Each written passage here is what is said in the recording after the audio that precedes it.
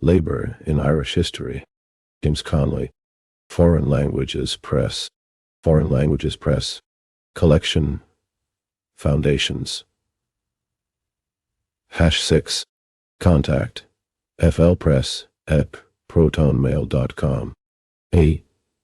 Foreign Languages Press. Paris. 2020. ISBN 78 and 91,182-29. A.S.'s edition of Labour in Irish History is a reprint of the 5th edition. New Books, Dublin, 1983. This book is under license attribution, non-commercial share Alike 4 International, CC by NCSA 4, https creativecommons.org, licenses by NCSA 4. Contents. Forward. 1. The Lessons of History 9. 2. The Jacobites and the Irish People 15. 3. Peasant Rebellions 23. 4. Social Revolts and Political Kites and Crows 29. 5. Grattis Parliament 37. 6. Capitalist Betrayal of the Irish Volunteers 41. 7. The United Irishmen 55. 8. United Irishmen as Democrats and Internationalists 61. 9. The Emmett Conspiracy 77. Indoorstown, the first Irish socialist, a forerunner of Marx 83. 11. An Irish Utopia 95. 12. A Chapter of Horrors. Daniel O'Connell and the 111. Working Class. 13. Our Irish Girondins sacrifice the Irish peasantry upon 121, the altar of private property. 14. Socialistic teaching of the young Irelanders, the 131. Thinkers and the Workers. 15. Some more Irish pioneers of the socialist movement. 143. 16. The Working Class, the inheritors of the Irish ideals of 147. The Past, the repository of the hopes of the future. Forward. In her great work, The Making of Ireland and Its Undoing, the only contribution to Irish history we know of which conforms to the methods of modern historical science, the authoress, Mrs. Stopford Green, dealing with the effect upon Ireland of the dispersion of the Irish race in the time of Henry VIII and Elizabeth, and the consequent destruction of Gaelic culture and rupture with Gaelic tradition and law, says that the Irishmen educated in schools abroad abandoned or knew nothing of the lore of ancient Erin, and had no sympathy with the spirit of the Brehon Code, nor with the social order of which it was the juridical expression. She says they urged the theory, so antagonistic to the immemorial law of Ireland, that only from the polluted sinks of heretics could come the idea that the people might elect a ruler and confer supreme authority on whomsoever pleased them. In other words, the new Irish, educated in foreign standards, had adopted as their own the feudal capitalist system of which England was the exponent in Ireland, and urged it upon the Gaelic Irish, as the dispersion of the clans, consummated by Cromwell, finally completed the ruin of Gaelic Ireland. All the higher education of Irishmen thenceforward ran in this foreign groove and was colored with this foreign coloring. In other words, the Gaelic culture of the Irish chieftainry was rudely broken off in the 17th century, and the continental schools of European despots implanted in its place in the minds of the Irish students, and sent them back to Ireland to preach a fanatical belief in royal and feudal prerogatives, as foreign to the genius of the Gael as was the English ruler to Irish soil. What a light this sheds upon Irish history of the 17th, 18th, and 19th centuries, and what a commentary it is upon the real origin of that so-called Irish veneration for the aristocracy, of which the bourgeois charlatans of Irish literature write so eloquently. That veneration is seen to be as much of an exotic, as much of an importation, as the aristocratic caste it venerated. Both were. 1. Labor in Irish History. foul foreign blossoms, blown hither to poison our plains. But so deeply has this insidious lie about the aristocratic size of the Irish taken root in Irish thought, that it will take a long time to eradicate it from the minds of the people, or to make the Irish realize that the whole concept of Orthodox Irish history for the last 200 years was a betrayal and abandonment of the best traditions of the Irish race. Yet such is undoubtedly the case. Let us examine this a little more closely. Just as it is true that a stream cannot rise above its source, so it is true that a national literature cannot rise above the moral level of the social conditions of the people from whom it derives its inspiration. If we would understand the national literature of a people, we must study their social and political status, keeping in mind the fact that their writers were a product thereof, and that the children of their brains were conceived and brought forth in certain historical conditions. Ireland, at the same time as she lost her ancient social system, also lost her language as the vehicle of thought of those who acted as her leaders. As a result of this twofold loss, the nation suffered socially, nationally, and intellectually from a prolonged arrested development. During the closing years of the 17th century, all of the 18th, and the greater part of the 19th, the Irish people were the lowest helots in Europe, socially and politically. The Irish peasant, reduced from the position of a free clansman, owning his tribe land and controlling its administration in common with his fellows, was a mere tenant at will, subject to eviction, dishonor, and outrage at the hands of an irresponsible private proprietor. Politically, he was non-existent. Legally, he held no rights. Intellectually, he sank under the weight of his social abasement and surrendered to the downward drag of his poverty. He had been conquered, and he suffered all the terrible consequences of defeat at the hands of a ruling class and nation who have always acted upon the old Roman maxim of woe to the vanquished. To add to his humiliation, those of his name and race who had contrived to escape the general ruin and sent their children to be forward, educated in foreign schools, discovered, with the return of those wild geese to their native habitat, that they who had sailed for France, Italy, or Spain, filled with hatred of the English crown and of the English landlord garrison in Ireland, returned as mere Catholic adherents of a pretender to the English throne, using all the prestige of their foreign schooling to discredit the Gaelic ideas of equality and democracy, and instead instilling into the minds of the growing generation feudal ideas of the divine right of kings to rule and of subjects to unquestioningly obey. The Irish students in the universities of the continent were the first products of a scheme which the papacy still pursues with its accustomed skill and persistence, a persistence which recks little of the passing of centuries, a scheme which looks upon Catholic Ireland simply as a tool to be used for the spiritual reconquest of England to Catholicity. In the 18th century, this scheme did its deadliest work in Ireland. It failed ridiculously to cause a single Irish worker in town or country to strike a blow for the Stuart cause in the years of the Scottish rebellions in 1715 and 1745, but it prevented them from striking any blows for their own cause, or from taking advantage of the civil feuds of their enemies. It did more. It killed Gaelic Ireland. An Irish-speaking Catholic was of no value as a missionary of Catholicism in England, and an Irish peasant who treasured the tongue of his fathers might also have some reverence for the principles of the social polity and civilization under which his forefathers had lived and prospered for unnumbered years. And such principles were even more distasteful to French, Spanish, or papal patrons of Irish schools of learning on the continent than they were to English monarchs. Thus the poor Irish were not only pariahs in the social system of their day, but they were also precluded from hoping for a revival of intellectual life through the achievements of their children. Their children were taught to despise the language and traditions of their fathers. It was at or during this period, when the Irish peasant had been crushed to the very lowest point, when the most he could hope for was to be pitied as animals are pitied. It was during this period Irish literature in English was born. Such Irish literature was not written for 3. Laboring Irish history.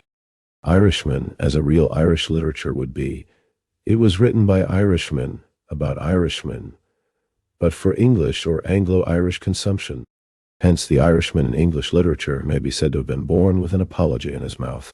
His creators knew nothing of the free and independent Irishmen of Gaelic Ireland, but they did know the conquered, robbed, slave-driven, brutalized, demoralized Irishman, the product of generations of landlord and capitalist rule, and him they seized upon, held up to the gaze of the world, and asked the nations to accept as the true Irish type, if he crouched before a representative of royalty with an abject submission born of 100 years of political outlawry and training in foreign ideas. His abasement was pointed to proudly as an instance of the ancient Celtic fidelity to hereditary monarchs, if, with the memory of perennial famines, evictions, jails, hangings, and tenancy at will beclouding his brain, he humbled himself before the upper class, or attached himself like a dog to their personal fortunes. His sycophancy was cited as a manifestation of ancient Irish veneration for the aristocracy, and if long-continued insecurity of life begat in him a fierce desire for the ownership of a piece of land, to safeguard his loved ones in a system where land was life, this newborn land hunger was triumphantly trumpeted forth as a proof of the Irish attachment to the principle of private property. Be it understood, we are not talking now of the English slanderers of the Irishman, but of his Irish apologists. The English slanderer never did as much harm as did these self-constituted delineators of Irish characteristics.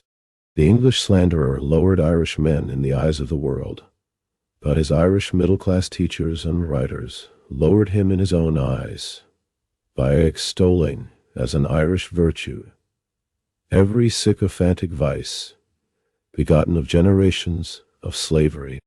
Accordingly, as an Irishman, peasant, laborer, or artisan, banded himself with his fellows to strike back at their oppressors in defense of their right to live in the land of their fathers, the respectable classes, who had imbibed the foreign ideas, publicly deplored his act, and unctuously ascribed it to the evil effects of English misgovernment upon the Irish character.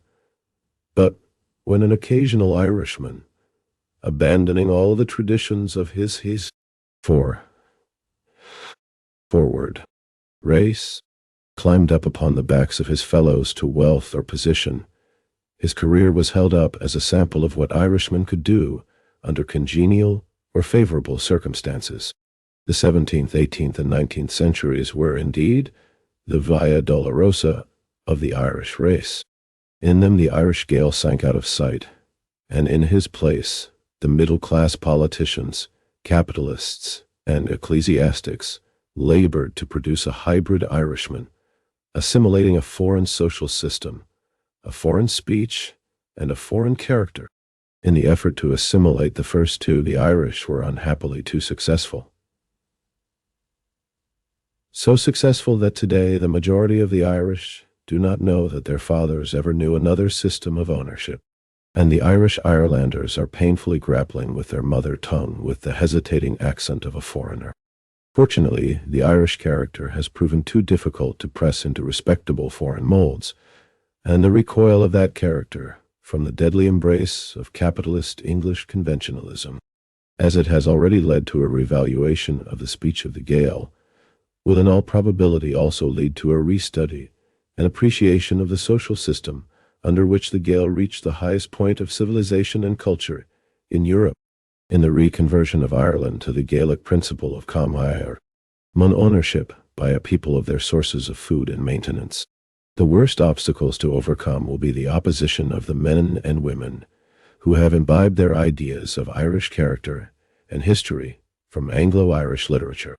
That literature, as we have explained, was born in the worst agonies of the slavery of our race. It bears all the birthmarks of such origin upon it. But irony of ironies, these birthmarks of slavery are hailed by our teachers as the native characteristics of the Celt. One of these slave birthmarks is a belief in the capitalist system of society. The Irishman frees himself from such a mark of slavery when he realizes the truth that the capitalist system is the most foreign thing in Ireland. Hence we have had in Ireland for over 250 years the remarkable phenomenon of Irishmen of the upper and middle classes urging upon the Irish toilers as a sacred national and religious duty, the necessity of 5. Labor in Irish history, maintaining a social order against which their Gaelic forefathers had struggled, despite prison cells, famine, and the sword, for over 400 years. Reversing the procedure of the Normans settled in Ireland, who were said to have become more Irish than the Irish propertied classes became more English than the English, and so have continued to our day. Hence we believe that this book, attempting to depict the attitude of the dispossessed masses of the Irish people in the great crisis of modern Irish history, may justly be looked upon as part of the literature of the Gaelic revival.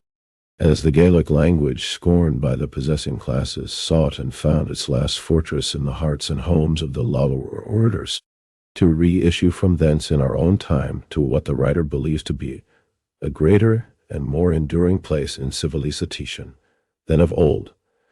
So, in the words of Thomas Francis Meagher, the same wretched cabins have been the holy shrines in which the traditions and the hopes of Ireland have been treasured and transmitted. The apostate patriotism of the Irish capitalist class, arising as it does upon the rupture with Gaelic tradition, will of course reject this conception and saturate it with foreignism themselves. They will continue to hurl the epithet of foreign ideas against the militant Irish democracy. But the present Celtic revival in Ireland, leading as it must to a reconsideration and more analytical study of the laws and social structure of Ireland before the English invasion, amongst its other good results, will have this one also, that it will confirm and establish the truth of this conception. Hitherto, the study of the social structure of Ireland in the past has been marred by one great fault. For a description and interpretation of Irish social life and customs, the student depended entirely upon the description and interpretation of men who were entirely lacking in knowledge of and in insight into the facts and spirit of the things they attempted to describe. Imbued with the conception of feudalistic or capitalistic social order, the writers perpetually strove to explain Irish institutions in terms of an order of things to which those institutions were entirely alien. Irish titles, indicative of the function in society performed by their bearers, the writers explained by what they value. 6. Forward. Supposed were analogous titles in the feudal order of England, forgetful of the fact that, as the one form of society was the antithesis of the other, and not its counterpart, the one set of titles could not possibly convey the same meaning as the other, much less be a translation. Much the same mistake was made in America by the early Spanish conquistadores, in attempting to describe the social and political systems of Mexico and Peru, with much the same results of introducing almost endless confusion into every attempt to comprehend life as it actually existed in those countries before the conquest. The Spanish writers could not mentally raise themselves out of the social structure of continental Europe, and hence their weird and wonderful tales of despotic Peruvian and Mexican emperors and nobles, where really existed the elaborately organized family system of a people not yet fully evolved into the political state. Not until the publication of Morgan's monumental work on ancient society was the key to the study of American native civilization really found and placed in the hands of the student. The same key will yet unlock the doors which guard the secrets of our native Celtic civilization and make them possible of fuller comprehension for the multitude. Meanwhile, we desire to place before our readers the two propositions upon which this book is founded, propositions which we believe embody alike the fruits of the experience of the past and the matured thought of the present, upon the points under consideration. First, that in the evolution of civilization, the progress of the fight for national liberty of any subject nation must, perforce, keep pace with the progress of the struggle for liberty of the most subject class in that nation, and that the shifting of economic and political forces which accompanies the development of the system of capitalist society leads inevitably to the increasing conservatism of the non-working class element and to the revolutionary vigor and power of the working class.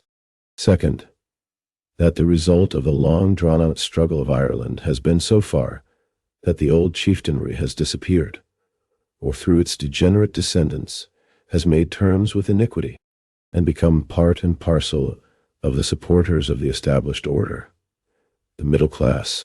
7. Labour in Irish History. Growing up in the midst of the national struggle, and at one time, as in 1798, through the stress of the economic rivalry of England, almost forced into the position of revolutionary leaders against the political despotism of their industrial competitors, have now also bowed the knee to Baal, and have 1,000 economic strings in the shape of investments binding them to English capitalism, as against every sentimental or historic attachment, drawing them toward Irish patriotism. Only the Irish working class remain as the incorruptible inheritors of the fight for freedom in Ireland. To that unconquered Irish working class, this book is dedicated by one of their number, James Connolly. A.T. Tuned. The Lessons of History. Chapter 1. The Lessons of History. What is history but a fable agreed upon? Napoleon terms. It is in itself a significant commentary upon the subordinate place allotted to labor in Irish politics, that a writer should think it necessary to explain his purpose before setting out to detail for the benefit of his readers the position of the Irish workers in the past, and the lessons to be derived from a study of that position in guiding the movement of the working class today.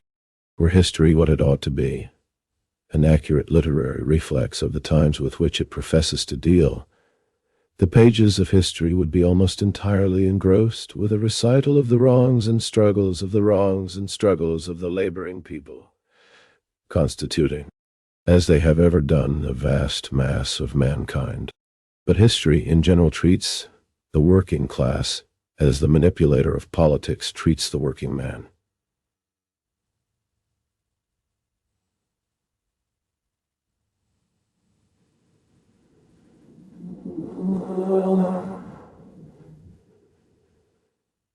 That is to say, with contempt when he remained passive, and with derision, hatred, and misrepresentation whenever he dares evince a desire to throw off the yoke of political or social servitude.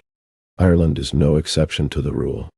Irish history has ever been written by the master class, in the interests of the master class. Whenever the social question cropped up in modern Irish history, whenever the question of labor and its wrongs figured in the writings or speeches of our modern Irish politicians, it was simply that they might be used as weapons in the warfare against a political adversary, and not at all because the person so using them was personally convinced that the subjection of labor was in itself a wrong. This book is intended primarily to prove that contention, to prove it by a reference to the evidence, documentary and otherwise, adduced illustrating the state of the Irish working class in the past, the almost total indifference of our Irish politicians to the sufferings of the mass of the P.O., and the true inwardness of many of the political agitations which 9. Labor in Irish history have occupied the field in the 18th and 19th centuries.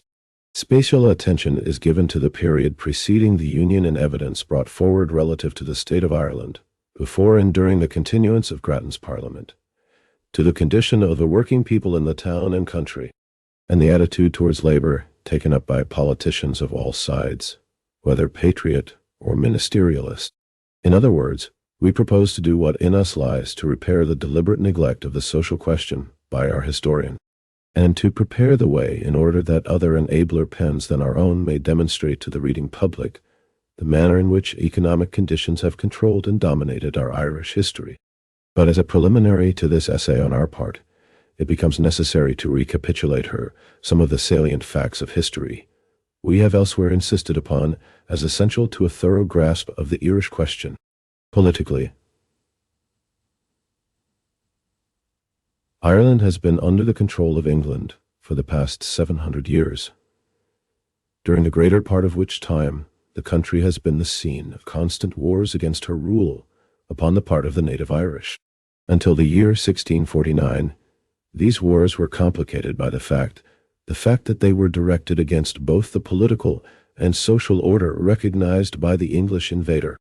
It may surprise many readers to learn that up to the date above mentioned the basis of society in Ireland, except within the Pale, a small strip of territory around the capital city Dublin, rested upon communal or tribal ownership of land.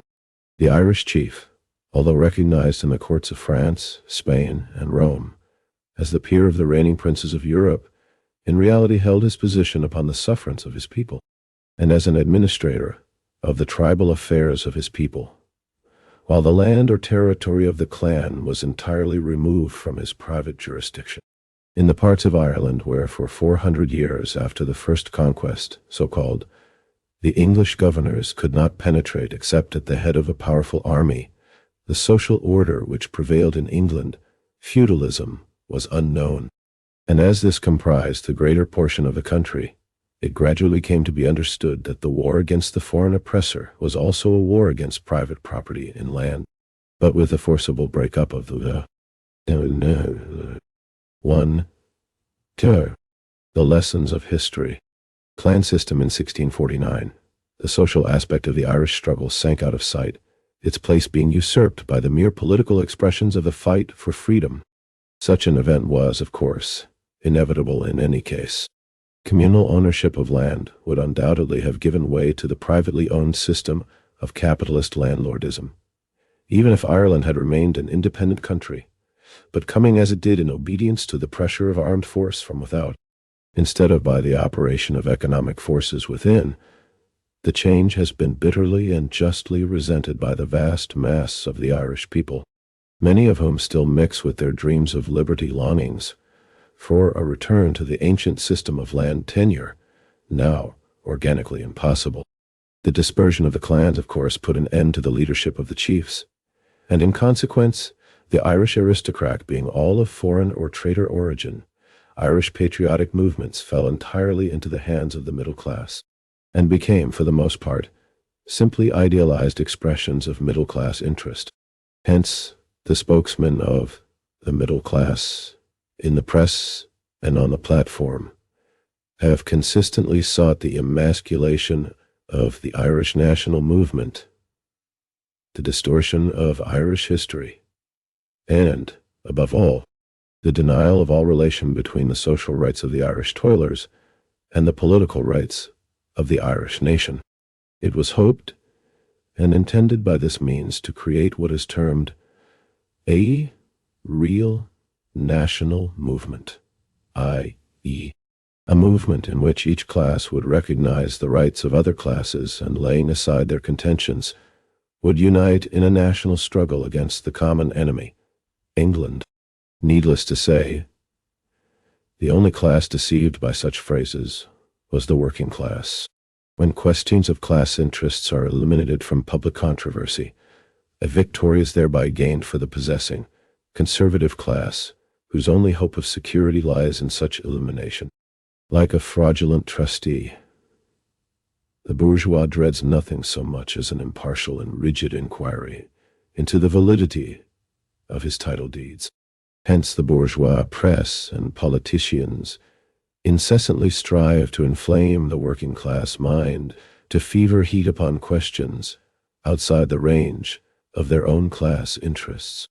War, religion, race, language, political reform, patriotism, apart from whatever intrinsic merits they may possess, all serve in the hands of the possessor. 11. Labor in Irish history. Aim class as counter-irritants, whose function it is to avert the catastrophe of social revolution by engendering heat in such parts of the body politic as are the farthest removed from the seat of economic inquiry, and consequently of class consciousness on the part of the proletariat. The bourgeois Irishman has long been an adept at such maneuvering, and has, it must be confessed, found in his working-class countrymen exceedingly pliable material. During the last 100 years, every generation in Ireland has witnessed an attempted rebellion against English rule. Every such conspiracy or rebellion has drawn the majority of its adherents from the lower orders in town and country. Yet, under the inspiration of a few middle-class doctrinaires, the social question has been rigorously excluded from the field of action to be covered by the rebellion, if successful, in hopes that by such exclusion it would be possible to conciliate the upper classes and enlist them in the struggle for freedom. The result has in nearly every case been the same. The workers, though furnishing the greatest proportion of recruits to the ranks of the revolutionists, and consequently of victims to the prison and the scaffold, could not be imbued en masse with the revolutionary fire necessary to seriously imperil a dominion rooted for 700 years in the heart of their country. They were all anxious enough for freedom, but realizing the enormous odds against them, and being explicitly told by their leaders that they must not expect any change in their condition of social subjection, even if successful.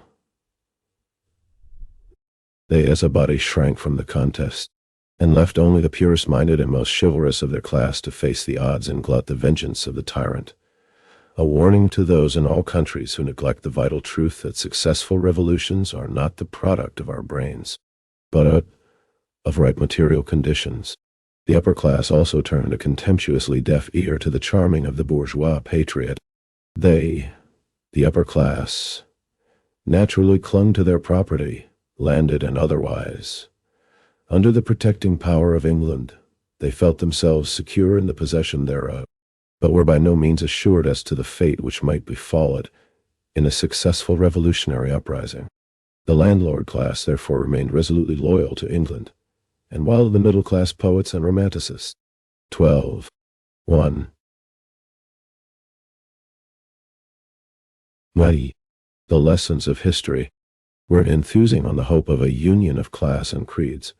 The aristocracy were pursuing their private interests against their tenants with a relentlessness which threatened to depopulate the country, and led even an English conservative newspaper, the London Times, to declare that the name of an Irish landlord stinks in the nostrils of Christendom.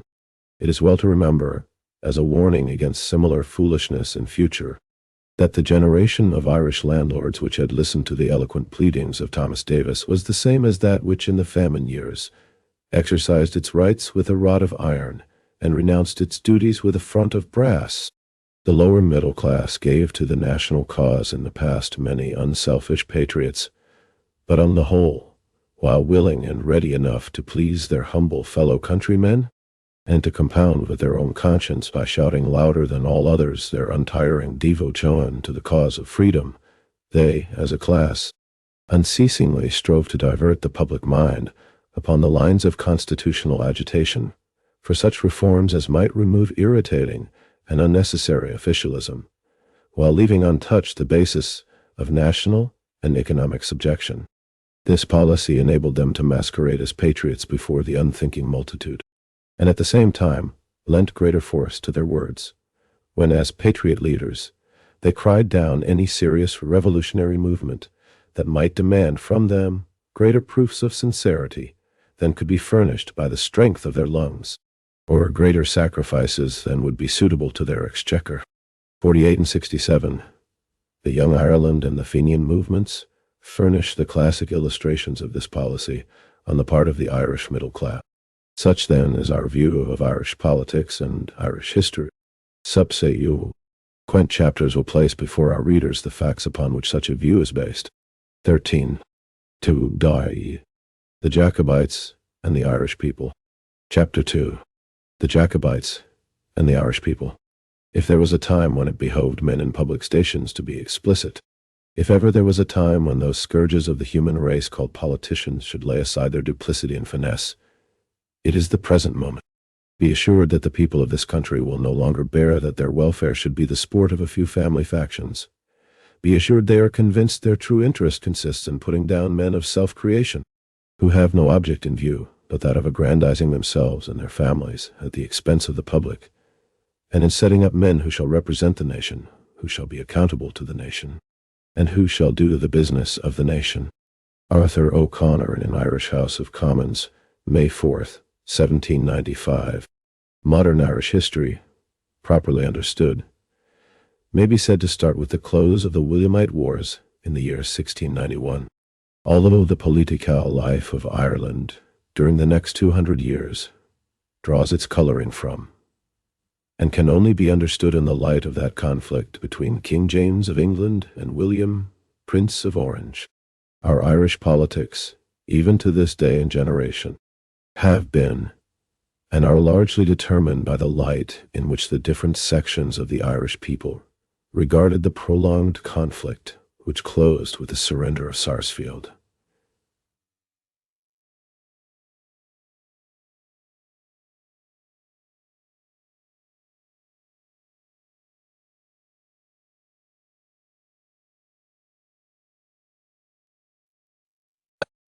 Party, yet never, in all the history of Ireland,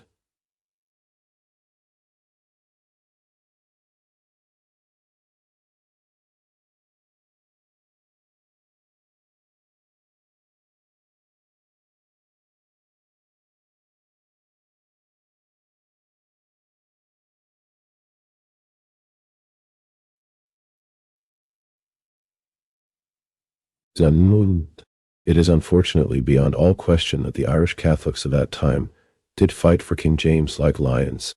It is beyond all question that the Irish Catholics shed their blood like water and wasted their wealth like dirt in an effort to retain King James upon the throne. But it is equally beyond all question that the whole strug 15 labor in Irish history was no earthly concern of theirs. That King James was one of the most worthless representatives of a worthless race that ever sat upon a throne. That the pious, glorious, and immortal William was a mere adventurer fighting for his own hand, and his army recruited from the impecunious swordsmen of Europe, who cared as little for Protestantism as they did for human life, and that neither army had the slightest claim to be considered as a patriot army combating for the freedom of the Irish race. So far from the paeans of praise lavished upon Sarsfield and the Jacobite army being justified, it is questionable whether a more enlightened or patriotic age than our own will not condemn them as little better than traitors for their action in seducing the Irish people from their allegiance to the cause of their country's freedom, to plunge them into a war on behalf of a foreign tyrant, a tyrant who, even in the midst of their struggles on his behalf, opposed the Dublin Parliament in its efforts to annul the supremacy of the English Parliament. The war between William and James offered a splendid opportunity to the subject people of Ireland to make a bid for freedom, while the forces of their oppressors were rent in a civil war. The opportunity was cast aside, and the subject people took sides on behalf of the opposing factions of their enemies. The reason is not hard to find. The Catholic gentlemen and nobles who had the leadership of the people of Ireland at the time were, one and all, men who possessed considerable property in the country, property to which they had, notwithstanding their Catholicity, no more right or title than the merest Cromwellian or Williamite adventurer. The lands they held were lands which in former times belonged to the Irish people. In other words, they were tribe lands. As such, the peasantry, then reduced to the position of mere tenants at will, were the rightful owners of the soil, whilst the Jacobite chivalry of King James were either the descendants of men who had obtained their property in some former confiscation as the spoils of conquest, of men who had taken sides with the oppressor against their own countrymen and were allowed to retain their property as the fruits of treason, or finally, of men who had consented to seek from the English government a grant giving them a personal title to the lands of their clansmen. For such, 16. 2. The Jacobites and the Irish people, a combination no really national action could be expected, and from first to last of their public proceedings, they acted as an English faction, and as an English faction only. In whatever point they might disagree with the Williamites, they were at least in perfect accord with them on one point, viz., that the Irish people should be a subject people, and it will be readily understood that even had the war ended in the complete defeat of William and the triumph of James, the lot of the Irish, whether as tillers of the soil or as a nation, would not have been substantially improved. The undeniable patriotism of the rank and file does not alter the truthfulness of this analysis of the situation. They saw only the new enemy from England. The old English enemy settled in Ireland. They were generously, but foolishly, ready to credit with all the virtues and attributes of patriotic Irishmen. To further illustrate our point regarding the character of the Jacobite leaders in Ireland, we might adduce the result of the great land settlement of Ireland in 1675. 11 million acres had been surveyed at the time, of which 4 million acres were in the possession of Protestant settlers, as the result of previous confiscations. Lands so held were never disturbed, but the remainder were disui, tributed as follows. Acres. To soldiers who had served in the Irish Wars, 2,367,1715. To 49 officers, 497,001. To adventurers who had lent money, 707. 321 to provisors, to whom land had been promised. 477, 1873. To Duke of Ormond and Colonel Butler, 257,518. To Duke of York, 169,000.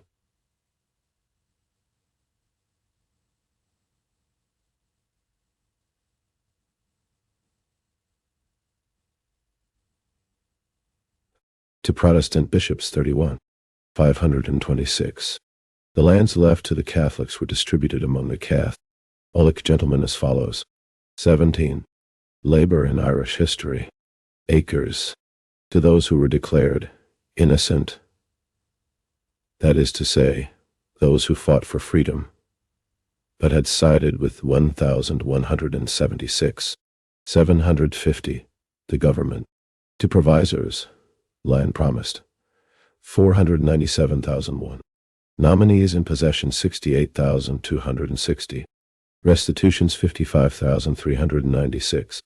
To those transferred to Connaught, under James of 530. It will be thus seen that with the exception of the lands held in Connaught, all the lands held by the Catholic gentry throughout Ireland were lands gained in the manner we have before described, as spoils of conquest or the fruits of treachery. Even in that province the lands of the gentry were held under a feudal tenure from the English crown, and therefore their owners had entered into a direct agreement with the invader to set aside the rights of the clan community in favor of their own personal claims. Here then was the real reason for the refusal of the Irish leaders of that time to raise the standard of the Irish nation instead of the banner of an English faction. They fought not for freedom for Ireland, nor for the restitution of their rights to the Irish people, but rather to secure that the class who then enjoyed the privilege of robbing the Irish people should not be compelled to give way in their turn to a fresh horde of land thieves. Much has been made of their attempt to repeal Poynings Lewone, and in other ways to give greater legislative force to the resolutions of the Dublin Parliament, as if such acts were a proof of their sincere desire to free the country, and not merely to make certain their own tenure of power. But such claims, on the part of some writers, are only another proof of the difficulty of comprehending historical occurrences without having some central principle to guide and direct the task. For the benefit of our readers, we may here set forth the socialist key to the pages of history, in order that it may be the more readily understood why in the past the governing classes have ever and always won Poynings law, made the Dublin Parliament subordinate to the Parliament in London Dado. 18. 2. The Jacobites and the Irish people aimed at the conquest of political power as the guarantee for their economic domination, or, to put it more plainly, for the social subjection of the masses. And why the freedom of the workers, even in a political sense, must be incomplete and insecure until they wrest from the governing classes the possession of the land and instruments of wealth production. This proposition, or key to history, as set forth by Karl Marx, the greatest of modern thinkers and first of scientific socialists, is as follows: that in every historical epoch, the prevailing method of economic production and exchange, and the social organization necessarily following from it, forms the basis upon which alone can be explained the political and intellectual history of that epoch. In Ireland at the time of the Williamite War, the prevailing method of economic production and exchange was the feudal method, based upon the private ownership of lands stolen from the Irish people, and all the political struggles of the period were built upon the material interests of one set of usurpers who wished to retain, and another set who wished to obtain, the mastery of those lands. In other words, the application of such a key as the above to the problem furnished by the Jacobite Parliament of King James at once explains the reason of the so-called patriotic efforts of the Catholic gentry. Their efforts were directed to the conservation of their own rights of property, as against the right of the English Parliament to interfere with or regulate such rights. The so-called Patriot Parliament was in reality, like every other parliament that ever sat in Dublin, merely a collection of land thieves and their lackeys. Their patriotism consisted in an effort to retain for themselves the lands of the native peasantry. The English influence against which they protested was the influence of their fellow thieves in England, hungry for a share of the spoil. And Sarsfield and his followers did not become patriots because of their fight against King William's government, any more than an Irish Whig out of his office becomes a patriot because of his hatred to the Tories who are in. The forces which battled beneath the walls of Derry or Limerick were not the forces of England and Ireland. 19. Labour in Irish history.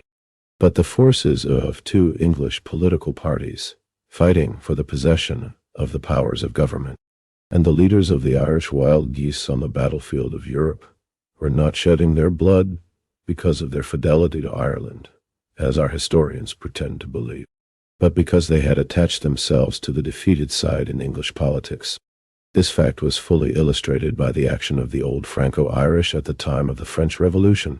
They in a body volunteered into the English army to help to put down the new French Republic, and as a result Europe witnessed the spectacle of the new Republican Irish exiles fighting for the French Revolution, and the sons of the old aristocratic Irish exiles fighting under the banner of England to put down that revolution.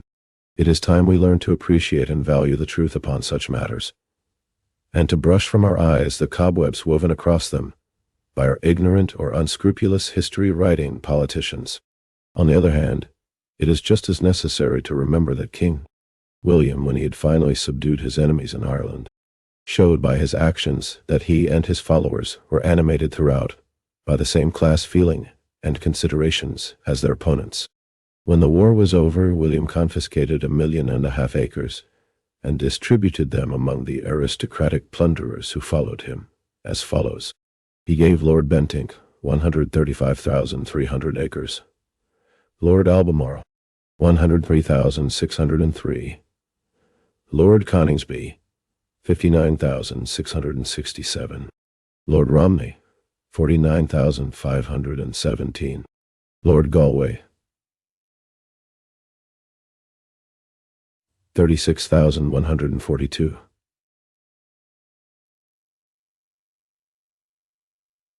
Lord Athlone, 26,840.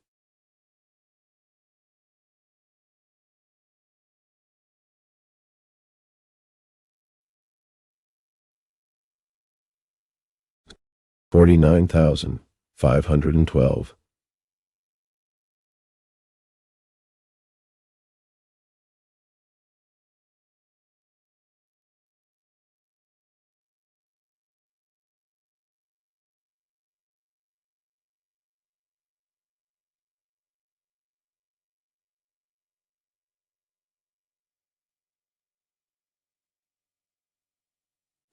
Mountjoy, 12,000.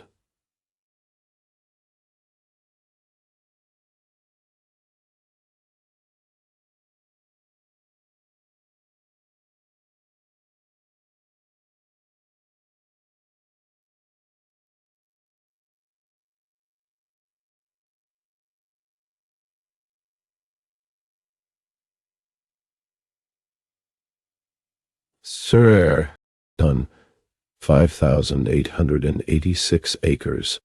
These are a few of the men whose descendants some presumably sane Irishmen imagine will be converted into nationalists by preaching a union of classes. It must not be forgotten also, if only as proof of his religious sincerity, that King William bestowed 95,000 acres, plundered from the Irish people, upon his paramour, Elizabeth Villiers, Countess of Orkney. But the virtuous Irish Parliament interfered, took back the 22 the Jacobites and the Irish people land, and distributed it amongst their immediate friends, the Irish loyalist adventurers. 21.3. Peasant rebellions. Chapter 3. Peasant rebellions. To permit a small class, whether alien or native, to obtain a monopoly of the land is an intolerable injustice. Its continued enforcement is neither more nor less a robbery of the hard and laborious earnings of the poor. Irish people, organ of the Fenian Brotherhood, July 30th, 1864. In the preceding chapter, we pointed out that the Williamite War in Ireland, from Derry to Limerick, was primarily a war for mastery over the Irish people, and that all questions of national or industrial freedom were ignored by the leaders on both sides as being presumably what their modern prototypes would style beyond the pale of practical politics. When the nation had once more settled down to the pursuits of peace, and all fear of a Catholic or Jacobite rising had departed from the minds of even the most timorous squireen, the unfortunate tenantry of Ireland, whether Catholic or Protestant, were enlightened upon how little difference the war had made to their position as a subject class. The Catholic who had been so foolish as to adhere to the army of James could not, in the nature of things, expect much consideration from his conquerors, and he received none.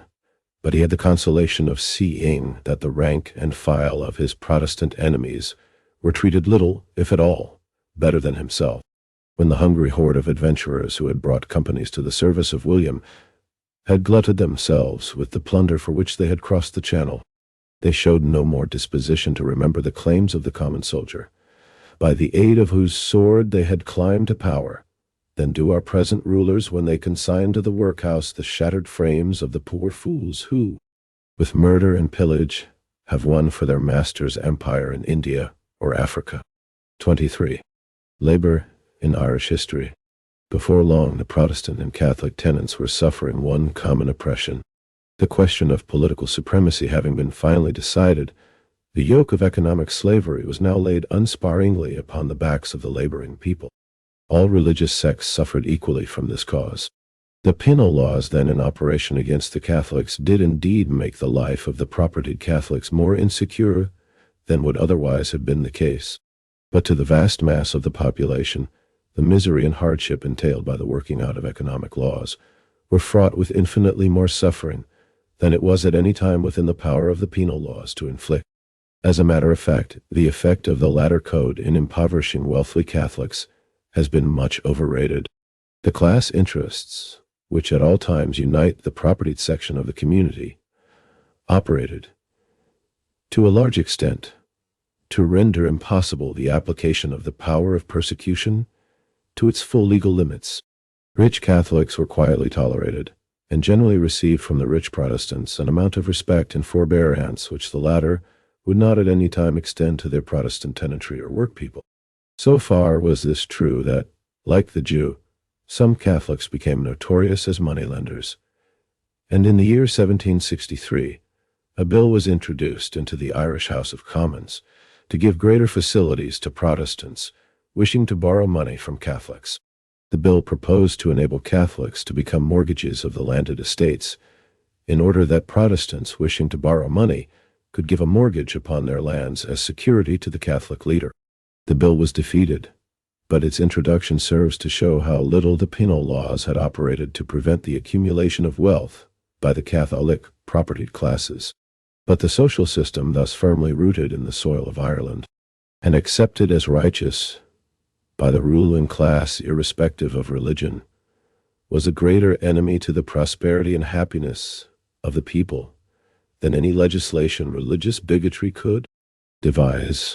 Modern Irish politicians, inspired either by a blissful unconsciousness of the facts of history, or else sublimely indifferent to its teachings, are in the habit of tracing the misery of Ireland to the legislative union as its source. But the slightest 24. 3.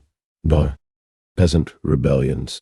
Possible acquaintance with anti-union literature will reveal a record of famine, oppression, and injustice due to economic causes unsurpassed at any other stage of modern Irish history. Thus Dean Swift, writing in 1729, in that masterpiece of sarcasm entitled A Modest Proposal for Preventing the Children of the Poor People in Ireland from becoming a burden on their parents or country, and for making them beneficial to the public, was so moved by the spectacle of poverty and wretchedness that, although having no love for the people, for whom indeed he had no better name than the savage old Irish, he produced the most vehement and bitter indictment of the society of his day, and the most striking picture of hopeless despair that literature has yet revealed. Here is in effect his proposal. It is a melancholy object to those who walk through this great town, or travel in the country, when they see the streets, the roads, and cabin doors crowded with beggars of the female sex, followed by 3, 4, or 6 children all in rags and impor, tuning every passenger for an alms. I do, therefore, offer it to public consideration that of the 120,000 children already computed, 20,000 may be reserved for breed, that the remaining 100,000 made a year old be offered in sale to the persons of quality and fortune through the kingdom, always advising the mother to let them suck plentifully in the last month, so as to render them plump and fat for a good table. A child will make 2 dishes at an entertainment for friends, and when the family dines alone, the fore or hind quarters will make a reasonable dish, and seasoned with a little pepper or salt, will be very good boiled on the 4th day, especially in winter. I have already computed the charge of nursing a beggar's child, in which list I reckon all catois, taggers, laborers, and 4/5 of the farmers, to be about 2 shillings per annum, rags included, and I believe no gentleman would refuse to give 10 shillings for the carcass of a good, fat child, which, as I have said, will make 4 dishes of excellent, nutritious meat. 25. Labor in Irish history. Sarcasm, truly, but how terrible must have been the misery which made even such sarcasm permissible.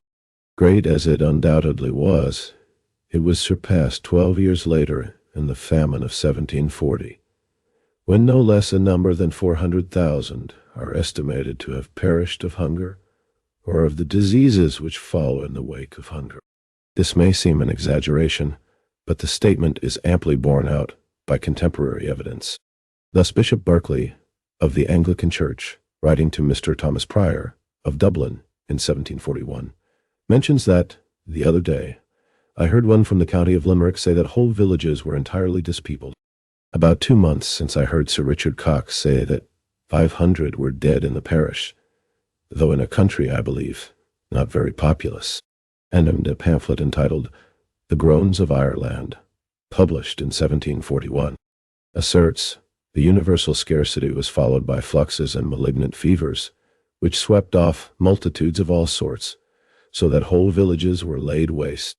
This famine, be it remarked, like all modern famine, was solely attributable to economic causes.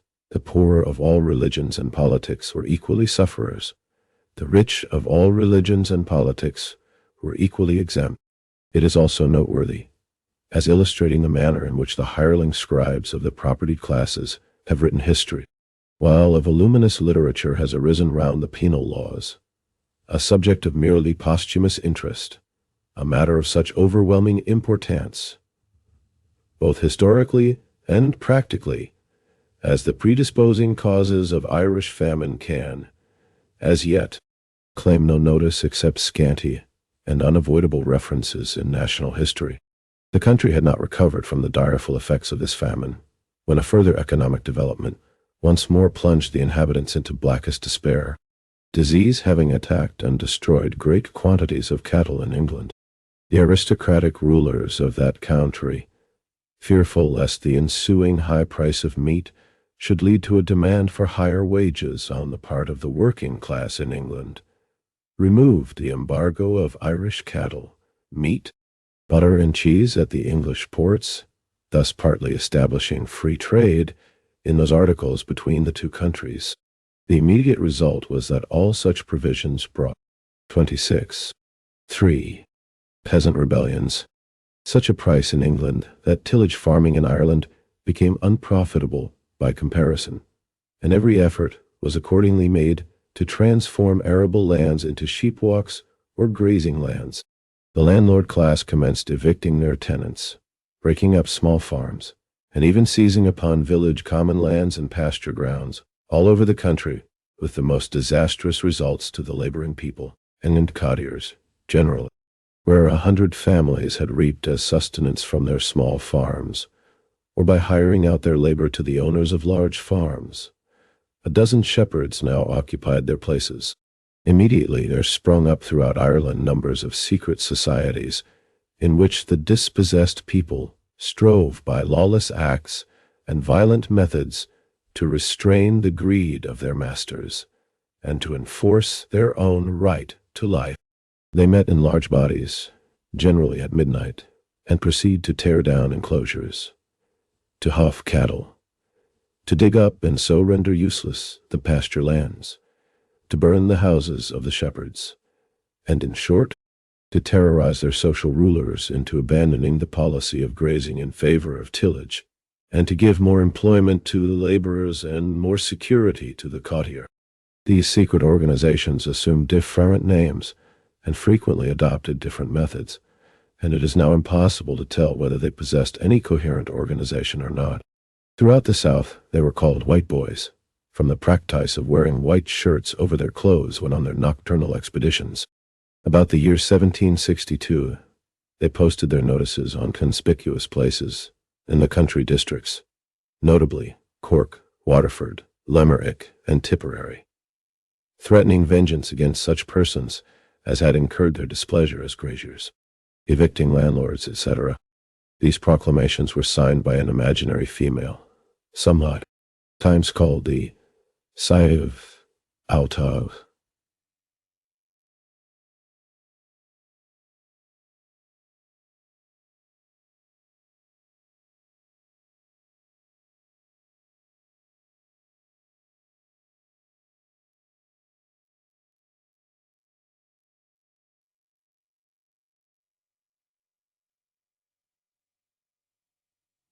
Government warred upon these poor wretches in the most vindictive manner, hanging, shooting, transporting without mercy, raiding villages at dead of night for suspected white boys, and dragging the poor creatures before magistrates who never condescended to hear any evidence in favor of the prisoners, but condemned them to whatever punishments there were. 27. Labor in Irish history. Vindictive class spirit or impaired digestion might prompt the spirit of the ruling class against those poor slaves in revolt may be judged by two incidents, exemplifying how Catholic and Protestant proprietors united to fortify injustice and preserve their privileges, even at a time when we have been led to believe that the penal laws formed an insuperable barrier against such union. In the year 1762, the government offered the sum of £100 sterling for the capture of the first 5 white boy chiefs. The Protestant inhabitants of the city of Cork offered in addition £300 sterling for the chief, and £50 sterling for each of his first 5 accomplices arrested. Immediately the wealthy Catholics of the same city added to the above sums a promise of £200 for the chief and £40 for each of his first 5 subordinates. This was at a time when an English governor, Lord Chesterfield, declared that if the military had killed half as many landlords as they did white boys, they would have contributed more effectually to restore quiet, a remark which conveys some slight idea of the carnage made among the peasantry. Yet Flood, the great Protestant patriot, he of whom Davis sings, "Bless Harry Flood, who nobly stood by us through gloomy years," in the Irish House of Commons of 1763, fiercely denounced the government for not killing enough of the white boys. He had called it clemency. 28. 4. Social revolts and political kites and crows. Chapter 4. Social revolts and political kites and crows. When the aristocracy come forward, the people fall backward. When the people come forward, the aristocracy, fearful of being left behind, insinuate themselves into our ranks and rise into timid leaders of treacherous auxiliaries. Secret Manifesto of Projectors of United Irish Society, 1791. In the north of Ireland, the secret organizations of the peasantry were known variously as Oak Boys and the Hearts of Steel or Steel Boys. The former directed their efforts mainly against the system of compulsory road repairing, by which they were required to contribute their unpaid labor for the upkeep of the county roads. A system, needless to say, offering every opportunity to the county gentry to secure labor gratuitously for the embellishment of their estates and private roads on the pretext of serving public ends. The Oak Boy organization was particularly strong in the counties of Monaghan, Armagh, and Tyrone. In a pamphlet published about the year 1762, an account is given of a risings of the peasantry in the first-named county, and of the heroic exploits of the officer in command of the troops engaged in suppressing said rising, in a manner which irresistibly recalls the present accounts in the English newspapers of the punitive expeditions of the British Army against the marauding hill tribes of India or dacoits of Burma. The work is entitled True and Faithful Account of the Late Insurrections in the North, with a narrative Colonel Couteau's campaign amongst the Oak Boys in County Monaghan, etc. The historian tells how, on hearing of the rising, the brave British officer set off with his men to the town of Castleblaney. How on his way thither he passed numerous bodies of the peasantry proceeding in the same direction, each with an oak bough or twig stuck in his hat as a sign of his treasonable sympathies. 29. Labor in Irish History. On entering Castleblaney he warned the people to disperse, and only received defiant replies and even hostile manifestations. How he then took refuge in the market house and prepared to defend it if need be, and how, after occupying that stronghold all night, he found the next morning the rebels had withdrawn from the town. Next, there is an account of the same valiant general's entry into the town of Ballybay. Here he found all the houses shut against him, each house proudly displaying an oak bough in its windows, and all the people seemingly prepared to resist to the uttermost, apparently determined to make an example, and so to strike terror. The valiant soldier and his men proceeded to arrest the ringleader, and, after a severe struggle, did succeed in breaking into some one of the cabins of the poor people, and in arresting some person, who was accordingly hauled off to the town of Monaghan, there to be dealt with according to the forms of the law, from which every consideration of justice was rigorously excluded. In the town of Clones, we are informed, the people withstood the royal forces in the marketplace, but were, of course, defeated. The Monaghan Oak Boys were then driven across the borders of their own county into Armagh, where they made a last stand, but were attacked and defeated in a pitched battle, the severity of which may be gauged from the fact that no casualties were reported on the side of the troops. But the general feeling of the people was so pronouncedly against the system of compulsory and unpaid labor on the roads, the government subsequently abolished the practice and instituted a road rate providing for payment for such necessary labour by attacks upon owners and occupiers of property in the district. Needless to say, the poor peasants who were suffering martyrdom in prison for their efforts to remedy what the government had, by such remedial legislation, admitted to be an injustice, were left to rot in their cells, the usual fate of pioneers of reform. The Steel Boys were a more formidable organization, and had their strongholds in the counties of Down and Antrim. They were for the most part Presbyterian or other dissenters from the established church, and, like the White Boys, aimed at the abolition or reduction of tithes. 30. 4. Social revolts and political kites and crows. And then the restriction of the system of consolidating farms for grazing purposes. They frequently appeared in arms and moved with a certain degree of discipline, coming together from widely separated parts in obedience, apparently, to the orders of a common center. In the year 1722, 6 of their number were arrested and lodged in the town jail of Belfast. Their associates immediately mustered in thousands, and in the open day marched upon that city, made themselves masters thereof, stormed the jail, and released their comrades. This daring action excited consternation in the ranks of the governing classes. Troops were dispatched to the spot, and every precaution taken to secure the arrest of the leaders. Out of the numerous prisoners made, a batch were selected for trial, but whether as a result of intimidation or because of their sympathy with the prisoners, it is difficult to tell. The jury in Belfast refused to convict, and when the trial was changed to Dublin, the government was equally unfortunate. The refusal of the juries to convict was probably, in a large measure, due to the unpopularity of the act then just introduced to enable the government to put persons accused of agrarian offenses on trial in a different county to their own. When this act was repealed, the convictions and executions went on as merrily as before. Many a peasant's corpse swung on the gibbet, and many a promising life was doomed to blight and decay in the foul confines of the prison hell, to glut the vengeance of the dominant classes. Arthur Young, in his tour of Ireland, thus describes the state of matters against which those poor peasants revolted.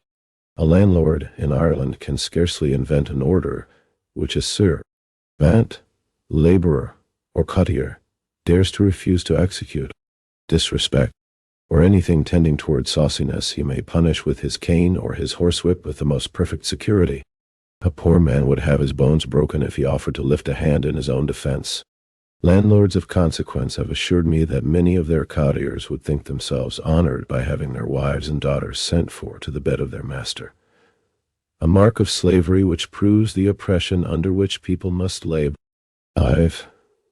31. Labor in Irish history. It will be observed by the attentive student that the patriots who occupied the public stage in Ireland during the period we have been dealing with never once raised their voices in protest against such social injustice.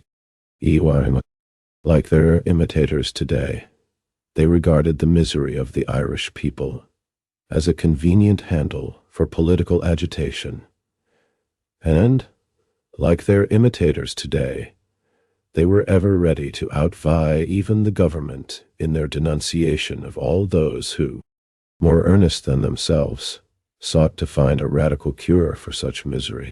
Of the trio of patriots, Swift, Molyneux, and Lucas, it may be noted that their fight was simply a repetition of the fight waged by Sarsfield and his followers in their day. A change of persons and of stage costume truly, but no change of character. A battle between the kites and the crows.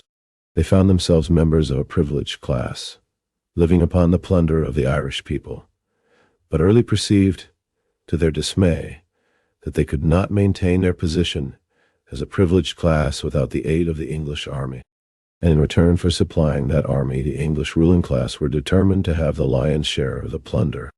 The Irish Parliament was essentially an English institution. Nothing like it existed before the Norman Conquest.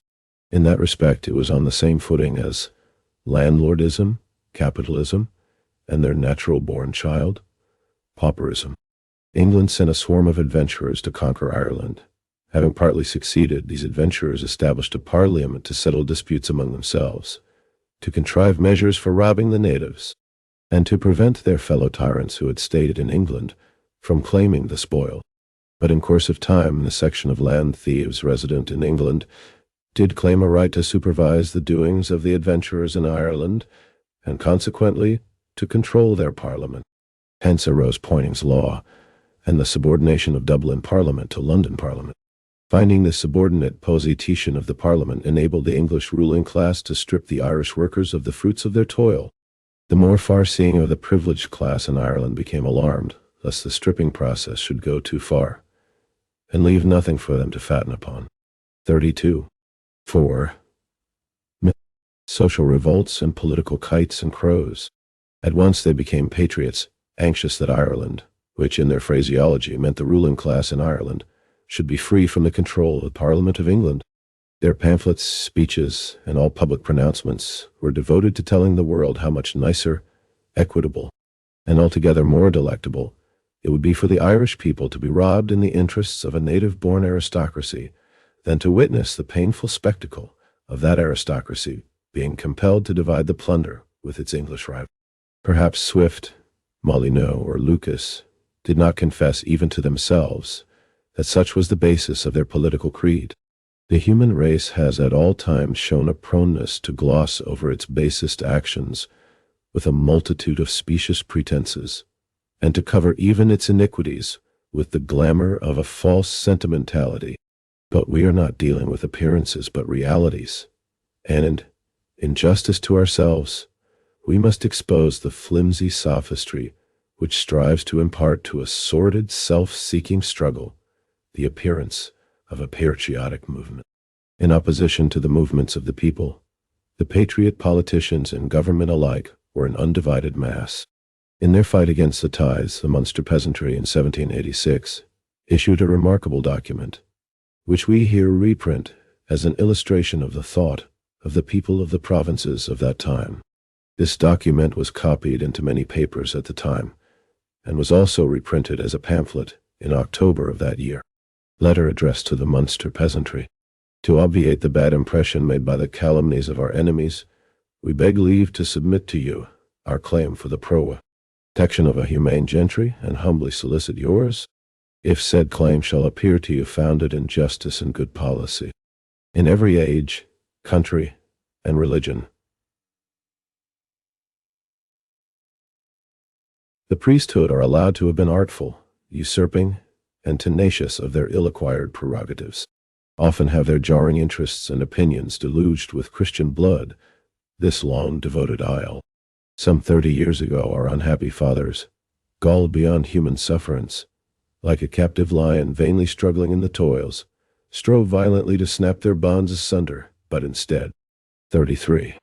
Labor, in Irish history, riveted them more tight. Exhausted by the bloody struggle, the poor of this province submitted to their oppression, and fattened with their vitals each decimating leech. The luxurious parson drowned in the riot of his table. The bitoi, tergroance of those wretches that his proctor fleeced, and the poor remnant of the proctor's rapine was sure to be gleaned by the rapacious priest. But it was blasphemy to complain of him. Heaven, we thought, would wing its lightning to blast the wretch who grudged the Holy Father's share. Thus plundered by other clergy, we had reason to wish for our simple Druids again. At last, however, it pleased pitying heaven to dispel the murky cloud of bigotry that hovered over us so long. Liberality shot her cheering rays, and enlightened the peasant's hovel as well as the splendid hall. O'Leary told us, plain as friar could, that a God of a universal love would not confine his salvation to one sect alone, and that the subject's election was the best title to the crown. Thus improved in our religion and our politics, we resolve to evince on every occasion the change in our sentiments, and hope to succeed in our sincere attempts.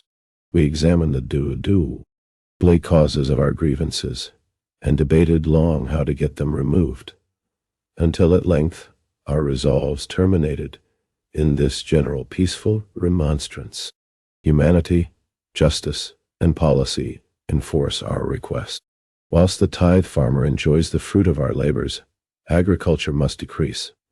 And while the griping priest insists on more for the bridegroom than he is worth, population must be retarded. Let the legislature befriend us now, and we are theirs forever.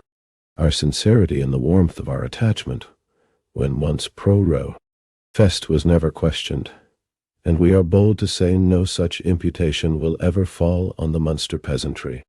At a very numerous and peaceable meeting of the delegates of the Munster peasantry, held on Thursday, the 1st day of July, 34. 4. The social revolts and political kites and crows.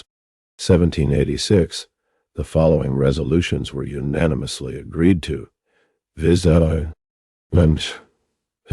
Resolved, that we will continue to oppose our oppressors by the most justifiable means in our power, either until they are glutted with our blood, or until humanity raises her angry voice in the councils of the nation to protect the toiling peasant and lighten his burden. Resolved, that the fickleness of the multitude makes it necessary for all, and each of us to swear not to pay voluntarily priest or parson more than as follows: potatoes, first crop, 6 ease per acre, due. Second crop, 4s. Wheat, weight, 4s. Barley, 4s. Oats, 3s. Meadowing, 2s. ATD. Marriage, 5s. Baptism, 1s. 60 dead. Each family confession, 2s. Parish priests, Mass, 1s. Any other 1s. Extreme unction, 1s. Signed by order, William O'Driscoll, General to the Munster peasantry. 35. 5. Def. Grattan's Parliament. Chapter 5. Grattan's Parliament. Dynasties and thrones are not half so important as workshops, farms, and factories. Rather, we may say that dynasties and thrones and even provisional governments are good for anything exactly in proportion as they secure fair play, justice, and freedom to those who labor. John Mitchell, 1848. We now come to the period of the volunteers. In this year, 1778, the people of Belfast, alarmed by rumors of intended descents of French privateers, sent to the Irish Secretary of State at Dublin Castle, asking for a military force to protect their town. But the English army had long been drafted off to the United States, then rebel American colonies of England, and Ireland was practically denuded of troops. Dublin Castle answered Belfast in the famous letter which stated that the only force available for the North would be a troop or two of horse, or part of a company of invalids. On receipt of this news, the people began arming themselves and publicly organizing volunteer corps throughout the country. In a short time, Ireland possessed an army of some 80,000 citizen soldiers, equipped with all the appurtenances of war, drilled, organized, and in every way equal to any force at the command of a regular government. All the expenses of the embodiment of this volunteer army were paid by subscriptions of private individuals. As soon as the first alarm of foreign invasion had passed, the volunteers turned their attention to home affairs and began formulating certain demands for reform, demands which the government was not strong enough to resist. Eventually, after a few years' agitation on the volunteer side, met by intrigue on the part of the government, the Patriot Party, led by Grattan and Flood, and supported by the moral pressure of a volunteer review outside the walls of the Parliament House, succeeded in obtaining from the Queen. 37. Labor in Irish history. Legislature, a temporary abandonment of the claims set up by the English Parliament to force laws upon the Assembly at College Green. This and the concession of free trade, enabling Irish merchants to trade on equal terms with their English rivals, inaugurated what is known in Irish history as Grattan's Parliament. At the present day, our political agitators never tire of telling us with the most painful iteration that the period covered by Grattan's Parliament was a period of unexampled prosperity for Ireland, and that, therefore, we may expect a renewal of this same happy state with a return of our native legislature, as they somewhat facetiously style that abortive product of political intrigue, Home Rule. We might, if we choose, make a point against our political hizar Tories by pointing out that prosperity such as they speak of is purely capitalistic prosperity, that is to say, prosperity gauged merely by the volume of wealth produced, and entirely ignoring the manner in which the wealth is distributed amongst the workers who produce it.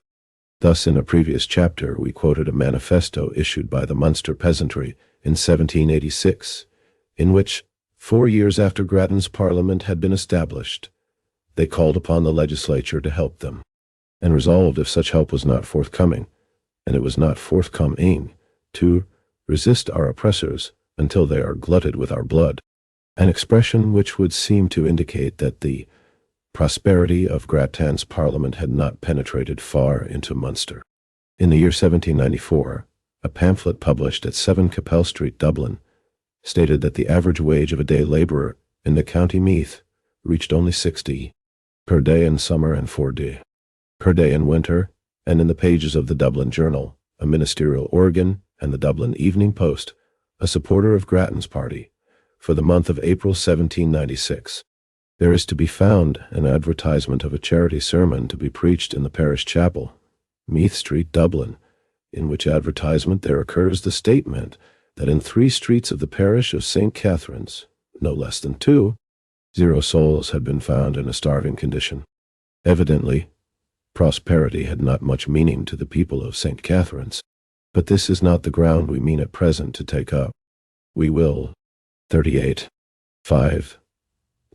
Grattan's Parliament rather admit, for the purpose of our argument, that the Home Rule capitalistic definition of prosperity is the correct one, and that Ireland was prosperous under Grattan's Parliament.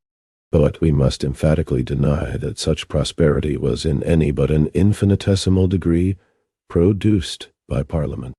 Here again the socialist philosophy of history provides the key to the problem, points to the economic development as the true solution.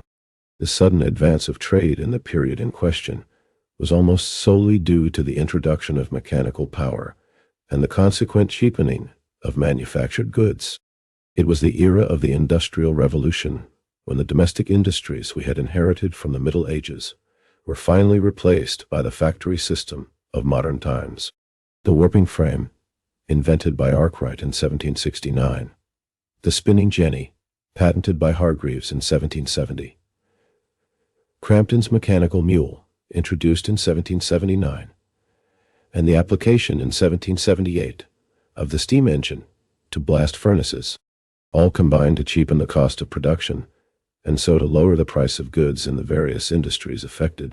This brought into the field fresh hosts of customers, and so gave an immense impetus to trade in general in Great Britain as well as in Ireland. Between 1782 and 1804, the cotton trade more than trebled its total output. Between 1783 and 1796, the linen trade increased nearly threefold.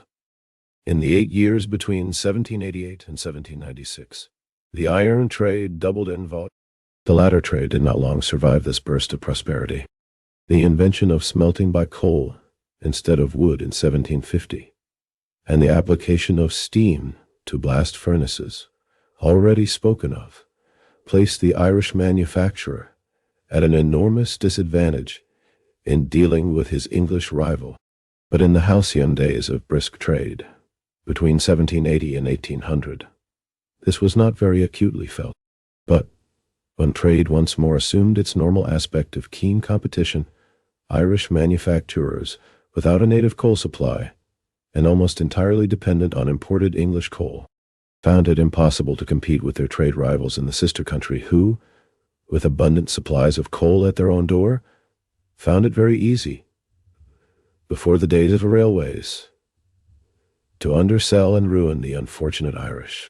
The same fate, and for the same reason, befell the other important Irish trades. The period marked politically by 39. Labor in Irish history. Grattan's Parliament was a period of commercial inflation due to the introduction of mechanical improvements into the staple industries of the country. As long as such machinery was worked by hand, Ireland could hold her place on the markets, but with this application of steam to the service of industry, which began on a small scale in 1785, and the introduction of the power loom, which first came into general use about 1813, the immense natural advantage of an indigenous coal supply finally settled the contest in favor of English manufacturers. A native parliament might have hindered the subsequent decay, as an alien parliament may have hastened it. But in either case, under capitalistic conditions, the process itself was as inevitable as the economic evolution, of which it was one of the most significant signs. How little Parliament had to do with it may be gauged by comparing the positions of Ireland and Scotland. In the year 1799, Mr. Foster in the Irish Parliament stated that the production of linen was twice as great in Ireland as in Scotland. The actual figures given were for the year 1796, 23 million yards for Scotland, as against 46,705,305 for Ireland. This discrepancy in favor of Ireland he attributed to the native parliament. But by the year 1830, according to McCulloch's Commercial Dictionary, the one port of Dundee in Scotland exported more linen than all Ireland. Both countries had been deprived of self-government. Why had Scottish manufacture advanced whilst that of Ireland had decayed? Because Scotland possessed a native coal supply and every facility for industrial pursuits which Ireland lacked. The prosperity of Ireland under Grattan's Parliament was almost as little due to that Parliament as the dust caused by the revolutions of the coach wheel was due to the presence of the fly who, sitting on the coach, viewed the dust and fancied himself the author thereof. And therefore, true prosperity cannot be brought to Ireland except by measures somewhat more drastic than that Parliament ever imagined. 46. Capitalist Betrayal of the Irish Volunteers. Chapter 6. Capitalist Betrayal of the Irish Volunteers.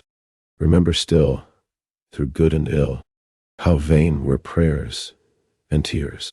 How vain were words till flashed the swords of the Irish Volunteers. Thomas Davis. The theory that the fleeting prosperity of Ireland in the time we refer to was caused by the Parliament of Grattan is only useful to its propagators as a prop to their argument that the legislative union between Great Britain and Ireland destroyed the trade of the latter country, and that therefore the repeal of that union placed all manufactures on a paying basis. The fact that the union placed all Irish manufactures upon an absolutely equal basis, legally with the manufacturers of England, is usually ignored, or worse still, is so perverted in its statement as to leave the impression that the reverse is the case. In fact, many thousands of our countrymen still believe that English laws prohibit mining in Ireland after certain minerals and the manufacture of certain articles. A moment's reflection should remove such an idea. An English capitalist will cheerfully invest his money in Timbuktu or China or Russia or anywhere that he thinks he can secure a profit, even though it may be in the territory of his mortal enemy.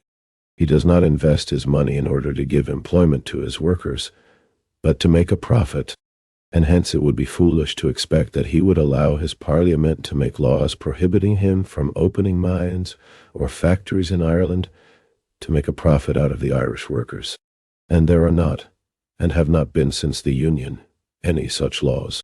If a student desires to continue the study of this remarkable controversy in Irish history, and to compare this parliamentarian theory of Irish industrial decline with that we have just advanced, the Socialist. 41. Labor in Irish History. Theory outlined in our previous chapter. He has an easy and effective course to pursue in order to bring this matter to the test. Let him single out the most prominent exponents of parliamentarianism and propound the following question. Please explain the process by which the removal of Parliament from Dublin to London, a removal absolutely unaccompanied by any legislative interference with Irish industry, prevented the Irish capitalistic class from continuing to produce goods for the Irish market. He will get no logical answer to his question, no answer that any reputable thinker on economic questions would accept for one moment. He will instead undoubtedly be treated to a long enumeration of the number of tradesmen and laborers employed at manufacturers in Ireland before the Union, and the number employed at some specific period, 20 or 30 years afterwards. This was the method adopted by Daniel O'Connell, the Liberator, in his first great speech in which he began his repeal agitation, and has been slavishly copied and popularized by all his imitators since. But neither O'Connell nor any of his imitators have ever yet attempted to analyze and explain the process by which those industries were destroyed. The nearest approach to such an explanation ever essayed is the statement that the Union led to absentee landlordism and the withdrawal of the custom of these absentees from Irish manufacturers.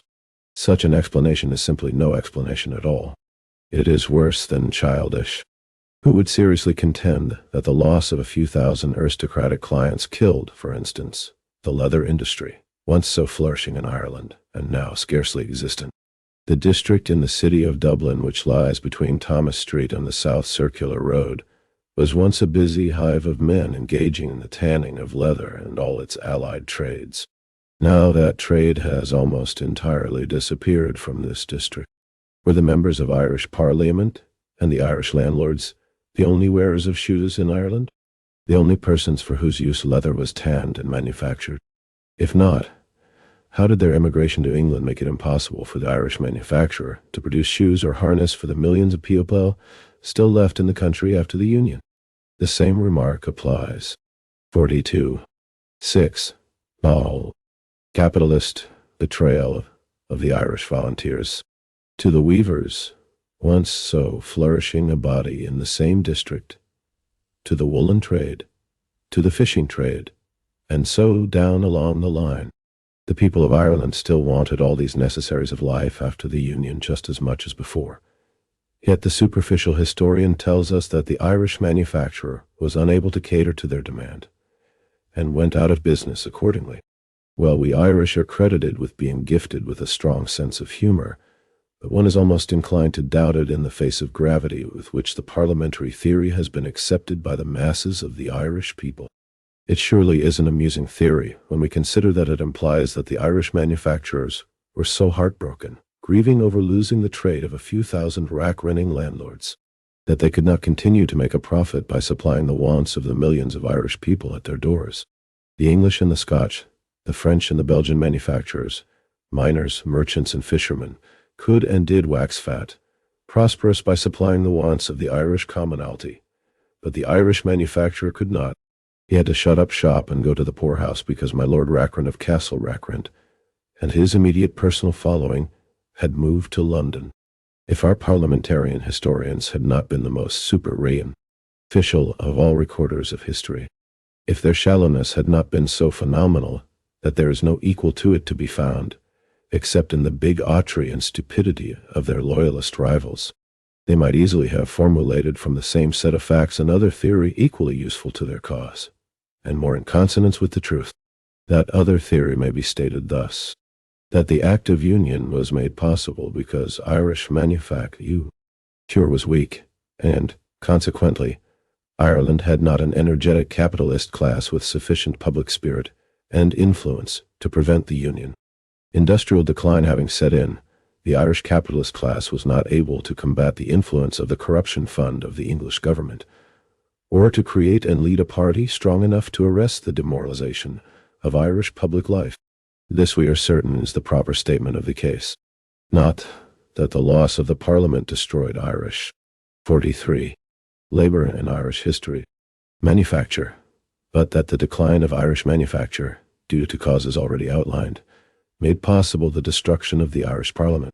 Had a strong, enterprising, and successful Irish capitalist class been in existence in Ireland, a parliamentary reform investing the Irish masses with the suffrage would have been won under the guns of the volunteers, without a drop of blood being shed. And with a parliament elected under such conditions, the Act of Union would have been impossible. But the Irish capitalist class used the volunteers to force commercial reforms from the English government, and then, headed by Henry Grattan, forsook and denounced the volunteers when that body sought, by reforming the representative system, to make it more responsive to the will of the people, and thus to secure in peace what they had won by the threat of violence. An Ireland controlled by popular suffrage would undoubtedly have sought to save Irish industry, while it was yet time, by a stringent system of protection which would have imposed upon imported goods a tax heavy enough to neutralize the advantages accruing to the foreigner from his coal supply. And such a system might have averted that decline of Irish industry, which, as we have already stated, was otherwise inevitable. But the only hope of realizing that Ireland lay then in the armed force of the volunteers. And as the capitalist class did not feel themselves strong enough as a class to hold the ship of state against the aristocracy on the one hand, and the people on the other, they felt impelled to choose the only alternative, viz.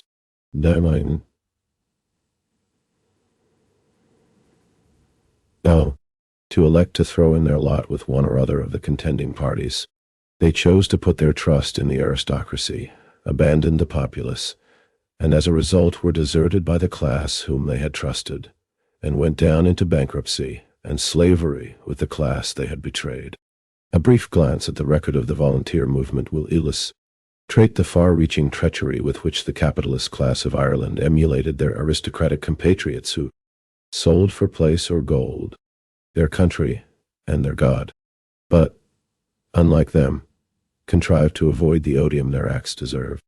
At the inception of this movement, Ireland was under the penal 44.6 capitalist betrayal of the Irish volunteers.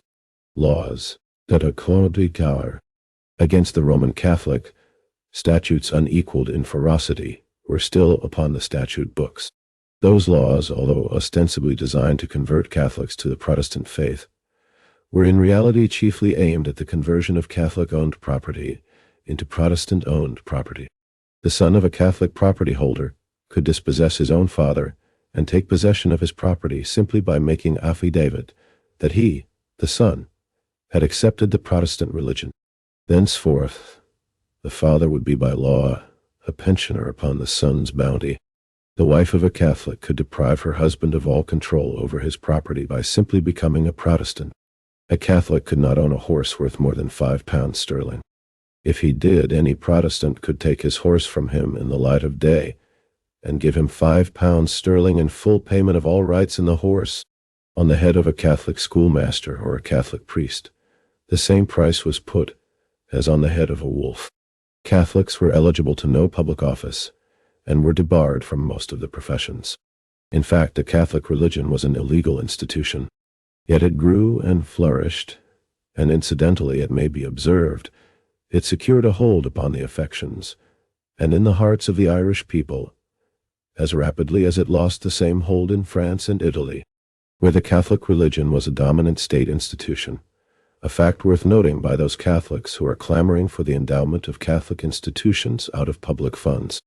It must be remembered by the student, however, that the penal laws, although still upon the statute book, had been largely inoperative before the closing quarter of the 18th century. This was not due to any clemency on the part of the English government, but was the result of the dislike of those laws felt by the majority of intelligent Irish Protestants. The latter simply refused to take advantage of them, even to their personal aggrandizement, and there are very few cases on actual record where the property of Catholics was wrested from them by their Protestant neighbors as a result of the penal laws in the generations following the close of the Williamite War. These laws were in fact too horrible to be enforced, and in this matter public opinion was far ahead of legislative enactment. All historians agree upon this point. 45. Labor in Irish history. Class lines, on the other hand, were far more strictly drawn than religious lines, as they always were in Ireland since the breakup of the clan system, and as they are to this day. We have the words of such an eminent authority as Archbishop Whately in this connection, which, coming, as they do, from the pen of a supporter of the British government and of the Protestant establishment, are doubly valuable as witness to the fact that Irish politics and divisions turn primarily around questions of property and only nominally around questions of religion. He says, "Many instances have come to my knowledge of the most furiwary house orangemen stripping their estates of a Protestant tenantry who had been there for generations and letting their land to Roman Catholics at an advance of £1 an acre. These Protestants so evicted, be it remembered, were the men and women whose fathers had saved Ireland for King William and Protestantism, as against King James and Catholicity, and the evictions here recorded were the rewards of their fathers' victory and their own fidelity." In addition to this class line on the economic field, the political representation of the country was the exclusive property of the upper class. A majority of the members of the Irish Parliament sat as the nominees of certain members of the aristocracy who owned the estates on which they represented were situated. Such boroughs were called pocket boroughs, from the fact that they were as much under the control of the landed aristocrat as if he carried them in his pocket. In addition to this, throughout the entire island, the power of electing members of Parliament was the exclusive possession of a privileged few. The great mass of a Catholic and Protestant population were voteless. This was the situation when the volunteer movement arose. There were thus 3 great political grievances before the Irish public. The English Parliament had prohibited Irish trade with Europe and America, except through an English port, thus crippling the development of Irish capitalism. Representation in the House of Commons in Dublin was denied alike to Protestant and Catholic workers, and to all save a limited few Protestant capitalists, and the nominees of the aristocracy. 46.6. Capitalist betrayal of the Irish volunteers. And finally, all Catholics were suffering under religious disabilities. As soon as the volunteers, all of whom were Protestants, had arms in their hands, they began to agitate for the removal of all these grievances. On the first, all were unanimous, and accordingly, when they paraded the streets of Dublin on the day of the assembling of Parliament, they hung upon the mouths of their cannon placards bearing the significant words, "Free trade, or else," and the implied threat from a united people in arms won their case. Free trade was granted, and at that moment, an Irish republic could have been won as surely as free trade.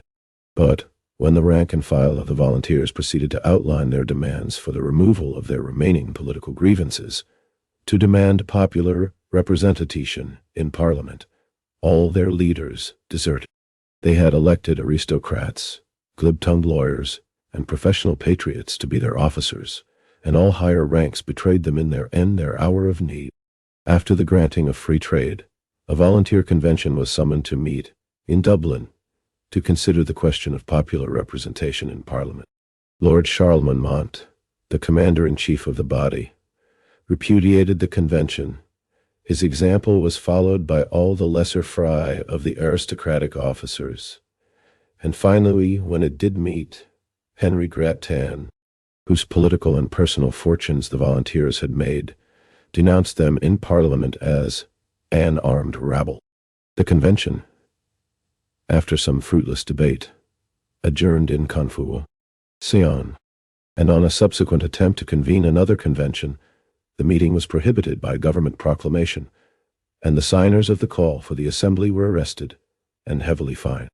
The government, having made peace in America with the granting of American independence, had been able to mass troops in Ireland and prepare to try conclusions with the volunteers. Its refusal to consider the demand for popular representation was its gauge of battle, and the proclamation of the last attempt at a convention was the sign of its victory. The volunteers had, in fact, surrendered without a blow. The responsibility for this shameful surrender rests entirely upon the Irish capitalist class. Ad 47. Labor in Irish history. They stood by the reformers. The defection of the aristocracy would have mattered little. Indeed, it is certain that the radical element must have foreseen and had been prepared for that defection. But the act of the merchants in throwing in their lot with the aristocracy could not have been foreseen. It was too shameful an act to be anticipated by any but its perpetrators. It must not be imagined, moreover, that these reactionary elements made no attempt to hide their treason to the cause of freedom. On the contrary, they were most painstaking in keeping up the appearance of popular sympathies, and in endeavoring to divert public attention along other lines than those on which the real issues were staked. There is a delicious passage in the life of Henry Grattan, edited by his son, describing the manner in which the government obtained possession of the arms of the various corps of Dublin volunteers, which presents in itself a picture in microcosm of very many epochs of Irish history, and illustrates the salient characteristics of the classes and the part they play in Irish public life. Dublin is Ireland in miniature, nay, Dublin is Ireland in consonant, traded ed, essence, all that makes Ireland great or miserable, magnificent or squalid.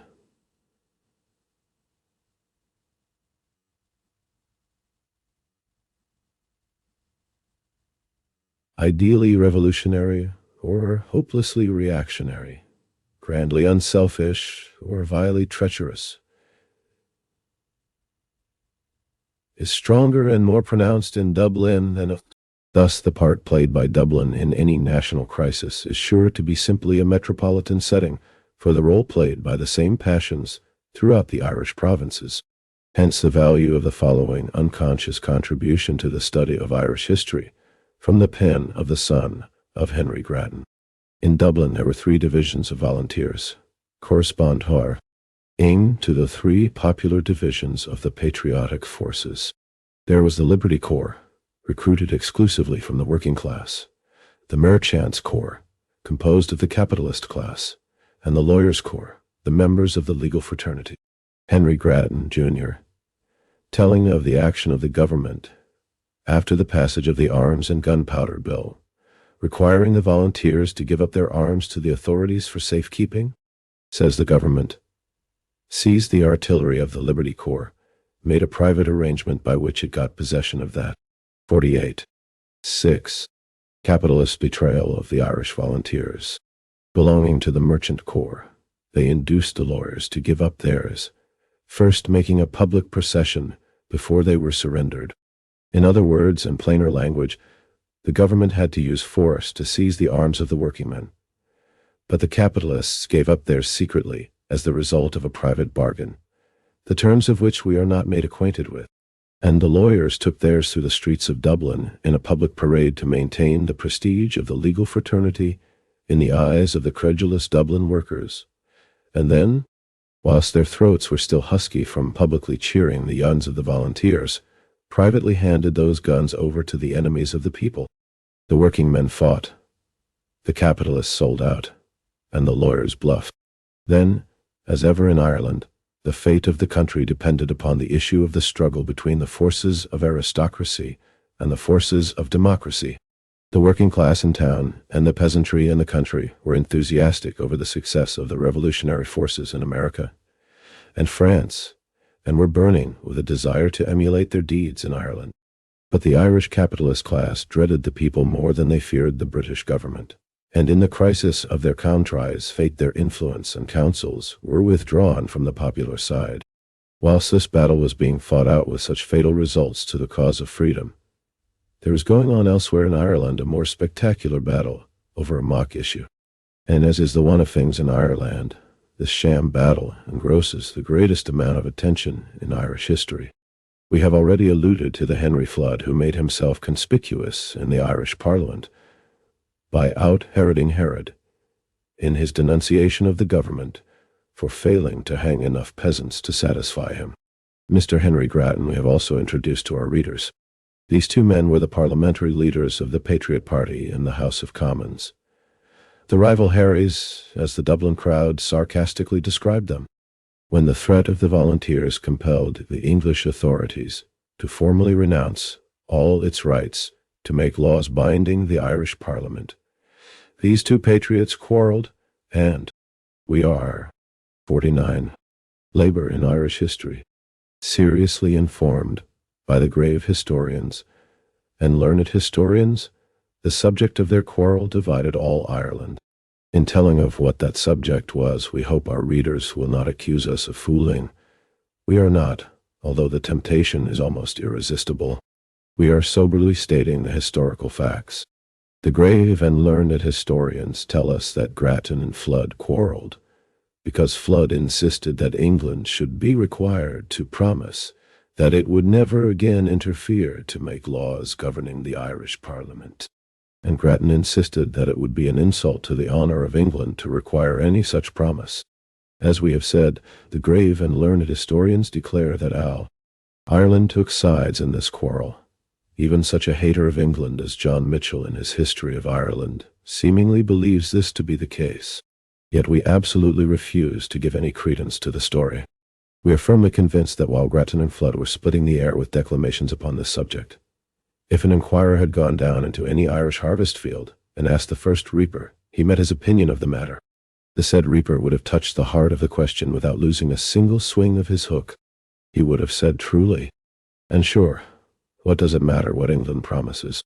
Won't she break her promise anyway as soon as it suits her, and she is able to?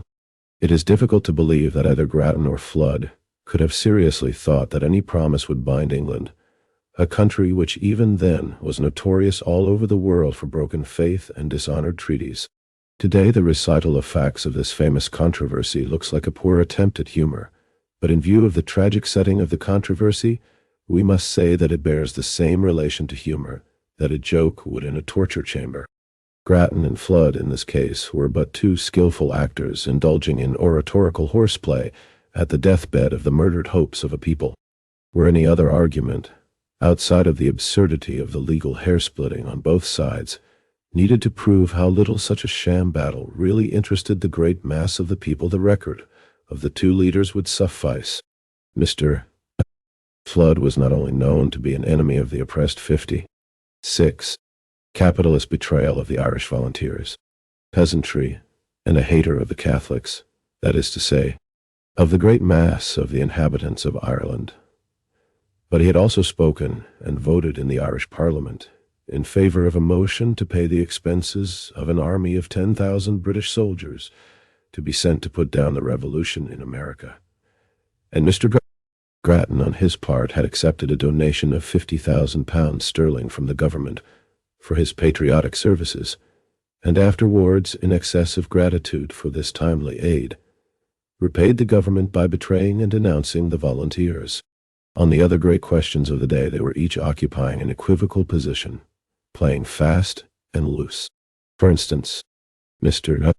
Flood believed in democracy amongst Protestants, but opposed religious freedom.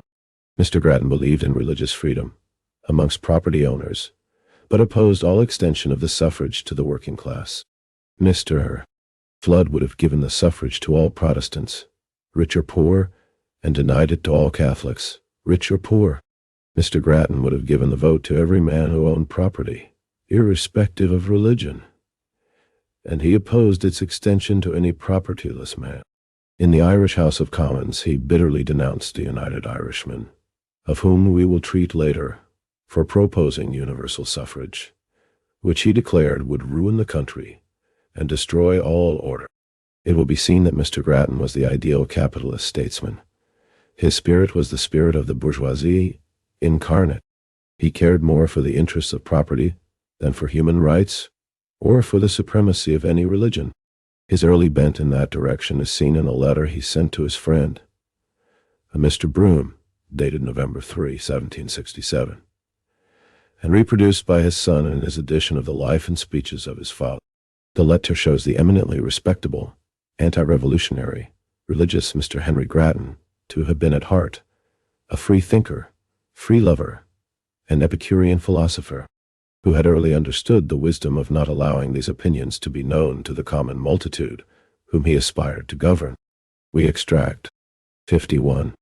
Labor in Irish history.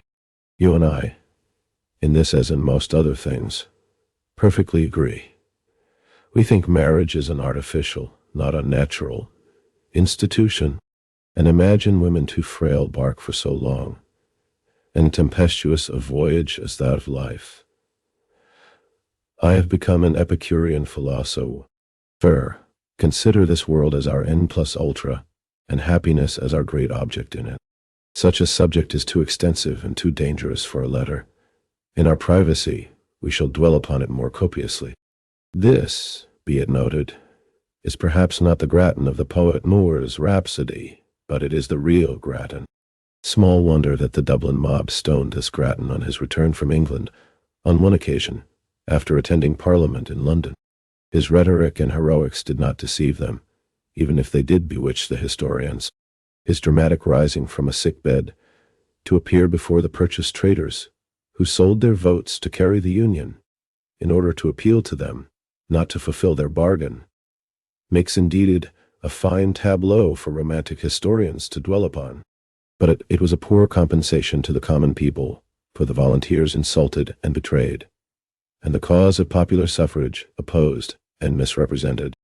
A further, and, to our mind, conclusive proof of the manner in which the Parliament of '82 was regarded by the real nationalists and progressive thinkers of Ireland is to be found in the extract below from the famous pamphlet written by Theobald Wolfe and published September 1791, entitled An Argument on Behalf of the Catholics of Ireland. It is interesting to recall that this biting characterization of the glorious revolution of 1782, from the pen of the most far-seeing Irishman of his day, has been so little to the liking of our historians and journalists that it was rigidly boycotted by them all until the present writer reprinted it in 1897 in Dublin, in a series of 98 readings containing also many other forgotten and inconvenient documents of the same period. Since then it has several times been republished exactly as we Frere printed the extract, but, to judge by the manner in which some of our friends still declare they stand upon the Constitution of '82, it has been published in vain for some people. 52. 6. Capitalist betrayal of the Irish volunteers. Wolfe, Tone on Grattan's Parliament. Extract from the famous pamphlet, An Argument on Behalf of the Catholics of Ireland, published September 1791. I have said that we have no national government. Before the year 1782, it was not pretended that we had, and it is at least a curious, if not a useful speculation to examine how we stand in that regard now. And I have little dread of being confuted when I assert that all we got by what we're pleased to dig, Nephi with the name of revolution, was simply the means of doing good according to law, without recurring to the great rule of nature, which is above all positive statutes, Whether we have done good or not, why we have omitted to do good, is a serious question. The pride of the nation, the vanity of individuals concerned, the moderation of some honest men, the corruption of knaves.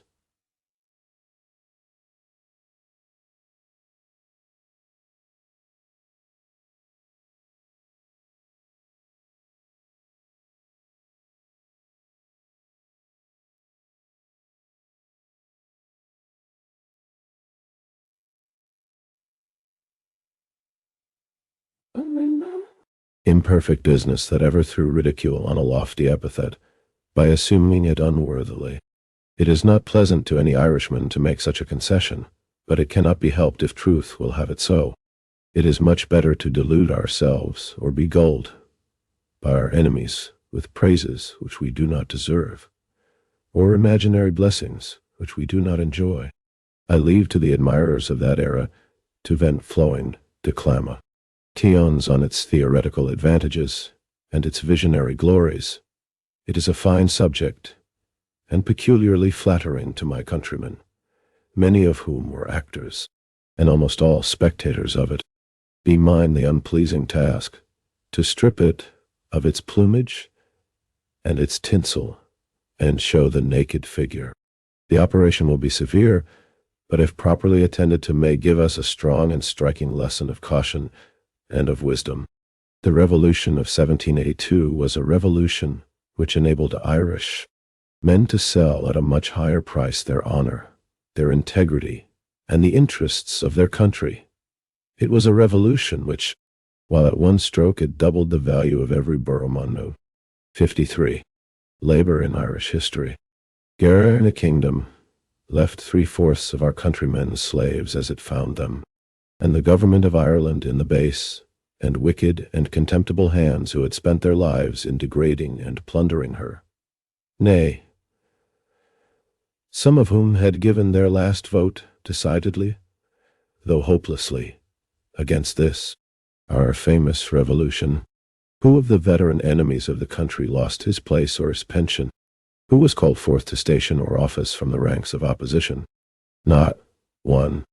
The power remained in the hands of our enemies, again to be exerted for our ruin, with this difference, that formerly we had our distress, our injuries, and our insults gratis at the hands of England, but now we pay very dearly to receive the same with aggravation, through the hands of Irishmen.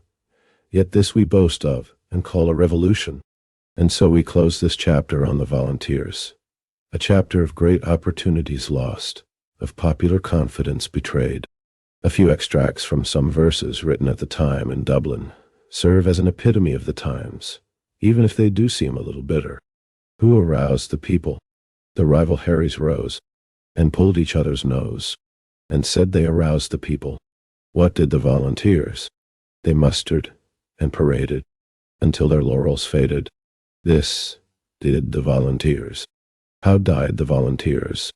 The death that's fit for slaves. They slunk into their graves. Thus died the volunteers. 54. 7. The United Irishmen. Chapter 7. The United Irishmen. Our freedom must be had at all hazards. If the men of property will not help us, they must fall. We will free ourselves by the aid of that large and respectable class of the community, the men of no property. Theobald Wolfe Tone. Contemporaneously with the betrayal and fall of the volunteers, Ireland witnessed the rise and progress of the Society of United Irishmen. This organization was at first an open, peaceful association, seeking to utilize the ordinary means of political agitation in order to spread its propaganda among the masses, and so prepare them for the accomplishment of its greater end, viz. The realization in Ireland of a republic on the lines of that established in France at the Revolution. Afterwards, unable to maintain its public character, in face of the severe persecution by the British government of anything savoring in the least of a democratic nature, the organization assumed the veil and methods of secrecy, and in that form attained to such proportions as enabled it to enter into negotiations with the Revolutionary Directory of France on the basis of an equal treaty, making national power.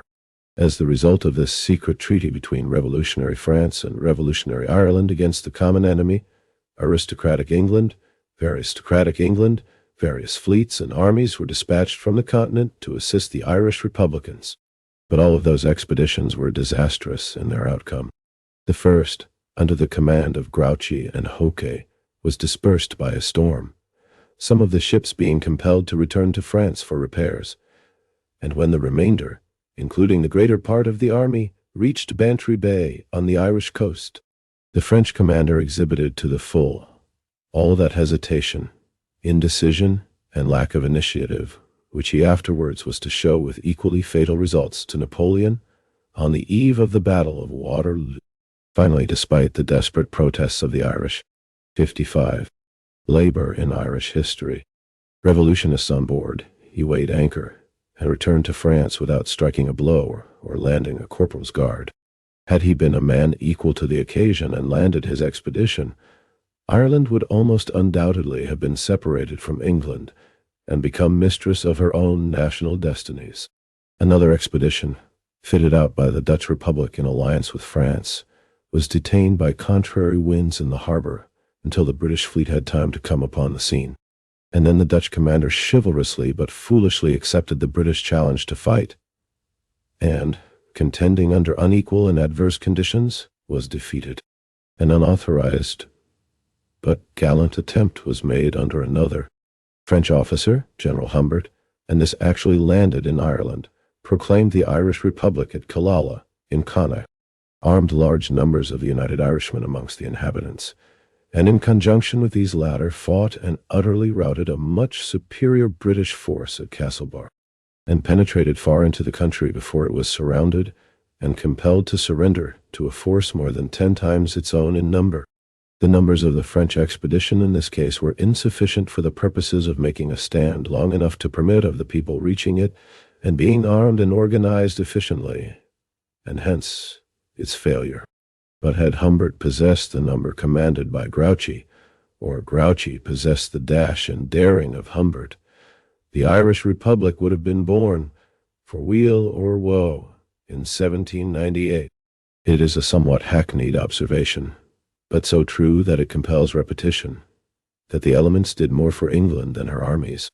Indeed, whether in conflict with the French expeditionary force of Humbert, with the Presbyterians and Catholics of the United Irish Army under General Munro in the north, or with the insurgent forces of Wicklow, Wexford, Kildare, and Dublin, the British Army can scarcely be said to have any time justified its reputation, let alone covered itself with glory. All the glory was, indeed, on the other side, as was also most of the humanity, and all of the zeal for human freedom.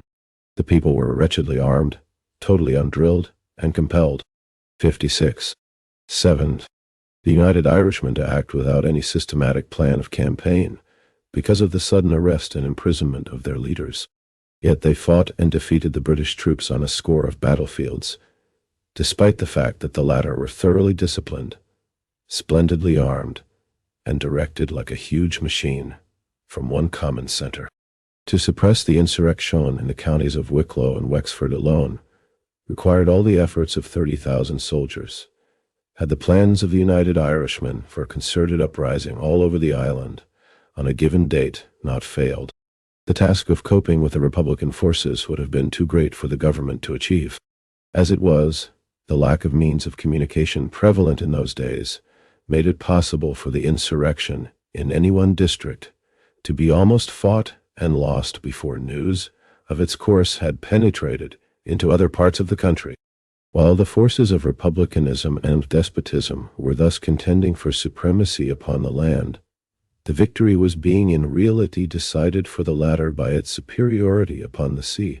The successes of the British fleet alone made it possible to keep the shores of England free of invading enemies, and to enable Pitt, the English Prime Minister, to subsidize and maintain the armies of the allied despots of Europe in their conflict with the forces of freedom and progress throughout the continent.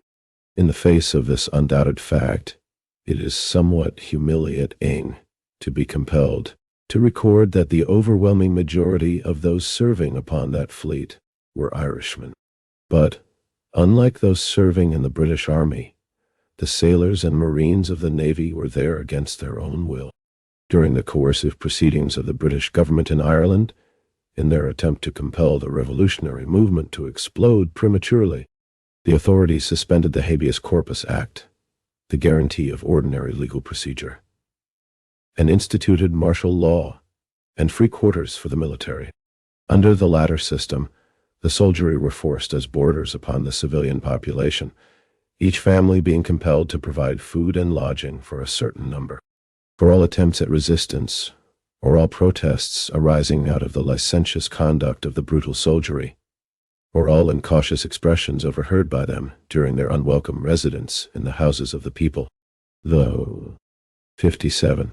Labor in Irish history. Authorities had one great sovereign remedy, viz. the transportation on board the British fleet. Thousands of young men were seized all over the island and marched in chains to the various harbors, from thence taken on board the English men of warships, and they're compelled to fight for the government that had broken up their homes, ruined their lives, and desolated their country.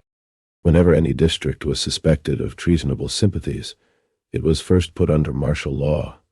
Then every promising young man was seized and thrown into prison on suspicion and without trial, and then those who were not executed or flogged to the point of death were marched on board the fleet.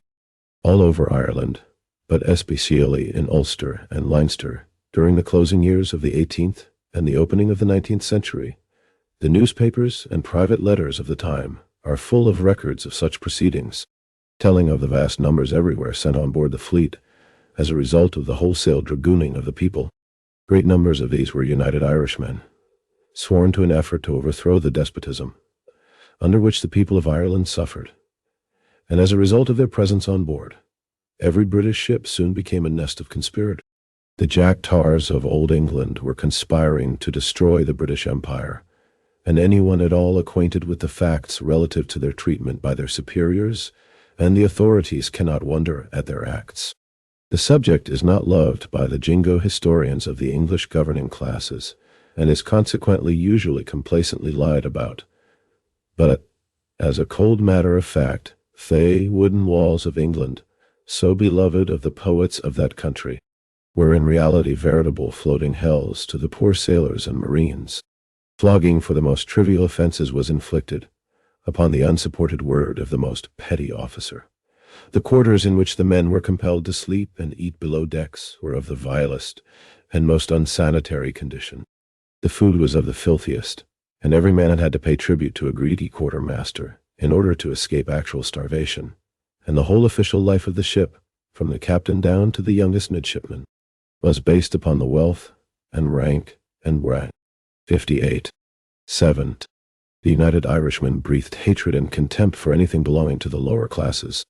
Mutinies and attempts at mutiny were consequently of constant occurrence, and therefore the forcibly impressed United Irishmen found a fertile field for their operations. In the government records of naval court-martials at that time, the charge of administering the secret oath of the United Irishmen is one of the commonest against the accused, and the number of men shot and transported beyond seas for this offense is simply enormous. English and Scottish sailors were freely sworn into the ranks of the conspirators, and the numbers of those disaffected grew to such an extent that on one occasion, the mutiny of the Nore, the sailors were able to revolt, depose their officers, and take command of the fleet. The wisest heads amongst them, the original United Irishmen, proposed to sail the ships into a French port and turn them over to the French government, and for a time they had great hopes of accomplishing this purpose. But finally they were compelled to accede to a proposal to attempt to win over the sailors on some other ships in the port of London before sailing to France. This they did, and even threatened to bombard the city. But the delay had enabled the government to rally its loyal ships, and also enabled the loyal slaves still on board the revolting ships to play upon the patriotic feelings of the waverers among the British mutineers by representing to them the peuple, the people, probability of their being confined in French prisons instead of welcomed as allies. In the end, the admiral and officers, by promising a redress of their just grievances, succeeded in winning over a sufficient number on each ship to paralyze any chance of resistance, and the mutiny was quenched. The usual tale of shootings, floggings, and transportations followed, but the conditions of life on board ship were long in being altered for the better. It may be wondered that the men forcibly impressed, and the conspirators against a tyrannical government, could fight for that government, as did those unfortunates under Nelson. But it must be borne in mind that once on board a war vessel, and that vessel brought into action with an enemy in the open sea, there was no possibility of escape, or even of cooperation with the enemy. The necessity of self-preservation compelled the rebellious United Irishmen. 59. Labor in Irish history. The discontented mutineers to fight as loyally for the ship as did the soulless slaves amongst whom they found themselves. And being better men, with more manhood, they undoubtedly fought better. In concluding this brief summary of this aspect of that great democratic upheaval, we desire to quote from the press, the organ of the United Irishmen, published in Dublin, the following short news item of the period, which we trust will be found highly illustrative of the times in question, as well as a confirmation of the points we have set forth above. Roasting. Near Castle Ward, a northern hamlet, a father and son had their heads roasted on their own fire, to extort a confession of concealed arms. The cause was that the lock of a gun was found in an old box belonging to the wife of the elder man. It is a fact that the above old couple had 2 sons serving on board the British fleet, one under Lord Bridgeport, the other under Lord St. Vincent. 60. A.T. United Irishmen as Democrats and Internationalists. Chapter 8. United Irishmen as Democrats and Internationalists. Oh, Paddies, my hearties, have done wid your parties. Let men of all creeds and professions agree, if orange and green, men no longer were seen. Men, naboclis, how easy at Ireland we'd free. Jamie Hope, 1798. As we have pointed out elsewhere, Aaron's hope, the end and the means. Native Irish civilization disappeared, for all practical purposes, with the defeat of the insurrection of 1641 and the breakup of the Kilkenny Confederation. This great insurrection marked the last appearance of the Irish clan system, founded upon common property and a democratic social organization, as a rival to the politico-social order of capitalist feudalism founded upon the political despotism of the proprietors, and the political and the social slavery of the actual producers.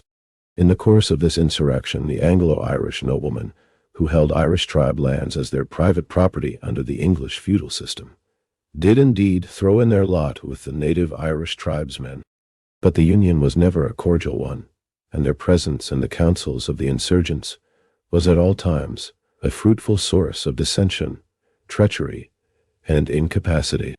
Professing to fight for Catholicity, they, in reality, sought only to preserve their right to the lands they held as the result of previous confiscations from the very men, or the immediate ancestors of the men, by whose side they were fighting. They feared confiscation from the new generation of Englishmen if the insurrection was defeated, and they feared confiscation at the hands of the insurgent clansmen if the insurrection was successful. In the vacillation and treachery arising out of this state of mind can be found the only explanation for the defeat of this magnificent 61. Labor in Irish history. Movement of the Irish clans. A movement which had attained to such proportions that it held sway over and made laws for the greater part of Ireland, issued its own coinage, had its own fleet, and issued letters of marque to foreign privateers, made treaties with foreign nations, and levied taxes for the support of its several armies fighting under its flag. The fact that it had enrolled under its banner the representatives of 2 different social systems contained the germs of its undoing. Had it been all feudal, it would have succeeded in creating an independent Ireland, albeit with a serf population like that of England at the time. Had it been all composed of the ancient septs, it would have crushed the English power and erected a really free Ireland. But as it was but a hybrid, composed of both, it had all the faults of both and the strength of neither, and hence went down in disaster. with its destruction.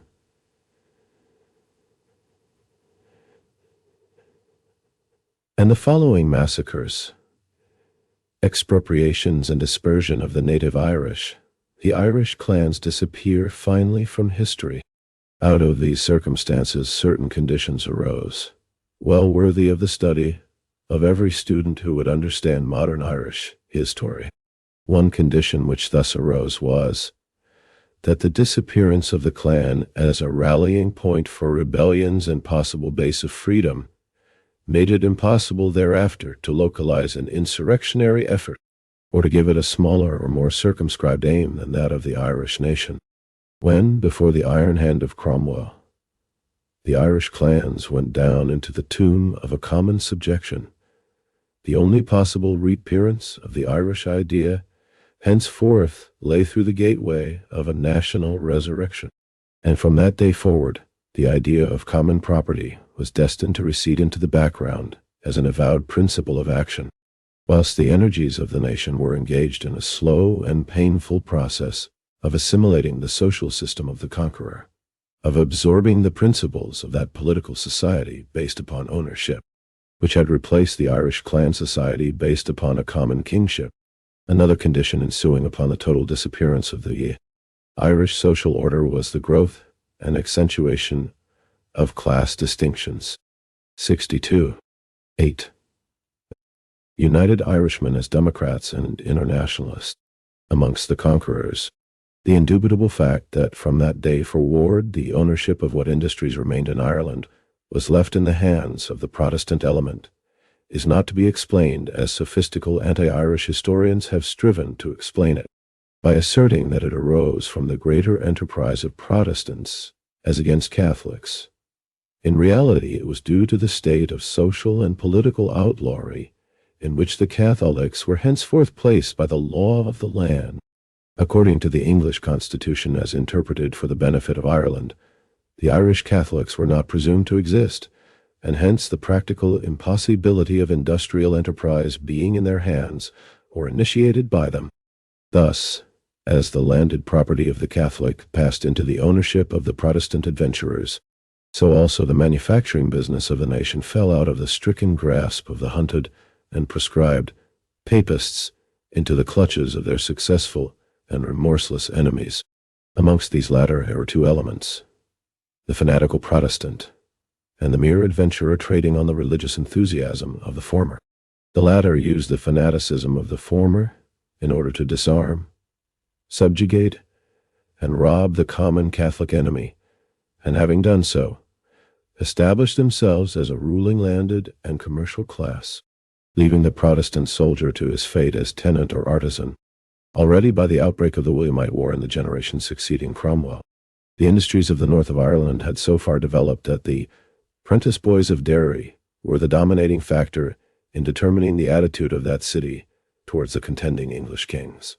And with the close of that war, industries developed so quickly in the country as to become a menace to the capitalists of England, who accordingly petitioned the King of England to restrict and fetter their growth, which he accordingly did.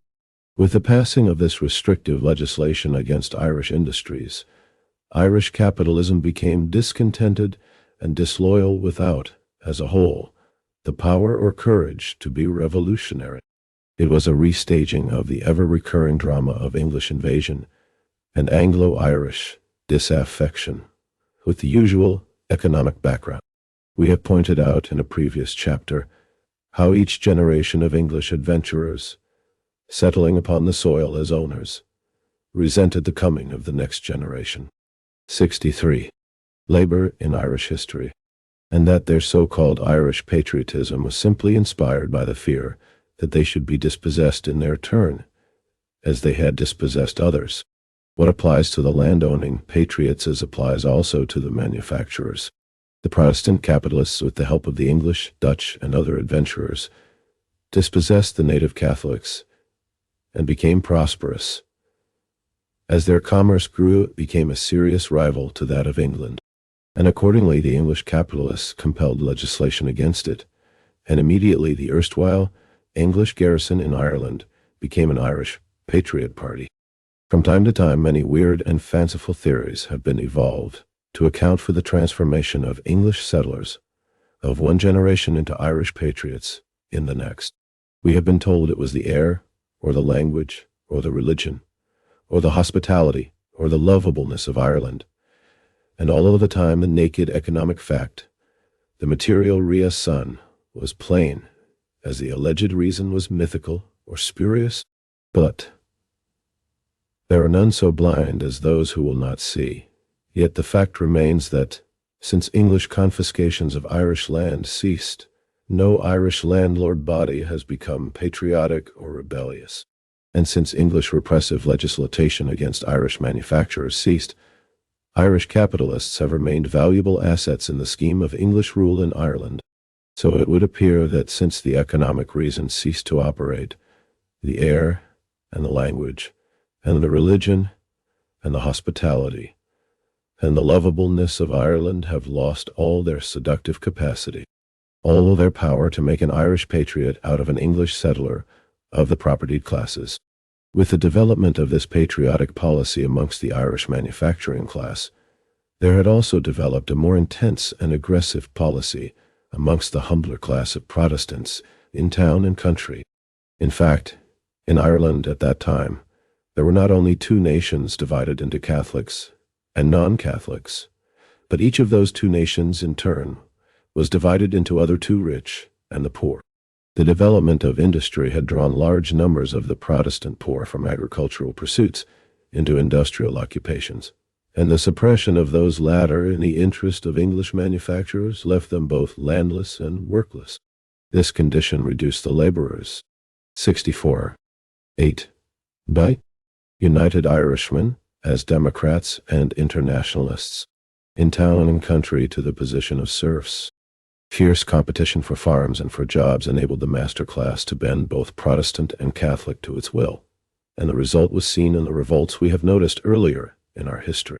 The Protestant workman and tenant was learning that the Pope of Rome was a very unreal and shadowy danger compared with the social power of his employer or landlord, and the Catholic tenant was awakening to a perception of the fact that under the new social order, the Catholic landlord represented the mass less than the rent roll. The times were propitious for a union of the two democracies of Ireland. They had traveled from widely different points through the valleys of disillusion and disappointment to meet at last by the unifying waters of a common suffering. To accomplish this union and make it a living force in the life of the nation, there was required the activity of a revolutionist with statesmanship enough to find a common point upon which the two elements could unite, and some great event, dramatic enough in its character to arrest the attention of all and fire them with a common feeling. The first, the man, revolutionist and statesman, was found in the person of Theobald Wolfe Tone, and the second, the event, in the French Revolution.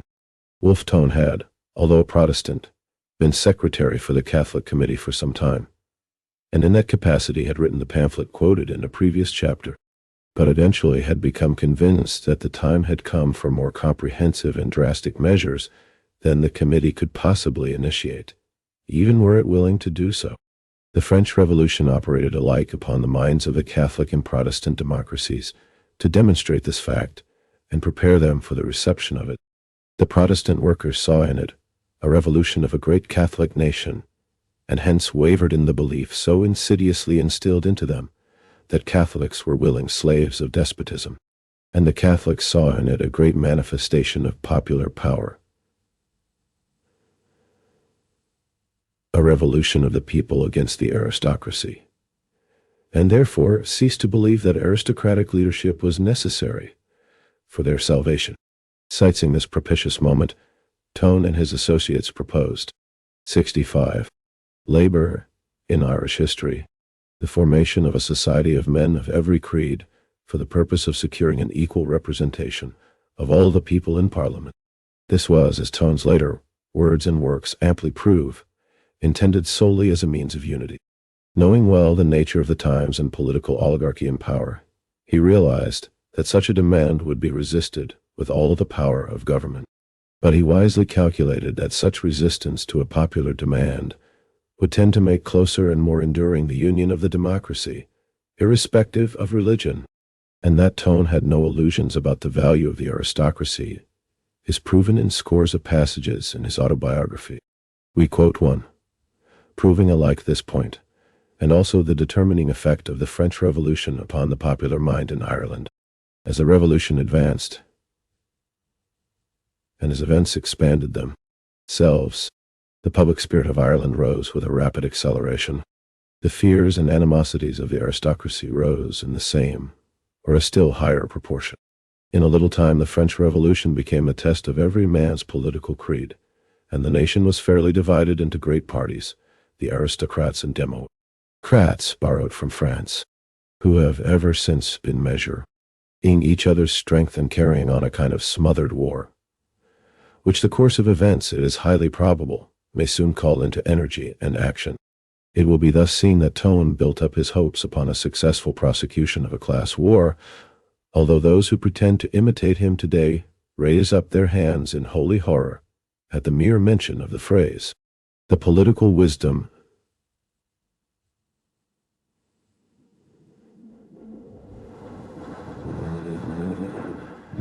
the demand for equal representation as a rallying cry for the democracy of Ireland is evidenced by a study of the state of the suffrage at the time. In an address from the United Irishmen of Dublin to the English Society of the Friends of the People, dated Dublin, October 26, 1792, we find the following description of the state of representation. The state of Protestant representation is as follows. 1766. 8. United Irishmen as Democrats and Internationalists. Boroughs have no resident elector. 16 have but one. 90 out of 13 electors each. 90 persons return for 106 rural boroughs. That is 212 members out of 300. The whole number.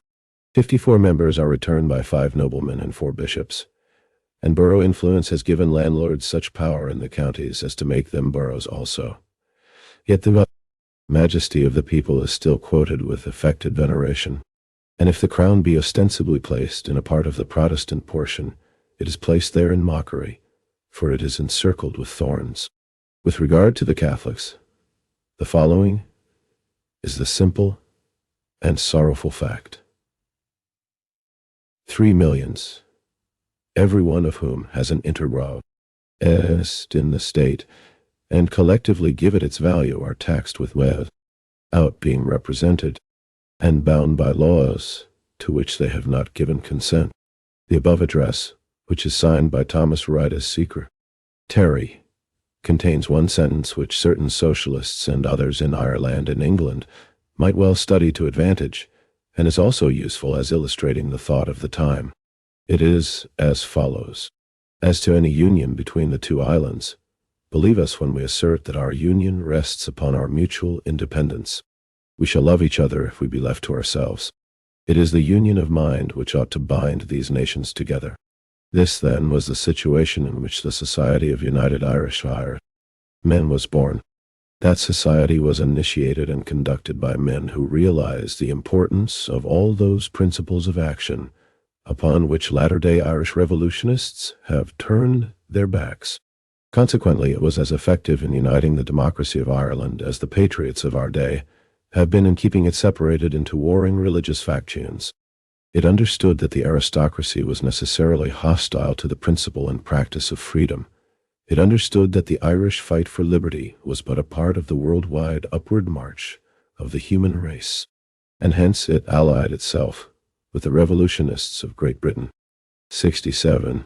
Labor in Irish history, as well as with those of France, and it said little about ancient glories, and much about modern misery. The report of the Secret Committee of the House of Lords reprinted in full the secret manifesto to the Friends of Freedom in Ireland, circulated throughout the country by Wolfe Tone and his associates in the month of June 1791. As this contains the draft of the designs of the Revolutionary Association known to history as the Society of United Irishmen, we quote a few passages in support of our contentions, and to show the democratic views of its founders. The manifesto is supposed to have been written by Wolf Tone in collaboration with Samuel Nielsen and others. It is by wandering from the few plain and simple principles of political faith that our politics, like our religion, has become preaching, not practice, words, not works. A society such as this will disclaim those party appellations which seem to pale the human hearts into petty compartments, and parcel out into sects and sections common sense, common honesty, and common honesty. It will not be an aristocracy, affecting the language of patriotism, the rival of despotism for its own sake, nor its irreconcilable enemy for the sake of us all. It will not, by views merely retrospective, stop the march of mankind, or force them back into the lanes and alleys of their ancestors. This society is likely to be a means the most powerful for the promotion of a great end. What end? The rights of man in Ireland. The greatest happiness of the greatest number in this island. The inherent and indefeasible claim of every free nation to rest in this nation, the will and the power to be happy, to pursue the common weal as an individual pursues his private welfare, and to stand in insulated independence. An imperato. Row, people. The greatest happiness of the greatest number. On the rock of this principle, let this society rest. By this, let it judge and determine every political question. And whatever is necessary for this end, let it not be accounted hazardous, but rather our 68 United Irishmen as Democrats and internationalists, interest, our duty, our glory, and our common religion.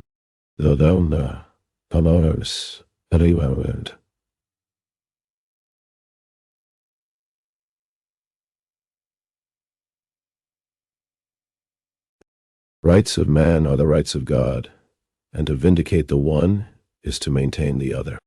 We must be free in order to serve him whose service is perfect freedom.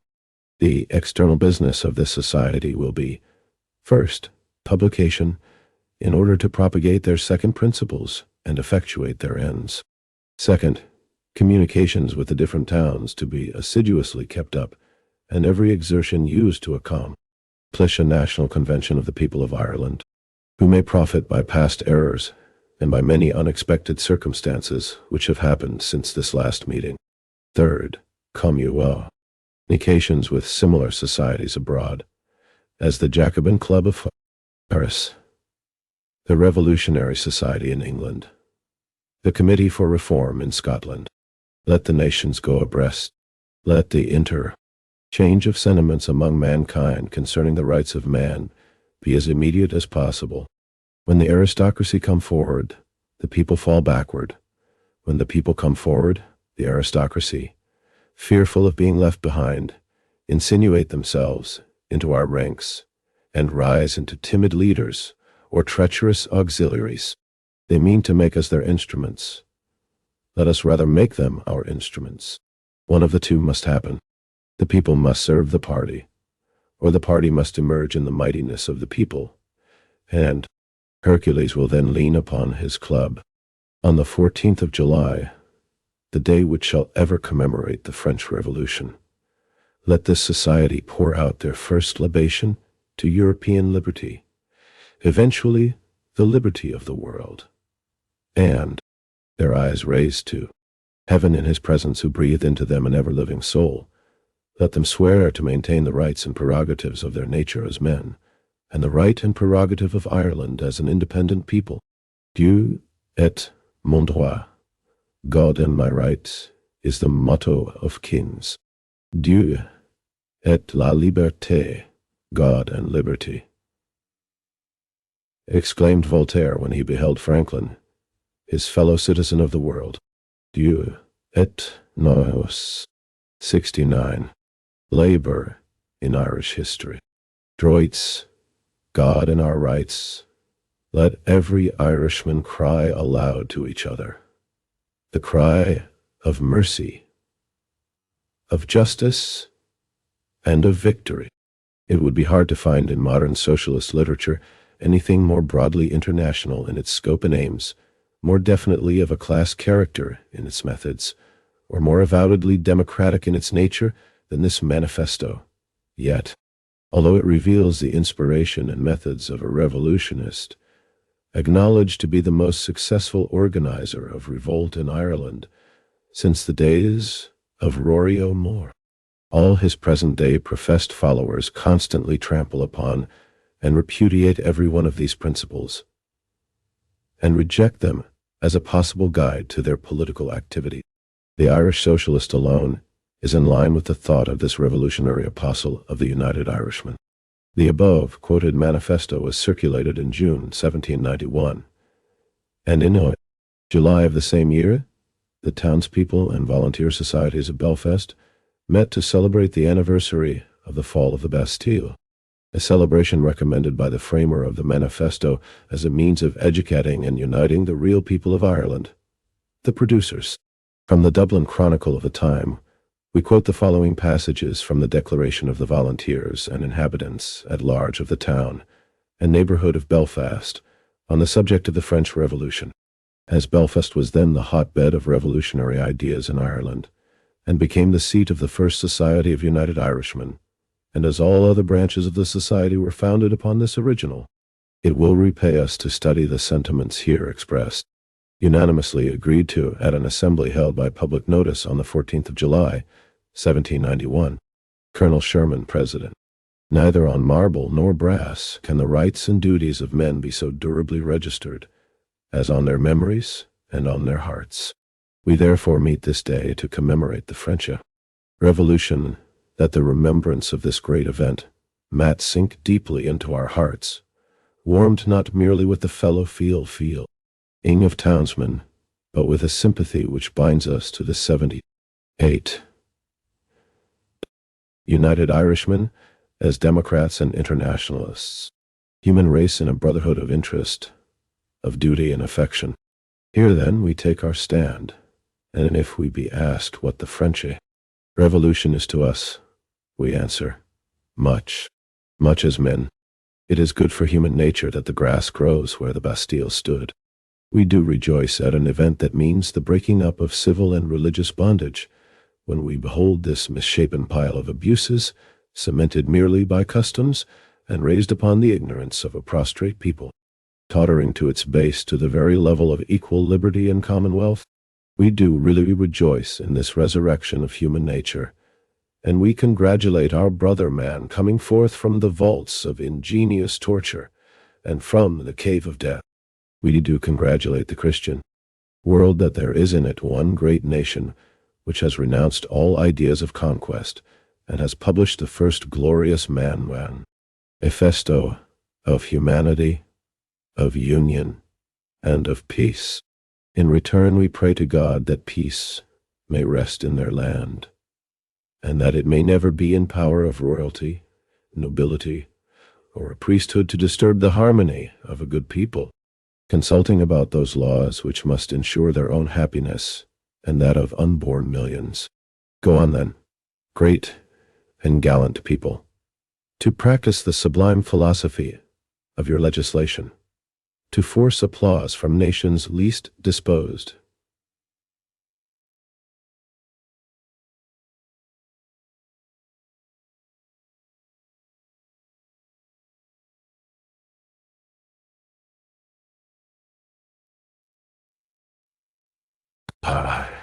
to convert and liberate the world.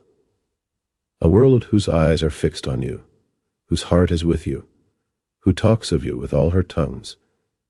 You are in very truth the hope of this world, of all except a few men and a few cabinets who thought the human race belonged to them, not them to the human race, but now are taught by awful example, and tremble and not dare confide in armies arrayed against you and your cause. Thus spoke Belfast. It will be seen that the ideas of the publishers of the secret manifesto were striking a responsive chord in the hearts of the people. A series of meetings of the Dublin Volunteer Corps were held in October of the same year, ostensibly to denounce a government. 71. Labor in Irish History. Proclamation offering a reward for the apprehension of Catholics under arms, but in reality to discuss the political situation. The nature of the conclusions arrived at may be judged by a final paragraph in the resolution, passed 23rd October, 1791, and signed amongst others by James Connolly, on behalf of the Liberty Corps of Artillery. It reads, "While we admire the philanthropy of that great and enlightened race and nation who have set an example to mankind, both of political and religious wisdom, we cannot but lament that wisdom, tinctions, injurious to both, have too long disgraced the name of Irishmen, and we most fervently wish that our animosities were entombed with the bones of our ancestors, and that we and our Roman Catholic brethren would unite like citizens and claim the rights of man." This was in October. In the same month, Wolfe went to Belfast on the invitation of one of the advanced volunteer clubs and formed the first club of United Irishmen. Returning to Dublin, he organized another. From the minutes of the inauguration meeting of this first Dublin Society of United Irishmen, held at the Eagle Inn, Eustace Street, 9th November 1791, we make the following extract, which speak for the principles of the original members of those two parent clubs of a society destined in a short time to cover all Ireland and to set in motion the fleets of two foreign auxiliaries.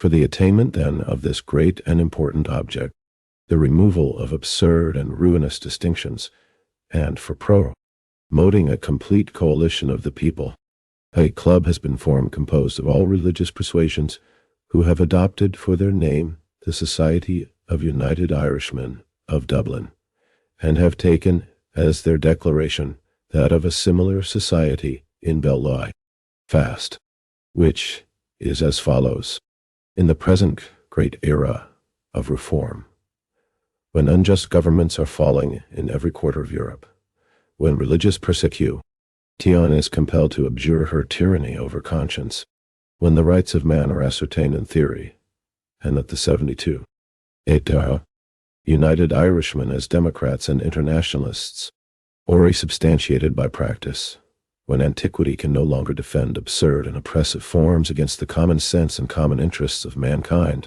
when all government is acknowledged to originate from the people, and to be so far only obligatory as it protects their rights and promotes their welfare, we think it our duty as Irishmen to come forward and state what we feel to be our heavy grievance, and what we know to be its effectual remedy. We have no national government. We are ruled by English men and the servants of Englishmen, whose object is the interest of another country, whose instrument is corruption, whose strength is the weakness of Ireland. And these men have the whole of the power and patronage of the country, as means to seduce and subdue the honesty and the spirit of her representatives in the legislature. Such an extrinsic power, acting with uniform force in a direction too frequently opposite to the true line of our obvious interests, can be resisted with effect solely by unanimity, decision, and spirit in the people, qualities which may be exerted most legally, constitutionally, and cautiously by that great measure essential to the prosperity and freedom of Ireland, an equal representation of all the people in Parliament. We have gone to what we conceive to be the root of the evil. We have stated what we conceive to be the remedy. With a parley ashore, meant thus reformed, everything is easy. Without it, nothing can be done. Here we have a plan of campaign indicated on the lines of those afterwards followed so successfully by the socialists of Europe, a revolutionary party openly declaring their revolutionary sympathies, but limiting their first demand to a popular measure such as would enfranchise the masses, upon whose support their ultimate success must rest. No one can read the manifesto we have just quoted without realizing that these men aimed at nothing less than a social and political revolution, such as had been accomplished in France, or even greater, because 73. Labor in Irish History. The French Revolution did not enfranchise all the people, but made a distinction between active and passive citizens, taxpayers and non-taxpayers. Nor yet can an impartial student fail to realize that it was just this daring aim that was the secret of their success as organizers, as it is the secret of the political effectiveness of the socialists of our day. Nothing less would have succeeded in causing Protestant and Catholic masses to shake hands over the bloody chasm of religious hatreds. Nothing less will accomplish the same result in our day among the Irish work. It must be related to the credit of the leaders of the United Irishmen that they remained true to their principles, even when moderation might have secured a mitigation of their lot. When examined before the secret committee of the House of Lords at the prison of Fort George, Scotland, Thomas Addis Emmet did not hesitate to tell his inquisitors that if successful, they would have inaugurated a very different social system to that which then prevailed. Few movements in history have been more consistently resented by open enemies and professed admirers than that of the United Irishmen. The suggestio falsi and the suppressio veri have been remorselessly used. The middle class, patrioticus historians, orators, and journalists of Ireland have ever vied with one another in enthusiastic descriptions of their military exploits on land and sea, their hairbreadth escapes, and heroic martyrdom, but have resolutely suppressed or distorted their writings, songs, and manifestos. We have striven to reverse the process, to give publicity to their literature, believing that this literature reveals the men better than any partisan biographer can do. Dr. Madden, a most painstaking and conscientious biographer, declares in his volume of The Literary Remains of the United Irishmen that he has suppressed many of their productions because of their trashy republican and irreligious tendencies. This is to be regretted, as it places upon other biographers and historians the trouble, 1,000 times more difficult now, of searching for a new and recollecting the literary material from which to build a proper appreciation of the work of those pioneers of democracy in Ireland, and as Irishmen and women progress to a truer appreciation. 74. A.T. United Irishmen as Democrats and Internationalists. Of correct social and political principles, perhaps it will be found possible to say, without being in the least degree blasphemous or irreverent, that the stones rejected by the builders of the past have become the cornerstones of the edifice. 75. 9. The Emmet Conspiracy. Chapter 9. The Emmet Conspiracy. The rich always betray the poor. Henry Joy McCracken's letter to his sister, 1798. The Emmet Conspiracy, the aftermath of the United Irish Movement of 1798, was even more distinctly democratic, international, and popular in its sympathies and affiliations. The treacherous betrayal of the United Irish chiefs into the hands of the government had removed from the scene of action practically all the middle-class supporters of the revolutionary movement, and left the rank and file to their own resources and to consult their own inclinations. It was accordingly with these humble workers in town and country Emmet had to deal, when he essayed to reorganize the scattered forces of freedom for a fresh grapple with the despotic power of the class government then ruling Ireland and England. All students who have investigated the matter are as one in conceding that Emmet's conspiracy was more of a working-class character than its predecessor. Indeed, it is a remarkable fact that this conspiracy, widespread throughout Ireland, England, and France, should have progressed so rapidly and with such elaborate preparations for armed revolt amongst the poorer section of the populace, right up to within a short time of the date for the projected rising, without the alert English government or its Irish executive being able to inform themselves of the matter. Probably the proletarian character of the movement, the fact that it was recruited principally amongst the working class of Dublin and other large centres, as well as amongst the labouring element of the country districts, was the real reason why it was not so prolific of traitors as its forerunner. After the conspiracy had fallen through, the government, of course, pretended that it had known of it all along. Indeed, the British government in Ireland always pretends to be omniscient, but nothing developed during the trial of Emmet to justify. 77. Labour in Irish history. Such a claim, Nor has anything developed since, although searchers of the government documents of the time, the Castlereagh papers, the records of the Secret Service, and other sources of information, have been able to reveal in their true colors of infamy many who had posed in the limelight for more than a generation as whole-souled patriots and reformers. Thus Leonard McNally, barrister at law and legal defender of the United Irishmen, who acted for all the chiefs of that body at their trials, was one of the Catholic Committee, and elected as Catholic delegate to England in 1811.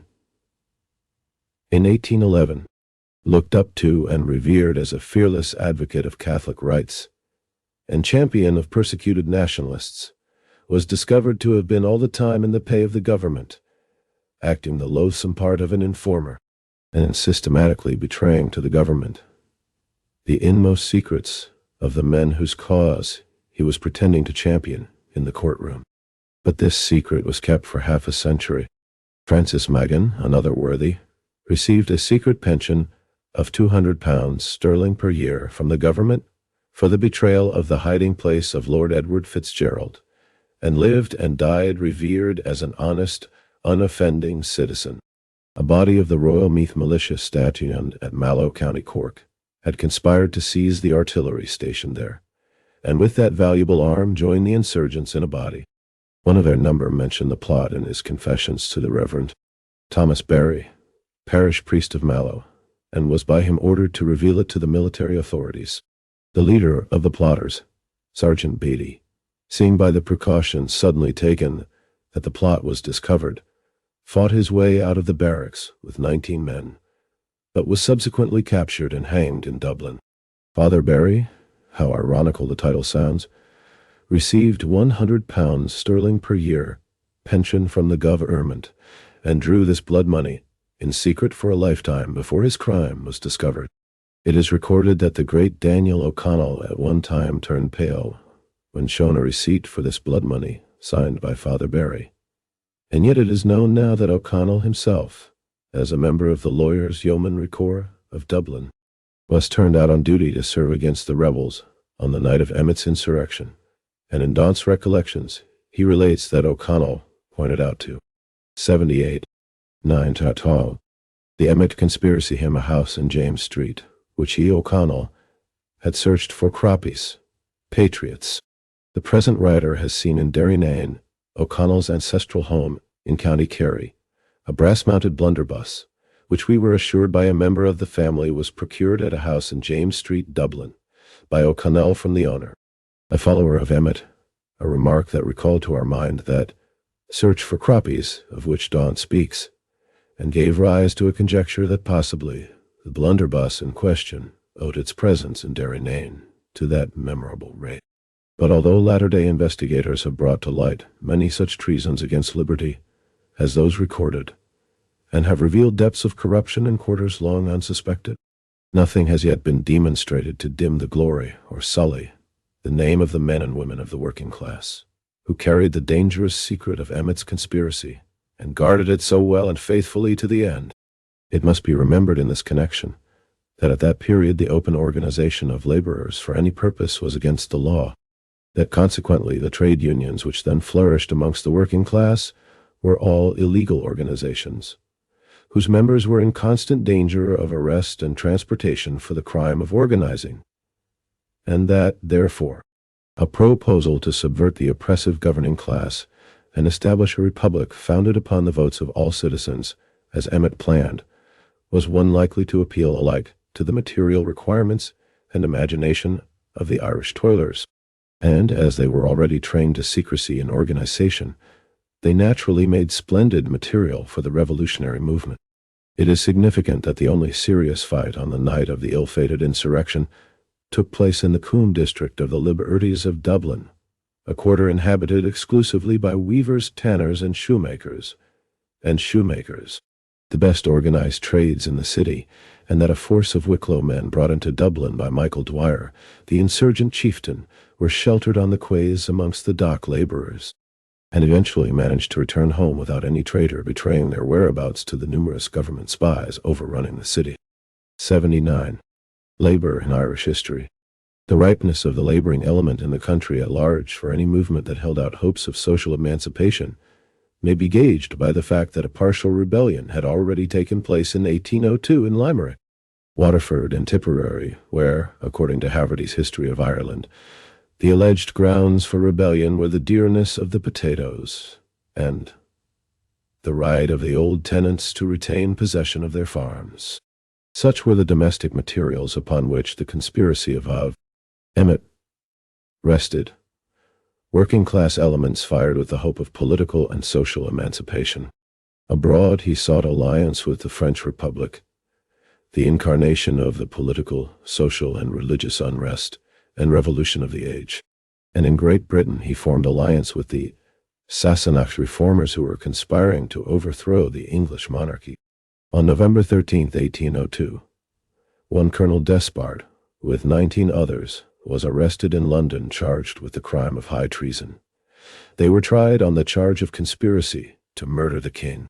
Although no evidence in support of such a charge was forthcoming, Despard and 7 others were hanged.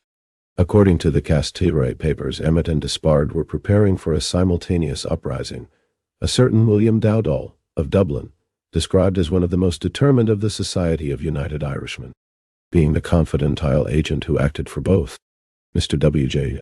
Fitzpatrick in his books Secret Service, under Pitt, and The Sham Squire brings out many of these facts. As a result of an extensive and scholarly investigation of government records and the papers of private families, yet, although these books were published half a century ago, every recurring Emmet anniversary continues to bring us its crop of orators who know all about Emmet's martyrdom and nothing about his principles. Even some of the more sympathetic of his panegyrists do not seem to realize that they dim his glory when they represent him as the victim of a protest against an injustice local to Ireland, instead of as an Irish apostle of a worldwide movement for liberty, equality, and fraternity. Yet this latter was indeed the character and position of Emmet, and as such the democracy of the future will revere him. He fully shared in the international sympathies. 80. The Emmet conspiracy of that Dublin Society of United Irishmen, who had elected a Scottish reformer to be a United Irishman, upon hearing that the government had sentenced him to transportation for attending a reform convention in Edinburgh. He believed in the brotherhood of the oppressed, and in the community of free nations, and died for his ideal. Emmet is the most idolized, the most universally praised of all Irish martyrs. It is, therefore, worthy of note that in the proclamation he drew up to be issued in the name of the Provisional Government of Ireland, the first article decrees the wholesale confiscation of church property and the nationalizing of the same, and the second and third decrees forbid and declare void the transfer of all landed property, bonds, debentures, and public securities, until the national government is established and the national will upon them is declared. 2 things are thus established, viz., that Emmet believed the national will was superior to property rights and could abolish them at will, and also that he realized that the producing classes could not be expected to rally to the revolution unless given to understand that it meant their freedom from social as well as from political bondage. 81. 10. The First Irish Socialist, a forerunner of Marx. Chapter 10. The First Irish Socialist, a forerunner of Marx. It is a system which in its least repulsive aspects compels thousands and tens of thousands to fret and toil, to live and die in hunger and rags and wretchedness, in order that a few idle drones may revel in ease and luxury. Irish People, July 9, 1864. For Ireland, as for every part of Europe, the first quarter of the 19th century was a period of political darkness, or unbridled despotism and reaction. The fear engendered in the heart of the ruling classes by the French Revolution had given birth to an almost insane hatred of reform, coupled with a wolfish ferocity in hunting down even the mildest reformers. The triumph of the Allied sovereigns over Napoleon was followed by a perfect saturnalia of despotism all over Europe, and every form of popular organization was ruthlessly suppressed or driven under the surface. But driving organizations under the surface does not remove the causes of discontent. And consequently, we find that as rapidly as reaction triumphed above ground, its antagonists spread their secret conspiracies underneath. The popular discontent was further increased by the fact that the return home of the soldiers disbanded from the Napoleonic Wars had a serious economic effect. It deprived the agriculturists of a market for their produce and produced a great agricultural and industrial crisis. It threw out of employment all of the ships employed in provisioning the troops, all the trades required to build, equip, and repair them, all the industries engaged in making war material. And in addition to suspending the work and flooding the labor market with the men and women thus disemployed, it cast adrift scores of thousands of able-bodied soldiers and sailors to compete with the civilian workers who had fed, clothed, and maintained. 83. Labor in Irish history. Them during the war. In Ireland especially, the results were disastrous, owing to the inordinately large proportion of Irish amongst the disbanded soldiers and sailors. Those returning home found the labor market glutted with unemployed in the cities, and in the rural districts the landlords engaged in a fierce war of extermination with their tenantry who, having lost their war market and war prices, were unable to meet the increasing exactions of the owners of the soil. It was at this period the Great Ribbon Conspiracy took hold upon the Irish laborer in the rural districts, and although the full truth relative to that movement has never yet been unearthed, sufficient is known to indicate that it was in effect a secret agricultural trades union of laborers and cotier farmers, a trades union which undertook, in its own wild way, to execute justice upon the evictor and vengeance upon the traitor to his fellows.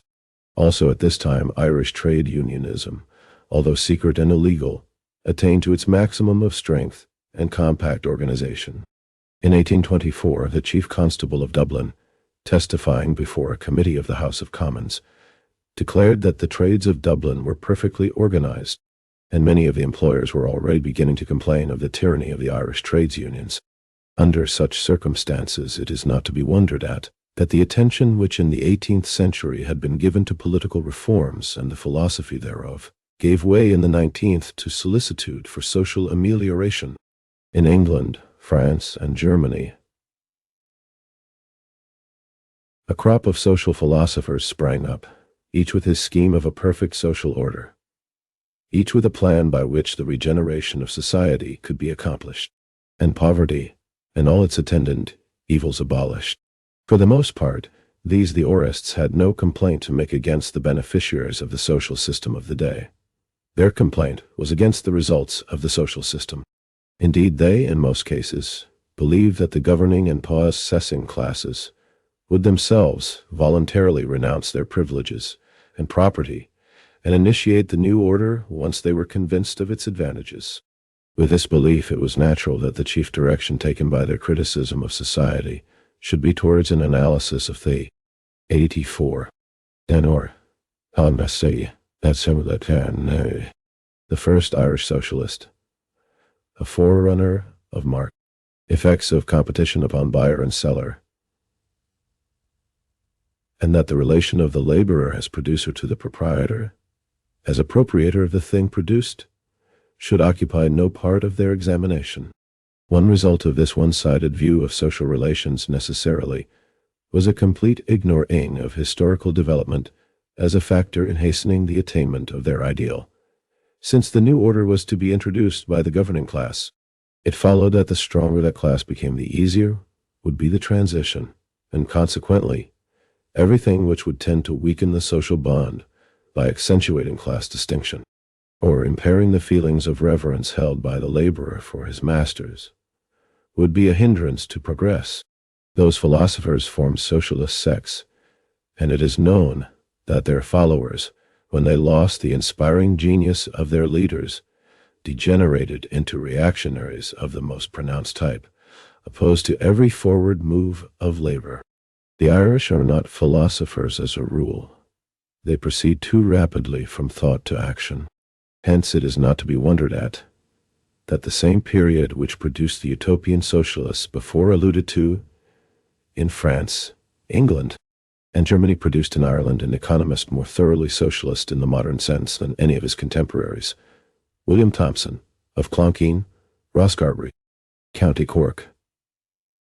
A socialist who did not hesitate to direct attention to the political and social subjection of labor as the worst evil of society, nor to depict, with a merciless fidelity to truth, the disastrous consequences to political freedom of the presence in society of a wealthy class. Thomson was a believer in the possibility of realizing socialism by forming cooperative colonies on the lines of those advocated by Robert Owen, and to that extent may be classed as a utopia. On the other hand, he believed that such colonies must be built by the laborers themselves, and not by the governing class.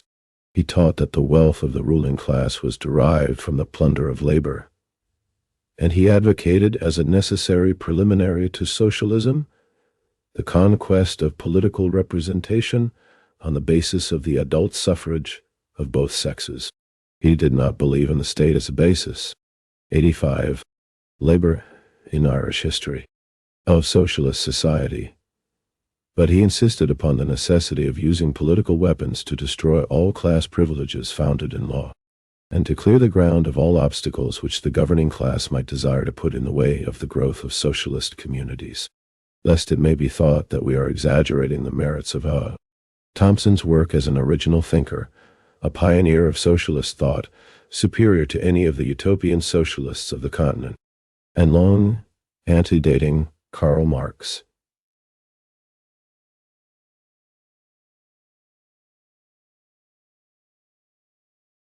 In his insistence upon the subjection of labor as the cause of all social misery, modern crime, and political dependence, as well as in his searching analysis of the true definition of capital, we will quote a passage from his most important work, published in 1824, an inquiry into the principles of the distribution of wealth, most conducive to human happiness, as applied to the newly proposed system of the voluntary equality of wealth. Third edition. What, then, is the most accurate idea of capital? It is that portion of the product of labor which, whether of a permanent nature or not, is capable of being made the instrument of profit. Such seem to be the real circumstances which mark out one portion of the products of labor as capital.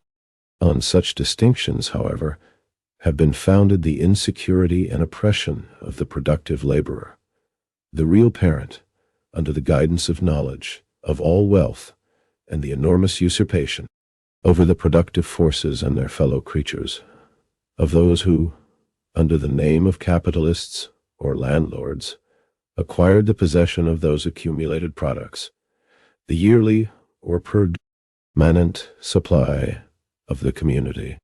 Hence the opposing claims of the capitalist and the laborer.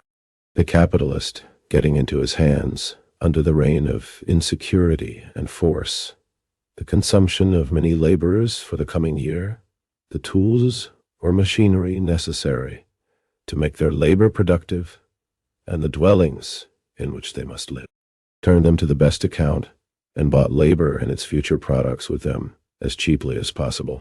The greater the profit of capital, or the more the 86. 10 Tar, the first Irish socialist, a forerunner of Marx. Capitalist made the laborer pay for the advance of his food, the use of the implements or machinery, and the occupation of the dwelling. The less, of course, remained to the laborer for the acquisition of any object of desire. Or again, see how, whilst advocating political reform as a means to an end, he depicts its inefficiency when considered as an end in itself. As long as the accumulated capital of society remains in one set of hands, and the productive power of creating wealth remains in another, the accumulated capital will, while the nature of man continues as at present, be made use of to counteract the natural laws of distribution, and to deprive the producers of the use of what their labor has produced. Were it possible to conceive that, under simple representative institutions, any such of the expedients of insecurity should be permitted to remain in existence, as would uphold the division of capital and labor. Such representative institutions, though all of the plunder of political power should cease, would be of little further benefit to the real happiness of mankind than as affording an easy means for the development of knowledge, and the ultimate abolition of all such expedients. As long as a class of mere capitalists exists, society must remain in a diseased state. Whatever plunder is saved from the hand of political power will be levied in another way, under the name of profit, by capitalists who, while capitalists, must be always lawmakers. Thompson advocated free education for all, and went into great detail to prove its feasibility, giving statistics to show that the total cost of such education could easily be borne by Ireland, without unduly increasing the burden of the producers. In this he was 3 generations ahead of his time. The reform he then advocated being only partly realized in our day.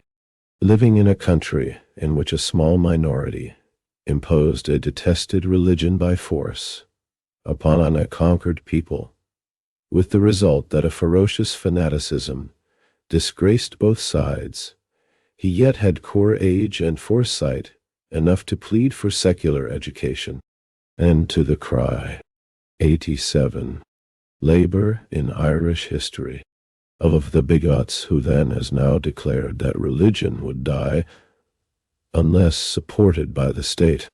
He answered, not only has experience proved that religion can exist without interfering with the natural laws of distribution by violation of security, but it has increased and flourished during centuries in Ireland and in Greece, under and in spite of the forced abstraction of its own resources from its own communicants, to enrich a rival and hated priesthood, or to feed the force that enchained it.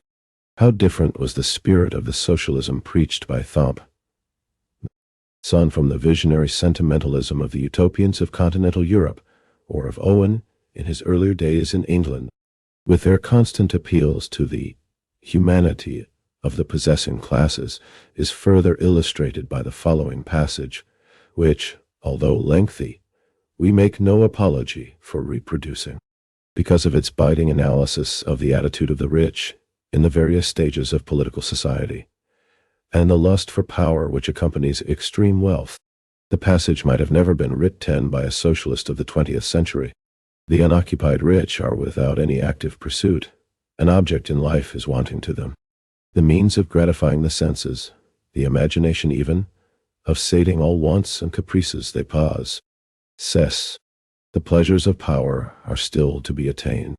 It is one of the strongest and most unavoidable propensities of those who have been brought up in indulgence, to abhor restraint, to be uneasy under opposition, and therefore to desire power to remove these evils of restraint and opposition. How shall they acquire the power? First, by the direct influence of their wealth, and the hopes and fears it engenders.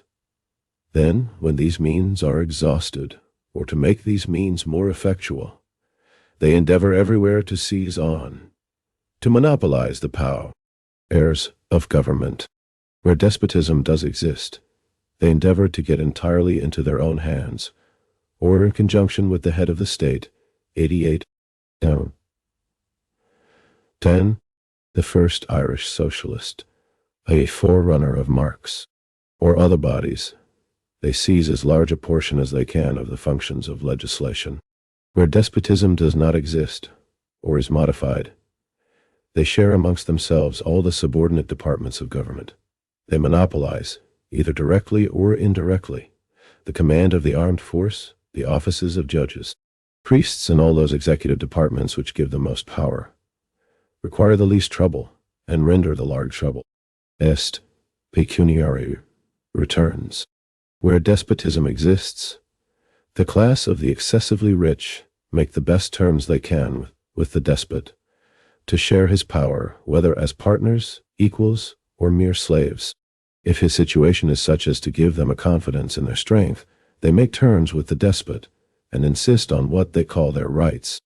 If they are weak, they gladly crawl to the despot and appear to glory in their slavishness to him for the sake of the delegated power of making slaves to themselves of the rest of the community. Such do the historians of all nations prove the tendencies of excessive wealth to be in the English-speaking world. The work of this Irish thinker is practically unknown, but on the continent of Europe his position has long been established. Besides the work already quoted, he wrote an appeal of one half of the human race, women, against the pretensions of the other half, men, to retain them in political and thence in civil and domestic slavery, published in London in 1825. Labor rewarded, the claims of labor and capital conciliated, or how to secure to labor the whole product of its exertions, published in 1827, and practical directions for the speedy and economical establishment of communities, published in London in 1830, are two other known works. He also left behind the manuscript of other books on the same subject, but they have never been published, and their whereabouts are now unknown. It is told of him that he was for 20 years a vegetarian and total abstainer, and in his will left the bulk of his fortune to endow the first cooperative community to be established in Ireland, and his body for the purpose of dissection in the interests of science. His relations successfully contested the will on the ground that immoral objects, 89, labor in Irish history, were included in its benefit. His position in the development of socialism as a science lies, in our opinion, midway between the utopianism of the early idealists and the historical materialism of Marx. He anticipated the latter in most of his analyses of the economic system, and foresaw the part that a democratization of politics must play in clearing the ground of the legal privileges of the professional classes. In a preface to the English translation of the work of one of his German biographers, Anton Menger, the writer, H.S. Foxwell, M.A., says of his contribution to economic science, Thompson's fame will rest not upon his advocacy of Owenite cooperation, devoted and public-spirited as that was, but upon the fact that he was the first writer to elevate the question of the just distribution of wealth to the supreme position it has since held in English political economy. Up to his time, political economy had been rather commercial than industrial. Indeed, he finds it necessary to explain the very meaning of the term industrial, which he says was from the French, no doubt adopted from Saint-Simon. If we were to attempt to estimate the relative achievements of Thompson and Marx, we should not hope to do justice to either by putting them in contrast, or by eulogizing Thompson in order to belittle Marx, as some continental critics of the latter seek to do. Rather, we should say that the relative position of this Irish genius and of Marx are best comparable to the historical relations of the pre-Darwinian evolutionists to Darwin. As Darwin systematized all the theories of his predecessors and gave a lifetime to the accumulation of the facts required to establish his and their position, so Marx found the true line of economic thought already indicated, and brought his genius and encyclopedic knowledge and research to place it upon an unshakable foundation. Thompson brushed aside the economic fiction maintained by the orthodox economists and accepted by the utopian that profit was made in exchange, and declared that it was due to the subjection of labor and the resultant appropriation by the capitalists and landlords of the fruits of the labor of others. He does not hesitate to include 90. Danton, the first Irish socialist, a forerunner of Marx, himself as a beneficiary of monopoly. He declared in 1827 that for about 12 years he had been living on what is called rent, the produce of the labor of others. All of the theory of the class war is but a deduction from this principle. But, although Thompson recognized this class war as a fact, he did not recognize it as a factor, as the factor in the evolution of society towards freedom. This was reserved for Marx, and in our opinion is his chief and crowning glory. While Owen and the continental socialists were beseeching the favor of kings, parliaments, and congresses, this Irishman was arraigning the rich, pointing out that lust of power forever followed riches, that capitalists while capitalists, would always be lawmakers, but that, as long as a class of mere capitalists exists, society must remain in a diseased state. The fact that the daring Celt who preached this doctrine, arraigning alike the social and political rulers of society and society itself, also vehemently demanded the extension of the suffrage to the whole adult population, is surely explanation enough why his writings found no favor with the respectable classes of society, with those same classes who so frequently lionized the leaders of the socialist sects of his day. In our day, another great Irishman, Standish O'Grady, perhaps the greatest literateur in Ireland, has been preaching in the pages of the Peasant Dublin, 1989, against capitalist society, and urged the formation of cooperative communities in Ireland as an escape therefrom.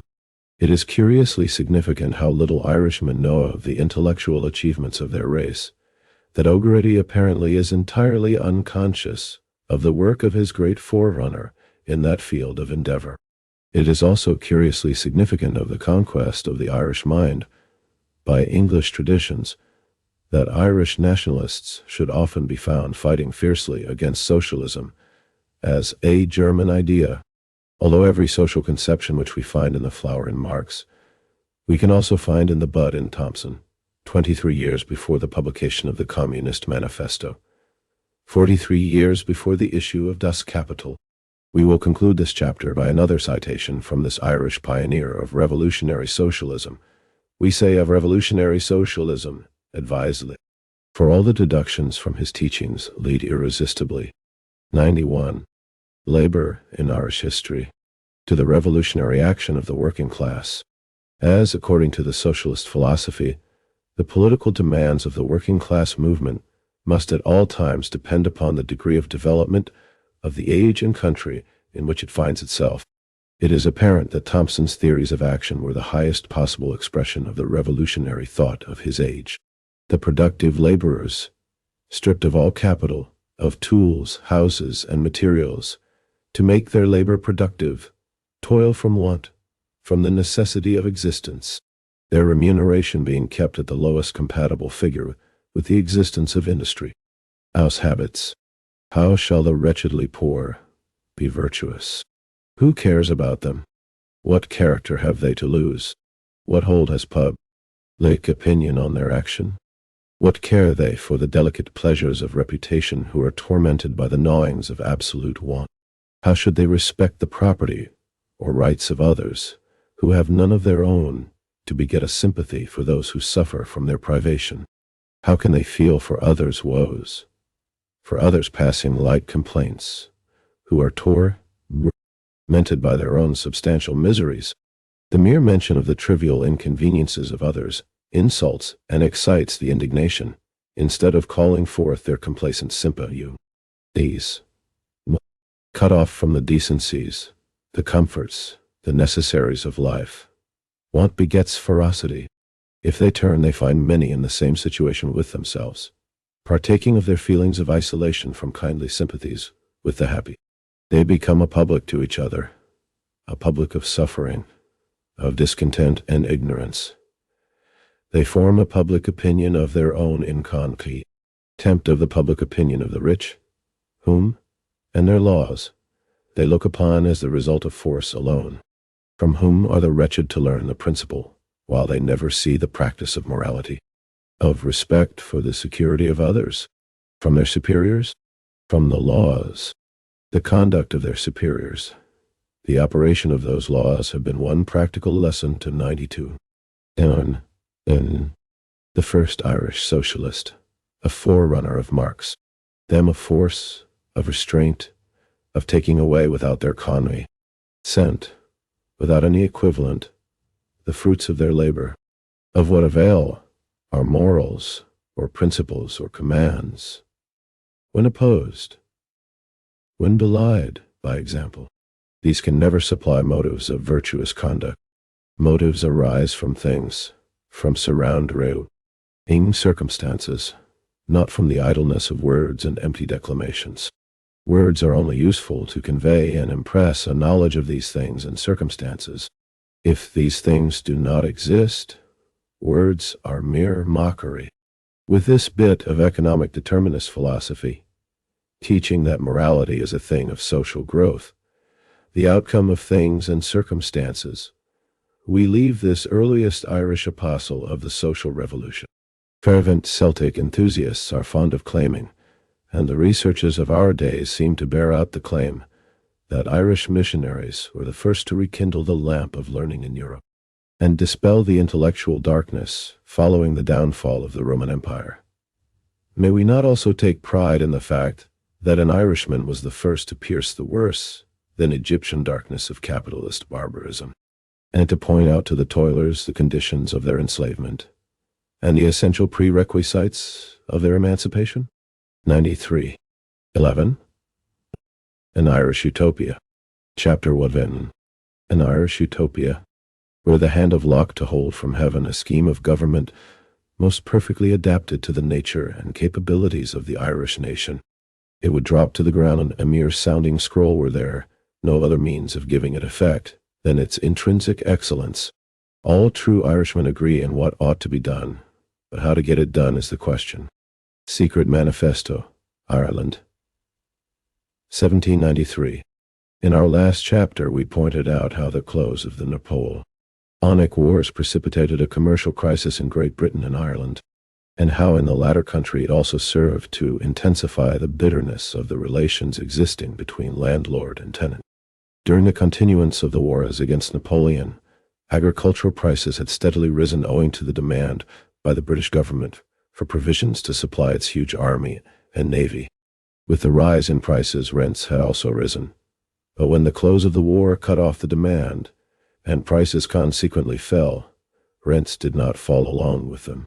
A falling market and a stationary or rising rent roll could have but one result in Ireland, viz., agrarian war. The landlords insisted upon their pound of flesh, and the peas, Antry organized in secret to terrorize their oppressors and protect themselves. In the year 1829, a fresh cause of popular misery came as a result of the act granting Catholic emancipation. Until that year, no Catholic had the right to sit in the English House of Commons, to sit on the bench as a judge, or to aspire to any of the higher posts in the civil, military, or naval services. As the culmination of a long fight against this iniquitous Protestant ascendancy, after he had aroused the entire Catholic population to a pitch of frenzy against the injustices inherent in it, the Catholic leader, Daniel O'Connell, presented himself as a canwo. 95. Labour in Irish history. Didite for the representation in Parliament of the County Clare, declaring that if elected he would refuse to take the oath then required of a member of Parliament, as it libelled the Catholic religion. In Ireland at that time open voting prevailed, every elector having to declare openly before the clerks of the election, and all others who chose to attend, the name of the candidate for whom he voted. In Ireland at that time also, most of the tenants were tenants at will, removable at the mere pleasure of the agent or landlord. Hence elections were a combination of farce and tragedy. A farce as far as a means of ascertaining the real wish of the electors was concerned. A tragedy whenever any of the tenants dared to vote against the nominee of the landlord. The suffrage had been extended to all tenants paying an annual rental of 40 shillings, irrespective of religious belief. But the terrible power of life and death possessed by the landlord made this suffrage ordinarily useless for popular purposes. Yet when O'Connell appealed to the Catholic peasantry of Clare to brave the vengeance of their landed tyrants and vote for him in the interests of religious liberty, they nobly responded. O'Connell was elected, and as a result Catholic emancipation was soon afterwards achieved. But the ruling classes and the British government took their revenge by coupling with this reform a bill depriving the smaller tenants of the suffrage and raising the amount of rent necessary to qualify for a vote to £10. Up till that time landlords had rather encouraged the growth of population on their estates, as it increased the number of their political adherents, but with the passage of this Act of Parliament this reason ceased to exist, and they immediately began the wholesale eviction of their tenantry and the conversion of the arable lands into grazing farms. The Catholic middle, professional, and landed class.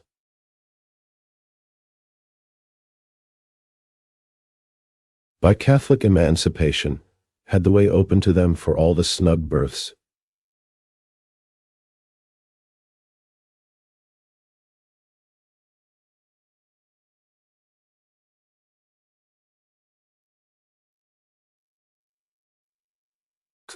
The Catholics of the poorer class, as a result of the same act, were doomed to extermination, to satisfy the vengeance of a foreign government and an aristocracy whose power had been defied where it knew itself most supreme. The wholesale eviction of the smaller tenants and the absorption. 96. 11t.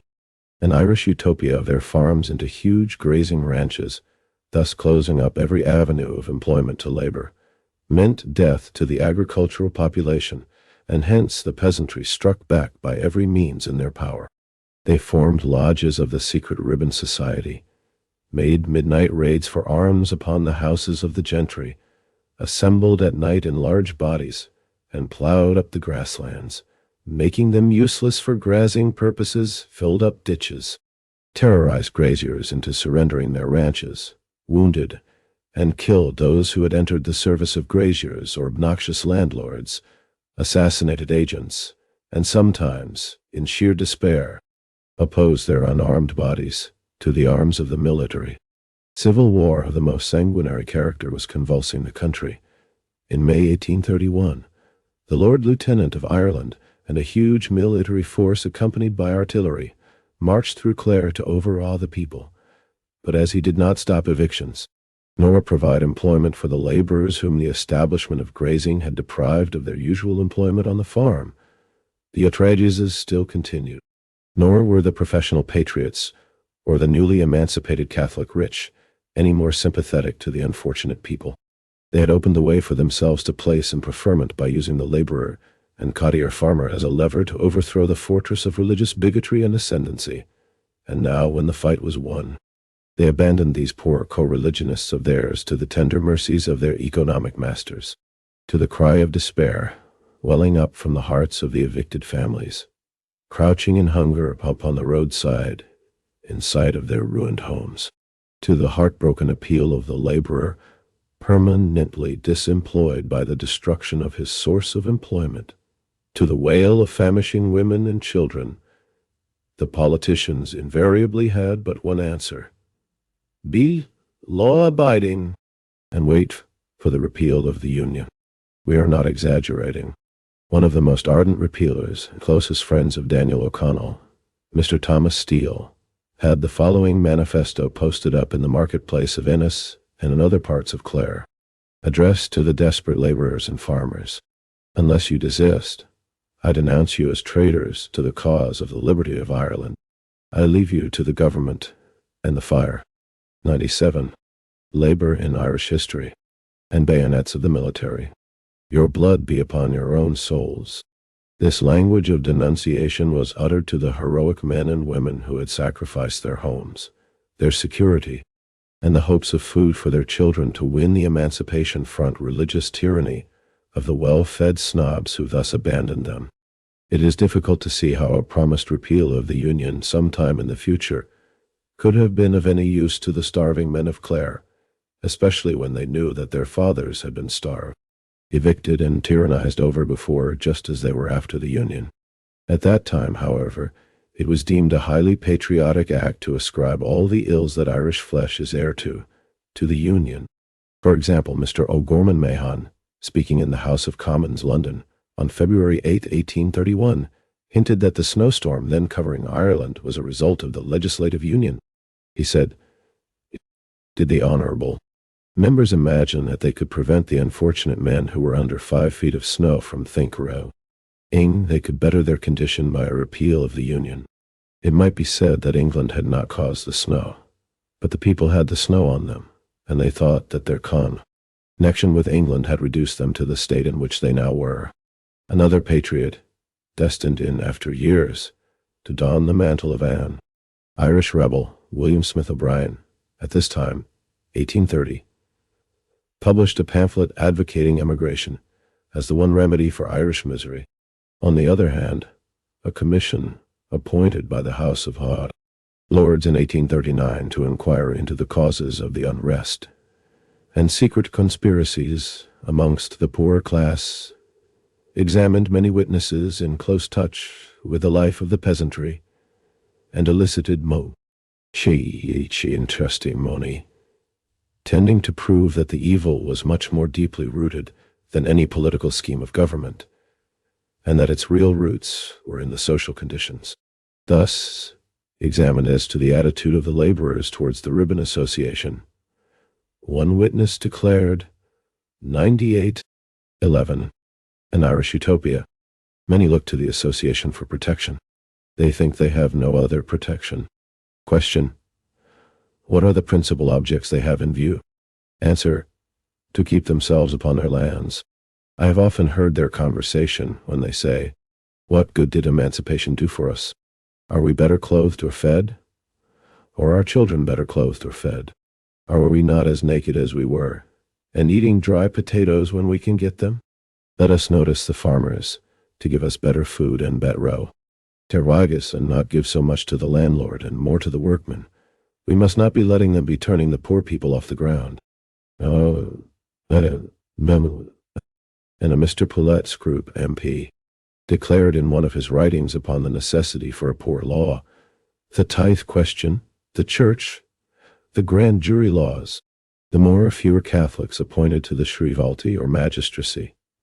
These are all topics for political agitation among idle mobs. But the midnight massacre, the daily plunder, the frequent insurrection, the insecurity of life and property throughout agricultural districts of Ireland, these are neither caused by agitation, nor can be put down with agitation. It will be thus seen that the opinion of the independent member of Parliament coincided with that of the revolting laborers as to the relative unimportance to the toilers of Ireland of the subjects which then, as now, bulked most largely in the minds of politicians. This was the state of things political and social in Ireland in the year 1831, and as it was in Clare the final effective blow had been struck for religious emancipation, so it also was Clare that was destined to see the first effort to discover a peaceful way of achieving that social emancipation, without which all other freedom, religious or political, must ever remain as Dead Sea fruit to the palate of labor.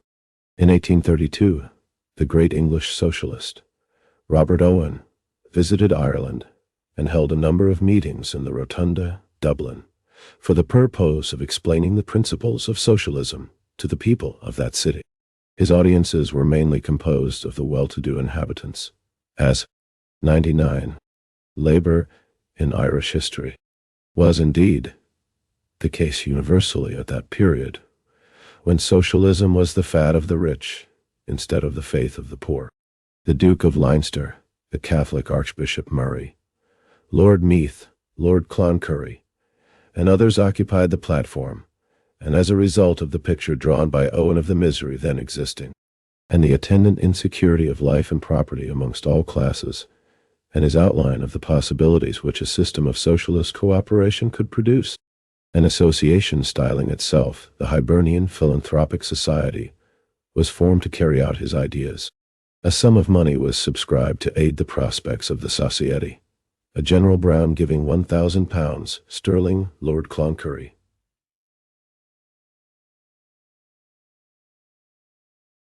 £500 sterling, Mr. Owen himself subscribing £1,000.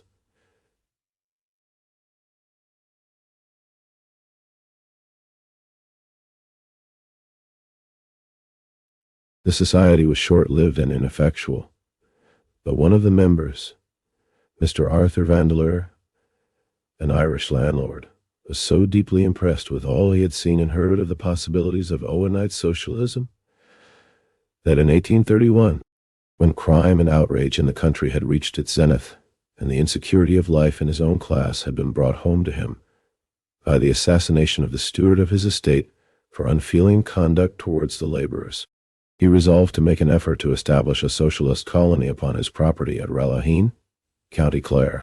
For that purpose he invited to Ireland a Mr. Craig, of Manchester, a follower of Owen, and entrusted him with the task of carrying the project into execution.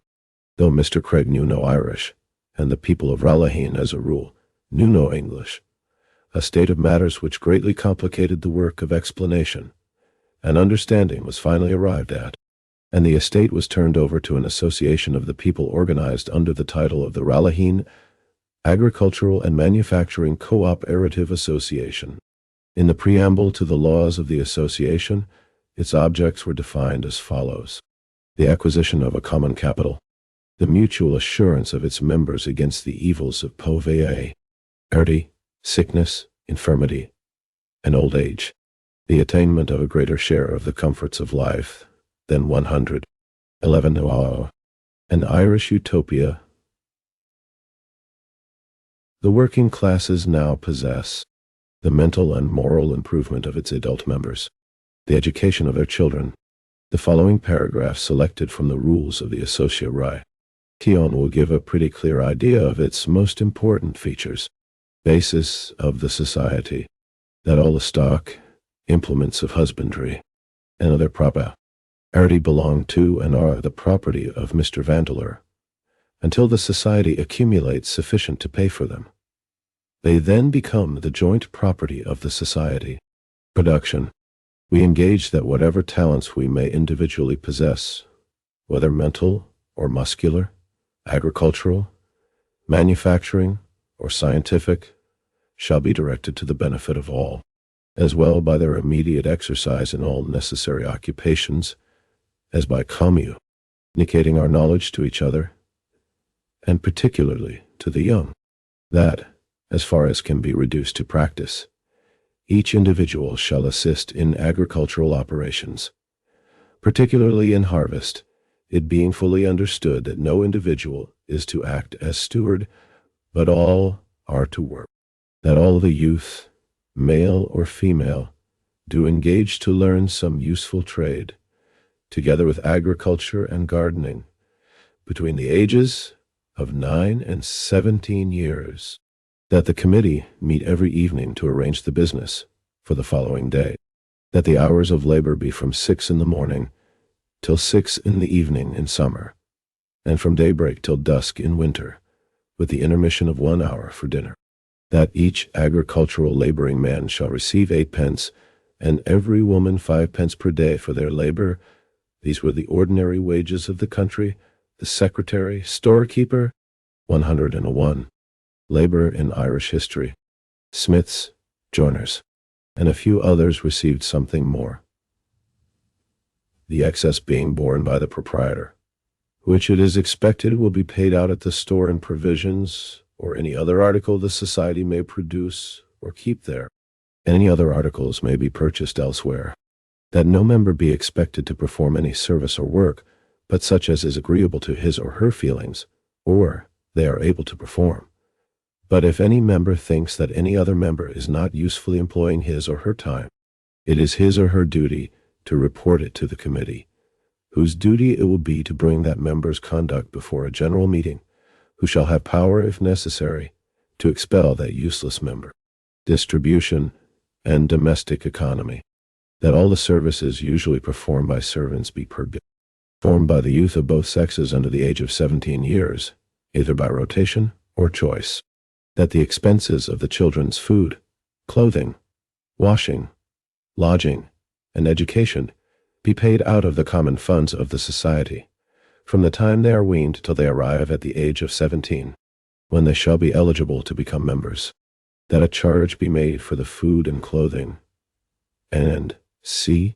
of those children trained by their parents and residing in their dwelling houses. That each person occupying a house, or cooking in consumming their victuals therein, must pay for the fuel used. That no charge be made for fuel used in the public room. That it shall be a special object for the subcommittee of domestic economy, or the superintendent of that department, to ascertain and put in practice the best and most economical methods of preparing and cooking the food. That all the washing be done together in the public wash house, the expenses of soap, labor, fuel, and c. to be equally borne by all the adult members. 102. 11. An Irish utopia. That each member pay the sum of 1/2 penny out of every shilling received as wages, to form a fund to be placed in the hands of the committee, who shall pay the wages out of this fund of any member who may fall sick or meet with an accident, titent, any damage done by a member to the stock, implements, or any other property belonging to the society to be made good out of the wages of the individual, unless the damage is satisfactorily accounted for to the committee. Education and formation of character. We guarantee each other that the young children of any person dying whilst a member of this society shall be equally protected, educated, and cherished with the children of the living members, and entitled, when they arrive at the age of 17, to all the privileges of members, that each individual shall enjoy perfect liberty of conscience and freedom of expression of opinion and in religious worship, that no spirituous liquors of any kind, tobacco, or snuff be kept in the store or on the premises, that if any of us should unfortunately have a dispute with any other person, we agree to abide by a decision of the majority of the members, or any person to whom the matter in question may be by them referred, that any person wishing to marry another do sign a declaration to that effect 1 week previous to the marriage taking place, and that immediate preparations be made for the erection or fitting up of a suitable dwelling house for their reception, that any person wishing to marry another person, not a bearer, shall sign a declaration according to the last rule. The son, not a member, shall then be balloted for, and if rejected, both must leave the society. That if the conduct of any member be found injurious to the well-being of the society, the committee shall explain to him or her in what respect his or her conduct shall continue to transmute. 103. Labor in Irish history. The rules. Such member shall be brought before a general meeting, called for the purpose, and if the complaint be substantiated, 3/4 of the members present shall have power to expel, by ballot, such refractory member. Government. The society to be governed, and its business transacted, by a committee of 9 members, to be chosen half-yearly, by lot, by all the adult male and female members, the ballot list to contain at least 4 of the last committee, the committee to meet every evening, and their transactions to be regularly entered into a minute book, the recapitulation of which is to be given at the society's general meeting, by the secretary, that there be a general weekly meeting of the society, that the treasurer's accounts be audited by the committee and read over to the society, that the suggestion book be also read at this meeting. The colony did not use the ordinary currency of the country, but instead adopted a labor note system of payment, all workers being paid in notes according to the number of hours worked, and being able to exchange the notes in the store for all the necessities of life. The notes were printed on stiff cardboard about the size of a visiting card, and represented the equivalent of a whole, a half, a quarter, an eighth, and a 16th of a day's labor. There were also special notes printed in red ink, representing respectively the labors of a day and a half and 2 days. In his account of the colony, published under the title of History of Ralahine, by Haywood and Sons, Manchester, a book we earnestly recommend to all our readers, Mr. Craig says, "The labor was recorded daily on a labor sheet, which was exposed to view during the following week. The members could work or not at their own discretion. If no work, no record, and therefore no pay. Practically, the arrangement was of great use. There were no idlers." Further on he comments, "The advantages of the labor notes were soon evident in the 104. 11. An Irish utopia saving of members. They had no anxiety as to employment, wages, or the price of provisions. Each could partake of as much vegetable food as he or she could desire. The expenses of the children from infancy, for food or education, were provided for out of the common fund. The object should be to obtain a rule of justice, if we seek the law of righteousness.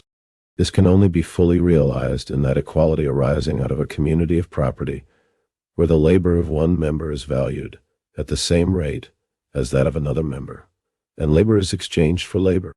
It was not possible to attain to this condition of equality at Ralaheen, but we made such arrangements as would impart a feeling of security, fairness, and justice to all.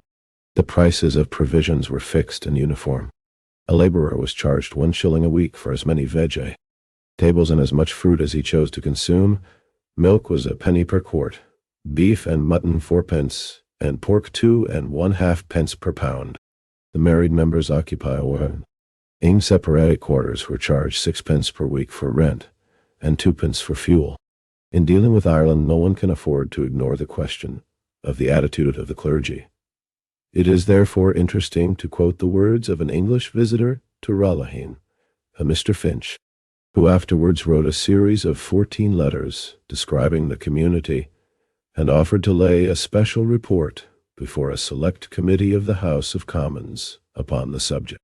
He says, "The only religion taught by the society was the unceasing practice of promoting the happiness of every man, woman, and child to the utmost extent in their power. Hence the Bible was not used as a school book. No sectarian opinions were taught in the schools. No public dispute about religious dogmas or party political questions took place, nor were members allowed to ridicule each other's religion, nor were there any attempts at proselytism. Perfect freedom in the performance of religious duties and religious exercises was guaranteed to all." Teaching of 105. Labor in Irish history. Religion was left to ministers of religion and to the parents, but no priest or minister received anything from the funds of the society. Nevertheless, both Protestant and Catholic priests were friendly to the system as soon as they understood it, and one reason was that they found these sober, industrious persons had now a little to give them out of their earnings, whereas formerly they had been beggars. Mr. Craig also states that the members of the community, after it had been in operation for some time, were better Catholics than before they began. He had at first considerable difficulty in warding off the attacks of zealous Protestant proselytizers, and his firmness in doing so was one of the chief factors in winning the confidence of the people, as well as their support in insisting upon the absolutely non-sectarian character of the teaching. All disputes between the members were settled by appeals to a general meeting in which all adults of both sexes participated, and from which all judges, lawyers, and other members of the legal fraternity were rigorously excluded. To those who fear that the institution of common property will be inimical to progress and invention, it must be reassuring to learn that this community of ignorant Irish peasants introduced into Ralaheen the first reaping machine used in Ireland, and hailed it as a blessing at a time when the gentlemen farmers of England were still gravely debating the practicability of the invention. From an address to the agricultural laborers of the County Clare, issued by the community on the introduction of this machine, we take the following passages, illustrative of the difference of effect between invention under common ownership and capitalist ownership. This machine of ours is one of the first machines ever given to the working classes to lighten their labor, and at the same time increase their comforts. It does not benefit any one person among us exclusively, nor throw any individual out of employment. Any kind of machinery used for shortening labor, except used in a cooperative society like ours, must tend to 106. 11. An Irish utopia lessen wages, and to deprive working men of employment, and finally either to starve them, force them into some other employment, and then reduce wages in that also, or compel them to emigrate. Now, if the working classes would cordially and peacefully unite to adopt our system, no power or party could prevent their success. This was published by order of the committee, 21st August 1833. And when we observe the date, we cannot but wonder at the number of things Clare, and the rest of Ireland, has forgotten since. It must not be supposed that the landlord of the estate on which Ralaheen was situated had allowed his enthusiasm for socialism to run away with his self-interest. On the contrary, when turning over his farms to the community, he stipulated for the payment to himself of a very heavy rental in kind, We extract from Brotherhood, a Christian socialist journal published in the north of Ireland in 1891, a statement of the rental, and a very luminous summing up of the lesson of Ralaheen, by the editor, Mr. Bruce Wallace. Long a hard and unselfish worker for the cause of socialism in Ireland, the association was bound to deliver annually, either at Ralaheen, Bunratty, Clare, or Limerick, as the landlord might require, free of expense, wheat 320 barrels, barley 240 barrels, oats 50 barrels,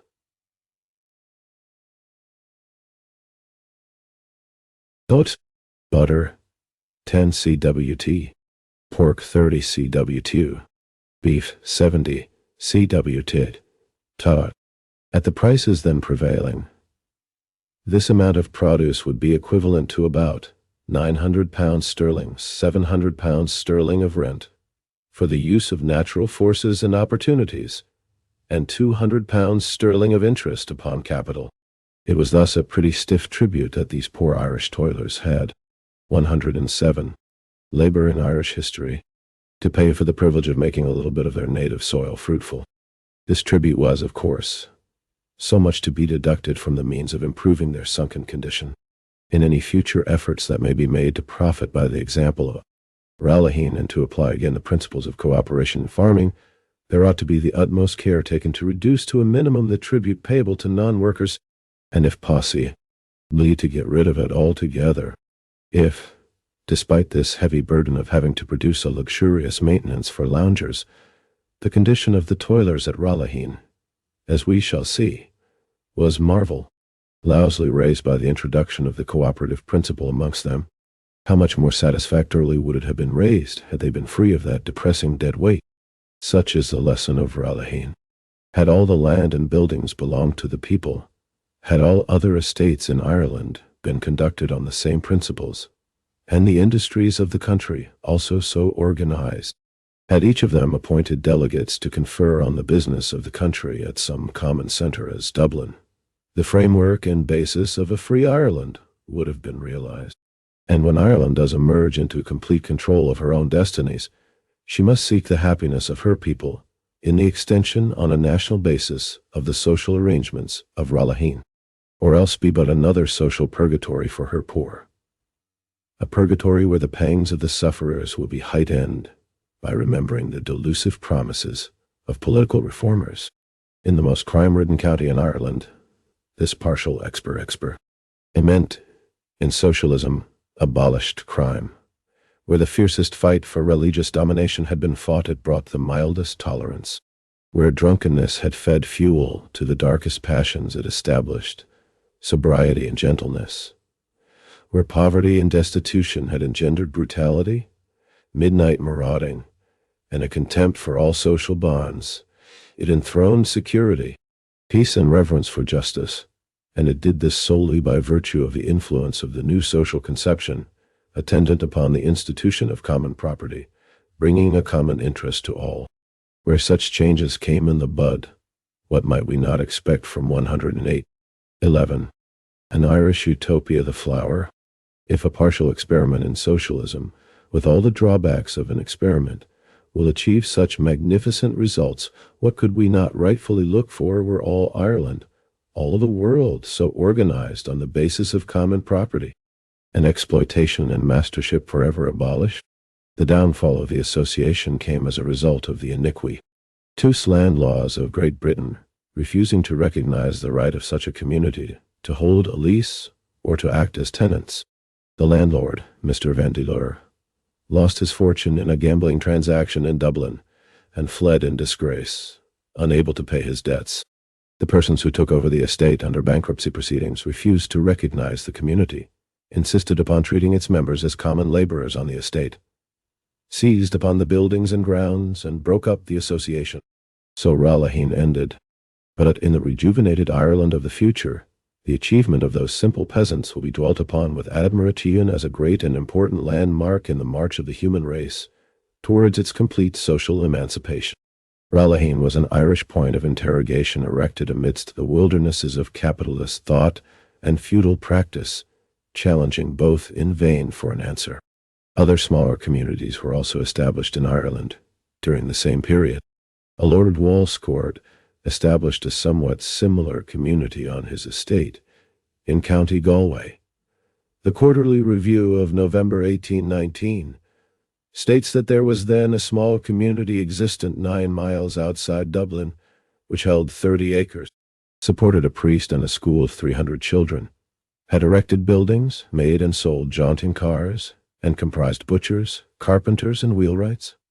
The Quakers of Dublin established a cooperative woolen factory, which flourished until it was destroyed by litigation set on foot by dissatisfied members who had been won over to the side of rival capitalists. And a communal home was established and long maintained in Dublin by members of the same religious sect, but without any other motive than that of helping forward the march of social amelioration. We understand that the extensive store of Messrs. Ganley and Sons on Usher's Quay in Dublin was the home of this community, who lived, worked, and enjoyed 109 labor in Irish history, themselves in the spacious halls, and slept in the smaller rooms of what is now the property of a capitalist auctioneer. 110. 12. A Chapter of Horrors. Daniel O'Connell and the Working Class. Chapter 12. A Chapter of Horrors. Daniel O'Connell and the Working Class. 'Tis civilization, so ye say, and cannot be changed for the weakness of men. Take heed, take heed.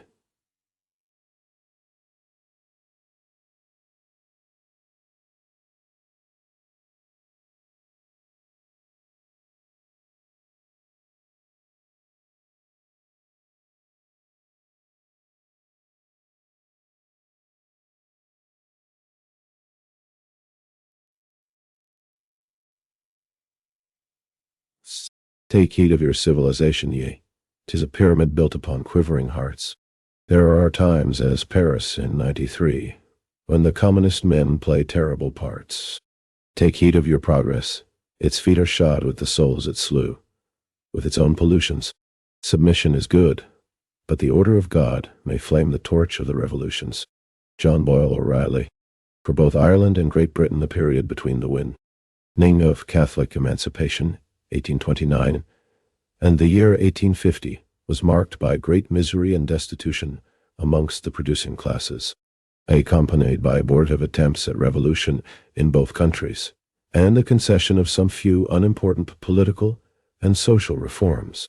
In Ireland, the first move against the forces of privilege was the abolition of the tithes, or more correctly speaking, the abolition of the harsh and brutal features attendant upon the collection of the tithes.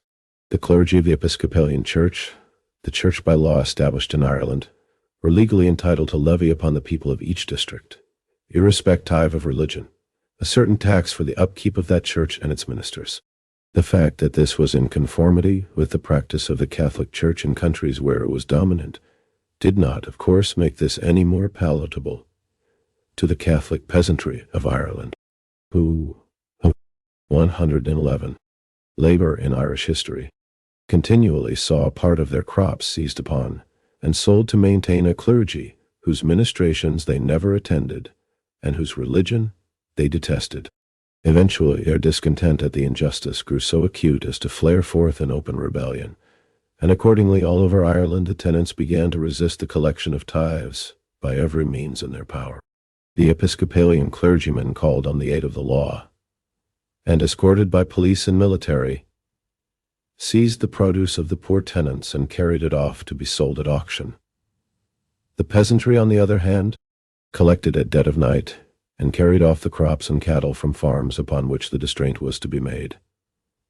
And when that was impossible, they strove by acts of violence to terrorize auctioneers and buyers from consummating the sale. Many a bright young life was extinguished on the gallows, or rotted away in prison cells, as a result of this attempt to sustain a hated religion by contributions exacted at the point of the bayonet, until eventually the struggle assumed all the aspect of a civil war. At several places, when the military were returning from raiding the farm of some poor peasant, the country people gathered erected barricades, and opposed their passage by force. Significantly enough of the temper and qualities of the people in those engagements, they generally succeeded in rescuing their crops and cattle from the police and military, and in demonstrating that Ireland still possessed all the material requisite for armed rebellion. In one conflict at Newtownbarry, 12 peasants were shot and 20 fatally wounded. In another at Carrickshock, 11 policemen were killed and 17 wounded. And at a great fight at Rathcormac, 12 peasants were killed in a fight with a large body of military and armed police.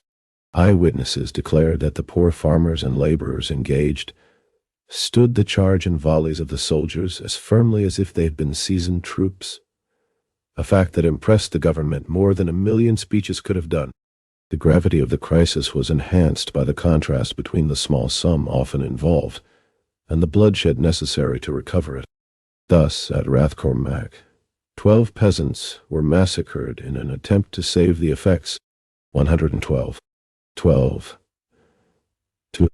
A chapter of horrors. Daniel O'Connell and the working class, of a poor widow from being sold to pay a sum of 40 shillings, due as tithes.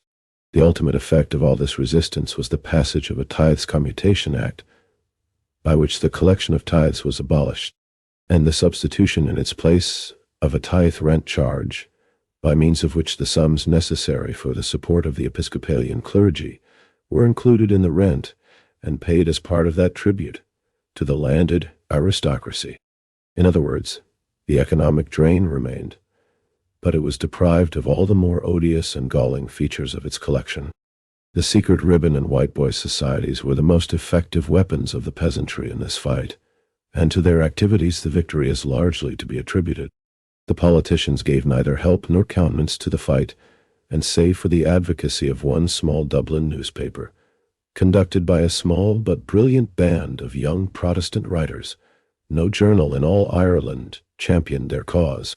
For the Catholic clergy, it is enough to say that while this tithe war was being waged, they were almost universally silent about that grievous sin of secret conspiracy upon which they are usually so eloquent.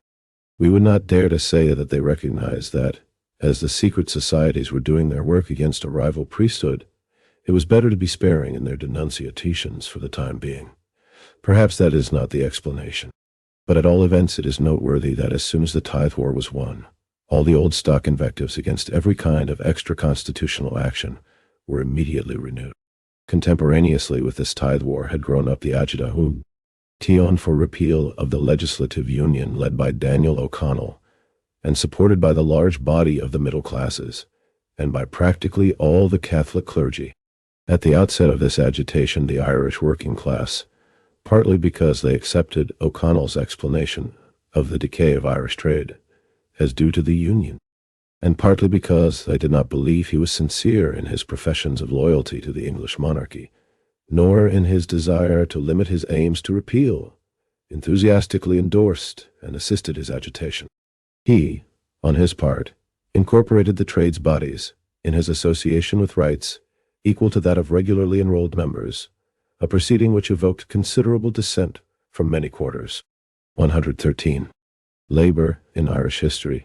Thus the Irish Monthly Magazine, Dublin, a rabidly O'Connellite journal in its issue of September 1832, complains that the National Union of Repealers is in danger because there is a contemporary union composed of the tradesmen and operative classes, the members of which are qualified to vote at its sittings, and who are in every respect put upon a perfect equality with the members of the National Union. And in its December number of the same year, it returns to the charge with the significant statement that, in fact, we apprehend great mischief and little good from the trades union, as at present constituted. The representative of the English king in Ireland, Lord Lieutenant Anglesey, apparently coincided in the opinion of this follower of O'Connell as to the danger of Irish trade unions in politics. For when the Dublin trade bodies projected a mammoth demonstration in favor of repeal, he immediately proclaimed it, and ordered the military to suppress it if necessary by armed force. But as O'Connell grew in strength in the country, and attracted to himself more and more of the capitalist and professional classes in Ireland, and as he became more necessary to the schemes of the Whig politicians in England, and thought these latter more necessary to his success, he ceased to play for the favor of organized labor, and gradually developed into the most bitter and unscrupulous enemy of trade unionism Ireland has yet produced, signalizing the trades of Dublin, always out for his most venomous attack. In 1835, O'Connell took his seat on the ministerial side of the House of Commons as a supporter of the Whig government. At that time, the laboring population of England were the most exploited, degraded, and almost dehumanized of all the peoples of Europe. The tale of their condition reveals such inhumanity on the part of the masters, such woeful degradation on the side of the toilers, that were it not attested by the sober record of witnesses before various parliamentary commissions, the record would be entirely unbelievable. Women worked down in coal mines, almost naked, for a pitiful wage, often giving birth to children when surprised by the pains of parturition amidst the darkness and gloom of their places of employment. Little boys and girls were employed drawing heavy hutches, wagons of coal along the 114. 12. Document. A chapter of horrors. Daniel O'Connell and the working class. Pit floors by means of a strap around their bodies and passing through between their little legs. In cotton factories, little tots of 8, 7, and even 6 years of age of both sexes were kept attending machinery, being hired like slaves from workhouses for that purpose, and worked 12, 14, and even 16 hours per day, living, sleeping, and working under conditions which caused them to die off, as with a plague. In pottery works, bake shops, clothing factories, and workrooms, the overwork and unhealthy conditions of employment led to such suffering and degradation and shortening of life that the very existence of the working class was in danger. In the agricultural districts, the sufferings of the poor were so terrible that the English agricultural laborer, the most stolidly patient, unimaginative person on the face of the earth, broke out into riots, machine breaking, and hayrick burning. As in Ireland, Captain Rock or Captain Moonlight had been supposed to be the presiding genius of the nocturnal revolts of the peasantry, so in England, Captain Swing, an equally mythical personage, took the blame or the credit. In a booklet circulated amongst the English agricultural laborers, Captain Swing is made to say, "I am not the author of these burnings. These fires are caused by farmers having been turned out of their lands to make room for foxes, peasants confined 2 years in prison for picking up a dead partridge, and parsons taking a poor man's only cow for the tithe of his cabbage garden. So great was the distress, so brutal the laws, and so hopelessly desperate the laborers, that in the special assize held at Winchester in December 1830, no less than 300 prisoners were put upon trial, a great number of whom were sentenced to death. Of the number so condemned, 6 were actually hanged, 20 transported for life, and the rest for smaller periods. We are told in the English Via Dolorosa of William Heath that a child of 14 had sentence of death recorded against him, and 2 brothers, one 20, the other 19, were ruthlessly hanged on Pennenden Heath, whither they were escorted by a regiment of Scots Greys. As to whom was responsible for all this suffering, contemporary witnesses leave no doubt. The London Times, most conservative of all capitalist papers, in its issue of December 27th, 1830, declared, "We do, 115, Labor in Irish History, affirm that the actions of this pitiable class of men, the laborers, are a commentary on the treatment experienced by them at the hands of the upper and middling classes. The present population must be provided for in body and spirit on more liberal and Christian principles, or the whole mass of laborers will start into legions of banditti less criminal than those who have made them so, those who by a just but fearful retribution will soon become their victim." And in 1833, a parliamentary commission reported that the condition of the agricultural laborers was brutal and wretched. Their children during the day were struggling with the pigs for food, and at night were huddled down on damp straw under a roof of rotten thatch. And in the large towns the same state of rebellion prevailed. The military were continually on duty, and so many people were killed that the coroners ceased to hold inquest. Such was the state of England, misery and revolt beneath, and sanguinary repression coupled with merciless greed above, at the time when O'Connell, taking his seat in Parliament, threw all his force on the side of capitalist privilege and against social reform.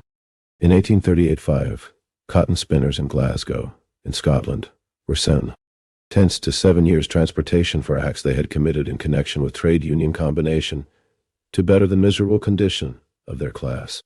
As the punishment was universally felt to be excessive, even in the brutal spirit of the times, Mr. Walkley, Member of Parliament for Finsbury, on the 13th of February of that year, brought forward a motion in the House of Commons for a select committee to inquire into the constitution, practices, and effects of the Association of Cotton Operatives of Glasgow. O'Connell opposed the motion and used the opportunity to attack the Irish trade unions. He said, "There was no tyranny equal to that which was exercised by the trade unionists in Dublin over their fellow laborers. One rule of the workmen prescribed a minimum rate of wages, so that the best workmen received no more than the worst. Another part of their system was directed towards depriving the masters of all freedom in their power of selecting workmen. The names 116, 12, a chapter of horrors, Daniel O'Connell and the working class, of the workmen being inscribed in a book, and the employer compelled to take the first on the list. He said that at Bandon a large factory had been closed, through the efforts of the men to get higher wages.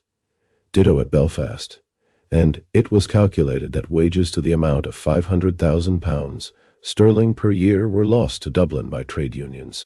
The combination of tailors in that city, for instance, had raised the price of clothes to such a pitch that it was worth a person's while to go to Glasgow and wait a couple of days for a suit, the difference in the price paying the expense of the trip. He also ascribed the disappearance of the shipbuilding trades from Dublin to the evil effects of trade unions, because of O'Connell's speech. His friends, the Whig government, appointed a committee, not to inquire into the Glasgow cases, but to investigate the acts of the Irish, and especially of the Dublin trade unions. The special committee sat and collected 2 volumes of evidence, O'Connell producing a number of witnesses to bear testimony against the Irish trade unionists. But the report of the committee was never presented to the House of Commons. In June of the same year, 1838, O'Connell had another opportunity to vent his animus against the working class and serve the interest of English and Irish capitalism, and was not slow to take advantage of it. In the year 1833, mainly owing to the efforts of the organized factory operatives and some high-spirited philanthropists, a law had been enacted forbidding the employment of children under 9 years of age in factories except silk mills, and forbidding those under 13 from working more than 48 hours per week, or 9 hours per day. The ages mentioned will convey to the reader some idea of how infantile flesh and blood had been sacrificed to sate the greed of the propertied class. Yet this eminently moderate enactment was fiercely hated by the godly capitalists of England, and by every unscrupulous device they could contrive, they strove to circumvent it. So constant and effective was their evasion of its merciful provisions, that on the 23rd of June, the famous friend of the factory operatives, Lord Ashley, in the House of Commons, moved as an amendment to the order of the day the 2nd, 117, Labour in Irish History, reading of a bill to more effectually regulate factory works, its purpose being to prevent or punish any further infringement of the Act of 1833. O'Connell opposed the motion, and attempted to justify the infringement of the law by the employers by stating that they, Parliament, had legislated against the nature of things, and against the right of industry. Let them not, he said, let them not be guilty of the childish folly of regulating the labor of adults, and go about parading before the world their ridiculous humanity, which would end by converting their manufacturers into beggars. The phrase about regulating the labor of adults was borrowed from the defense set up by the capitalists that preventing the employment of children also interfered with the labor of adults, freeborn Englishmen. O'Connell was not above using this claptrap, as he on a previous occasion had not been above making the lying pretense that the enforcement of a minimum wage prevented the payment of high wages to any specially skilled artisan. On this question of the attitude to be taken up towards the claims of labor, O'Connell differed radically with one of his most capable lieutenants, Fergus O'Connor. The latter, being returned to Parliament as a repealer, was struck by the miserable condition of the real people of England, in whose interests Ireland was supposed to be governed, and as the result of his investigation into its cause, he arrived at the conclusion that the basis of the oppression of Ireland was economic, that labor in England was oppressed by the same class, and by the operation of the same causes as had impoverished and ruined Ireland, and that the solution of the problem in both countries required the union of the democracies in one common battle against their oppressors. He earnestly strove to impress this view upon O'Connell, only to find that in the latter class feeling was much stronger than desire for Irish national freedom, and that he, O'Connell, felt himself to be much more akin to the propertied class of England than to the working class of Ireland. This was proven by his actions in the cases above cited. This divergence of opinion between O'Connell and O'Connor closed Ireland to the latter, and gave him to the Chartists as one of their most fearless and trusted leaders. 118. 12. A Chapter of Horrors. Daniel O'Connell and the Working Class. When he died, more than 50,000 toilers marched in the funeral procession which bore his remains to his last resting place. He was one of the first of that long list of Irish fighters in Great Britain whose unselfish sacrifices have gone to make a record for an English labor movement. That the propertied and oppressing classes were well aware of the value of O'Connell's services against the democracy, and were believed to be grateful for the same, was attested by the action of Richard Lalor Shiel, when, defending him during the famous state trials, he claimed the consideration of the court for O'Connell because he had stood between the people of Ireland and the people of England, and so prevented a junction which would be formidable enough to overturn any administration that could be formed. But, as zealous as O'Connell and the middle-class repealers were to prevent any international action of the democracies, the Irish working class were as enthusiastic in their desire to consummate it. Irish Chartist associations sprang up all over the island, and we are informed by a writer in the United Irishmen of John Mitchell, 1848, that in Dublin they had grown so strong and so hostile to O'Connellism that at one time negotiations were in progress for a public debate between the Liberator and a representative of the Dublin trades. But upon the arrest and imprisonment of O'Connell, he continues, the working class were persuaded to abandon their separate organizations for the sake of presenting a common front to the government, a step they afterwards regretted. To this letter, John Mitchell, as editor, appended a note reminding his readers of the anti-labor record of O'Connell, and adducing it as a further reason for repudiating his leadership.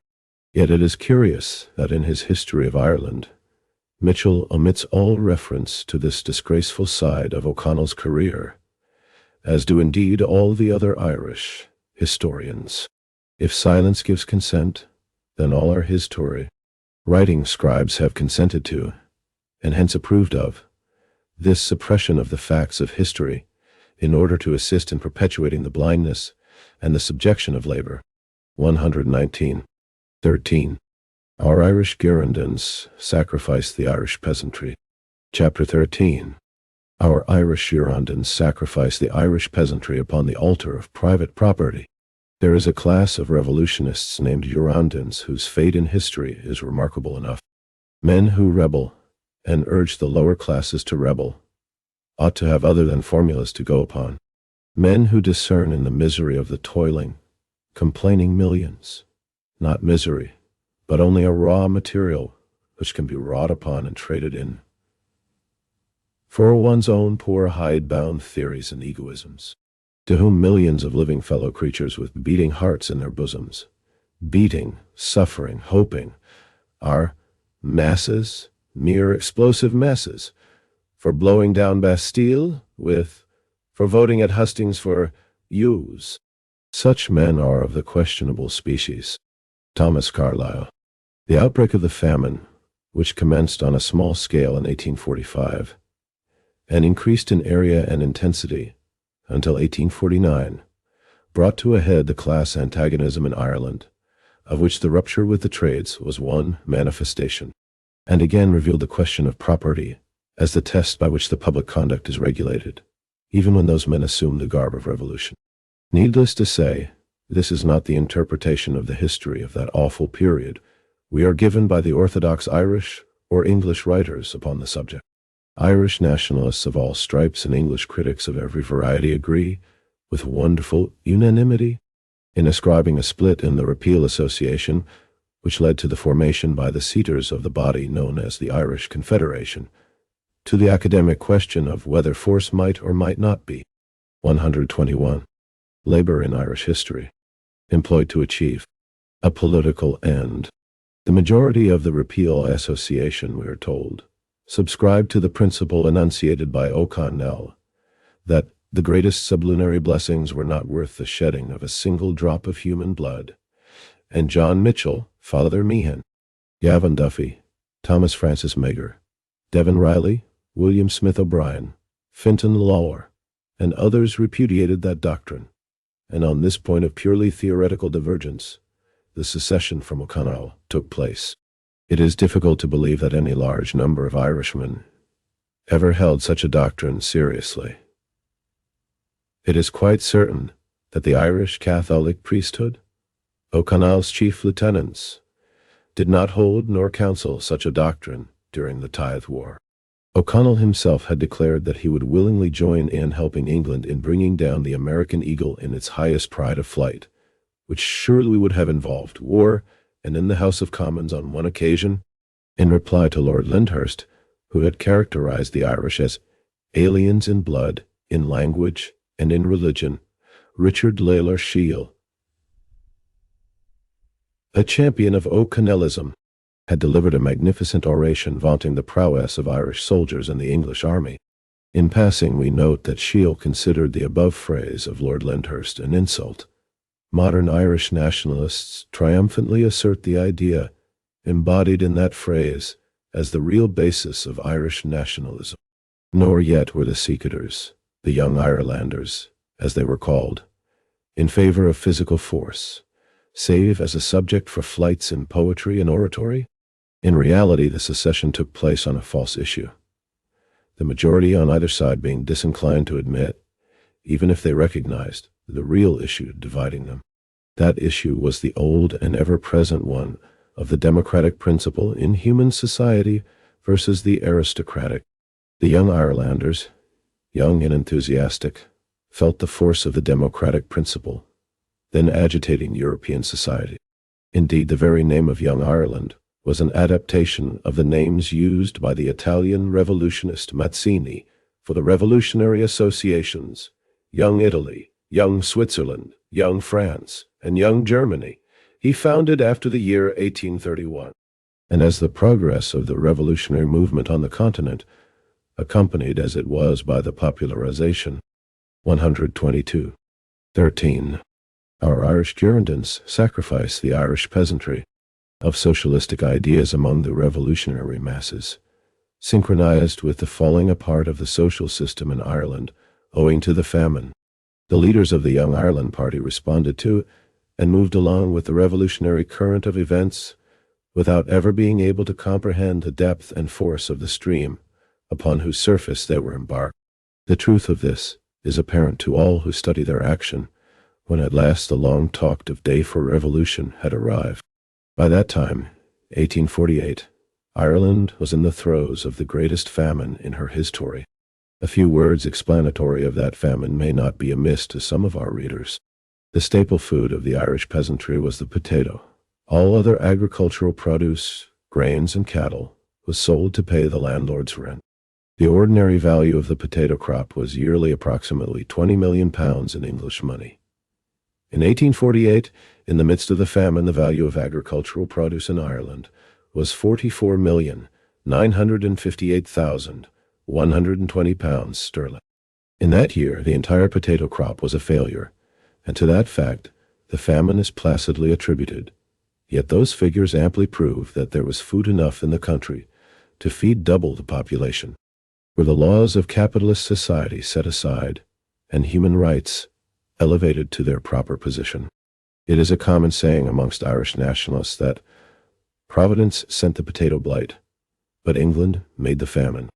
The statement is true, and only needs amending by adding that England made the famine by a rigid application of the economic principles that lie at the base of capitalist society. No man who accepts capitalist society and the laws thereof can logically find fault with the statesmen of England for their acts in that awful period.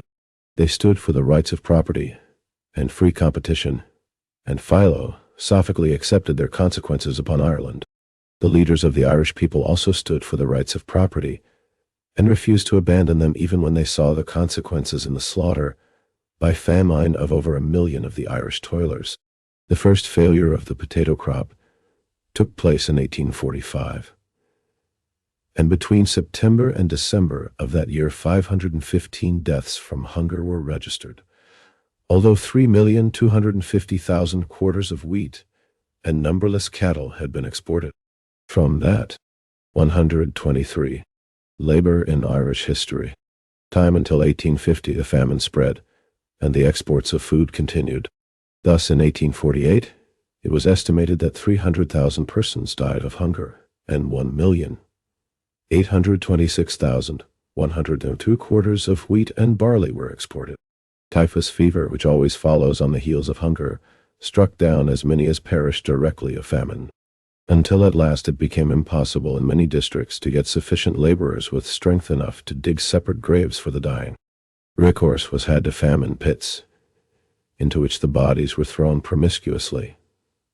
Whole families died in their miserable cabins, and lay and rotted there, and travelers in remote parts of the country often stumbled upon villages in which the whole population had died of hunger.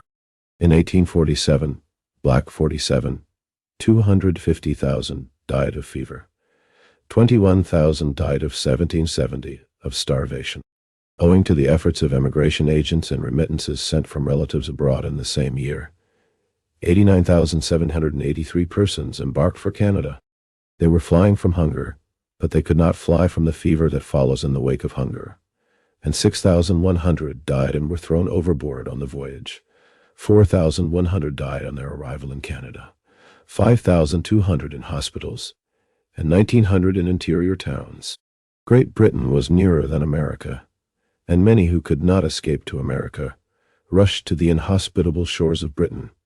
But pressure was brought to bear upon the steamship companies, and they raised the rates upon all passengers by steerage to an almost prohibitive price. In this flight to England occurred one of the most fearful tragedies of all history, a tragedy which, in our opinion, surpasses that of the Black Hole of Calcutta in its accumulation of fearful and gruesome horrors. On December 2, 1848, a steamer left Sligo with 200 steerage passengers on board, bound for Liverpool. On that bleak, northwestern coast, such a passage is at all times rough, and storms are both sudden and fierce. Such a storm came on during the night, and as the unusual number of passengers crowded the deck, the crew unceremoniously and brutally drove them below decks and battened down the hatches to prevent their re-emergence.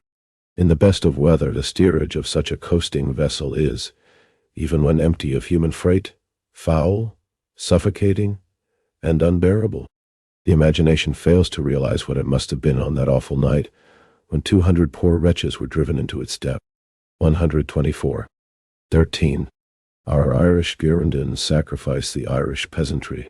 To add to the horror, when some of the more desperate beat upon the hatches and demanded release, the mate, in a paroxysm of rage, ordered tarpaulin to be thrown across the opening to stifle their cries. It did stifle the cries. It also excluded the air and the light. And there in that inferno those 200 human beings fought, struggled and gasped for air while the elements warred outside, and the frail tub of a ship was tossed upon the surface of the waters. At last, when someone stronger than the rest managed to break through and reach the deck, he confronted the ship's officers with the news that their brutality had made them murderers. that grim death was reaping his harvest amongst the passengers. It was too true. Out of the 200 passengers battened down below decks, 72, more than a third of the entire number, had expired, suffocated for want of air, or mangled to death in the blind struggle of despair in the dark. Such is the tale of that voyage of the ship Londonderry, surely the most horrible tale of the sea in the annals of any white people. Amidst such conditions the Irish Confederation had been preaching the moral righteousness of rebellion and discoursing learnedly in English to a starving people, the most of whom knew only Irish, about the historical examples of Holland, Belgium, Poland, and the Tyrol. A few men, notably John Mitchell, James Fintan Lawler, and Thomas Devon Riley, to their credit be it said, openly advocated as the first duty of the people the refusal to pay rents, the retention of their crops to feed their own families, and the breaking up of bridges and tearing up of railroad lines to prevent the removal of food from the country. Had such advice been followed by the young Irelanders as a body, it would, as events showed, have been enthusiastically adopted by the people at large, in which event no force in the power of England could have saved landlordism or the British Empire in Ireland. As explained by Fintan Lawler, the keenest intellect in Ireland in his day, it meant the avoidance of all pitched battles with the English army, and drawing it into a struggle along lines and on a plan of campaign where its discipline, training, and methods would be a hindrance rather than a help, and where no mobilization, battalion drilling, nor technical knowledge of military science was required of the insurgent masses.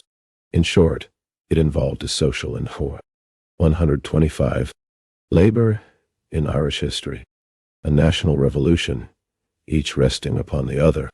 But the men who advocated this were in a hopeless minority, and the chiefs of the young Irelanders were as rabidly solicitous about the rights of the landlord as were the chiefs of the English government. While the people perished, the young Irelanders talked, and their talk was very beautiful, thoroughly grammatical, nicely polished, and the proper amount of passion introduced always at the proper psychological moment. But still the people perished. Eventually the government seized upon the really dangerous man, the man who had hatred of injustice deeply enough rooted to wish to destroy it at all costs, the man who had faith enough in the masses to trust a revolutionary outbreak to their native impulses, and who possessed the faculty of combining thought with action, John Mitchell. With his arrest, the people looked for immediate revolution. So did the government. So did Mitchell himself. All were disappointed. John Mitchell was carried off to penal servitude in Van Diemen's Land, Tasmania, after scornfully refusing to sign a manifesto presented to him in his cell by Thomas Francis Megger and others, counseling the people not to attempt to rescue him. The working class of Dublin and most of the towns were clamoring for their leaders to give the word for a rising. In many places in the country, the peasantry were acting spontaneously. Eventually, news reached Dublin in July 1848 that warrants were issued for the arrest of the chiefs of the Young Ireland Party. They determined to appeal to the country, but everything had to be done in a respectable manner. English army on one side provided with guns, bands, and banners. Irish army on the other side also provided with guns, bands, and banners, serried ranks with glittering steel. No mere proletarian insurrection, and no interference with the rights of property. When C.G. Duffy was arrested on Saturday, 9th of July in Dublin, the Dublin workers surrounded the military escort on the way to the prison at Newgate, stopped the carriage, pressed up to Duffy, and offered to begin the insurrection then and there. "Do you wish to be rescued?" said one of the leaders. "Certainly not," said Duffy, and the puzzled toilers fell back and allowed the future Australian Premier to go to prison. In Cashel, Tipperary, Michael Doheny was arrested. The P.O. 126, 13. Our Irish Girondins sacrificed the Irish peasantry. Clay stormed the jail and rescued him. He insisted upon giving himself up again and applied for bail. In Waterford, Megger was arrested. As he was being taken through the city, guarded by troops, the people erected a barricade in the way across a narrow bridge over the River Suir. And when the carriage reached the bridge, some cut the traces of the horses and brought the cavalcade to a standstill. Meagher ordered them to remove the barricade. They begged him to give the word for insurrection, and they would begin then and there. The important city was in their hands, but Meagher persisted in going with the soldiers, and the poor working-class rebels of Waterford let him go, crying out as they did so, "You will regret it. You will regret it. And it is your own fault." Meagher afterwards proved himself a fearless soldier of a regular army, but as an insurgent he lacked the necessary initiative. But the crowning absurdity of all was the leadership of William Smith O'Brien. He wandered through the country telling the starving peasantry to get ready, but refusing to allow them to feed themselves at the expense of the landlords who had so long plundered, starved, and evicted them. He would not allow his followers to seize upon the carts of grain passing along the roads where the people were dying of want of food. At Molinahone, he refused to allow his followers to fell trees to build a barricade across the road, until they had asked permission of the landlords who owned the trees. When the people of Killenaw had a body of dragoons entrapped between two barricades, he released the dragoons from their dangerous situation upon their leader, assuring him that he had no warrant for his O'Brien's arrest. In another place he surprised a party of soldiers in the town hall with their arms taken apart for cleaning purposes, and instead of confiscating the arms, he told the soldiers that their arms were as safe as they would be in Dublin Castle. When we remember the state of Ireland then, with her population perishing of famine, all the above recital reads like a page of comic opera. Unfortunately, it is not. It is a page from the blackest period of Ireland's history. Reading it, we can understand why Smith O'Brien has a monument in Dublin, although Fintan Lalor's name and writing, 127, Labour in Irish History, have been boycotted for more than 50 years. W.A. O'Connor, B.A., in his History of the Irish People, sums up Smith O'Brien's career thus: the man had broken up a peaceful organization in the cause of war, promised war to a people in desperate strait, went into the country to wage war, then considered it guilt to do any act of war. It must, of course, be conceded that Smith O'Brien was a man of high moral probity, but it is equally necessary to affirm that he was a landlord, vehemently solicitous for the rights of his class, and allowing his solicitude for those rights to stand between the millions of the Irish race and their hopes of life and freedom. It ought, however, also be remembered, in extenuation of his conduct in that awful crisis, that he had inherited vast estates as the result of the social, national, and religious apostasy of his forefathers, and in view of such an ancestry, it is more wonderful that he had dreamed of rebellion than that he had repudiated revolution. Had socialist principles been applied to Ireland in those days, not one person need have died of hunger, and not 1 cent of charity need have been subscribed to leave a smirch upon the Irish name. But all except a few men had elevated landlord property and capitalist political economy to a fetish to be worshipped, and upon the altar of that fetish Ireland perished. At the lowest computation, 1,225,000 persons died of absolute hunger. All of these were sacrificed upon the altar of capitalist thought. Early in the course of the famine, the English Premier, Lord John Russell, declared that nothing must be done to interfere with private enterprise or the regular course of trade, and this was the settled policy of the government from first to last. A Treasury minute of August 31st, 1846, provided that depots for the sale of food were to be established at Longford, Banagher, Limerick, Galway, Waterford, and Sligo, and subordinate depots at other places on the western coast. But the rules provided that such depots were not to be opened where food could be obtained from private dealers, and when opened, food was to be sold at prices which would permit of private dealers competing. In all the acts establishing relief works, it was stipulated that all the labor must be entirely unproductive, so as not to prevent capitalists making a profit at 128:13. Our Irish Girondins sacrifice the Irish peasantry. Either then, or in the future. Private dealers made fortunes ranging from £40,000 sterling to £80,000 sterling. In 1845, a commissariat relief department was organized to bring in Indian corn for sale in Ireland, but none was to be sold until all private stores were sold out. The state of Massachusetts hired an American ship of war, the Jamestown, loaded it with grain, and sent it to Ireland. The government placed the cargo in storage, claiming that putting it on the market would disturb trade. A poor relief bill in 1847 made provision for the employment of labor on public works, but stipulated that none should be employed who retained more than a quarter of an acre of land. This induced tens of thousands to surrender their farms for the sake of a bite to eat, and saved the landlords all the trouble and expense of eviction.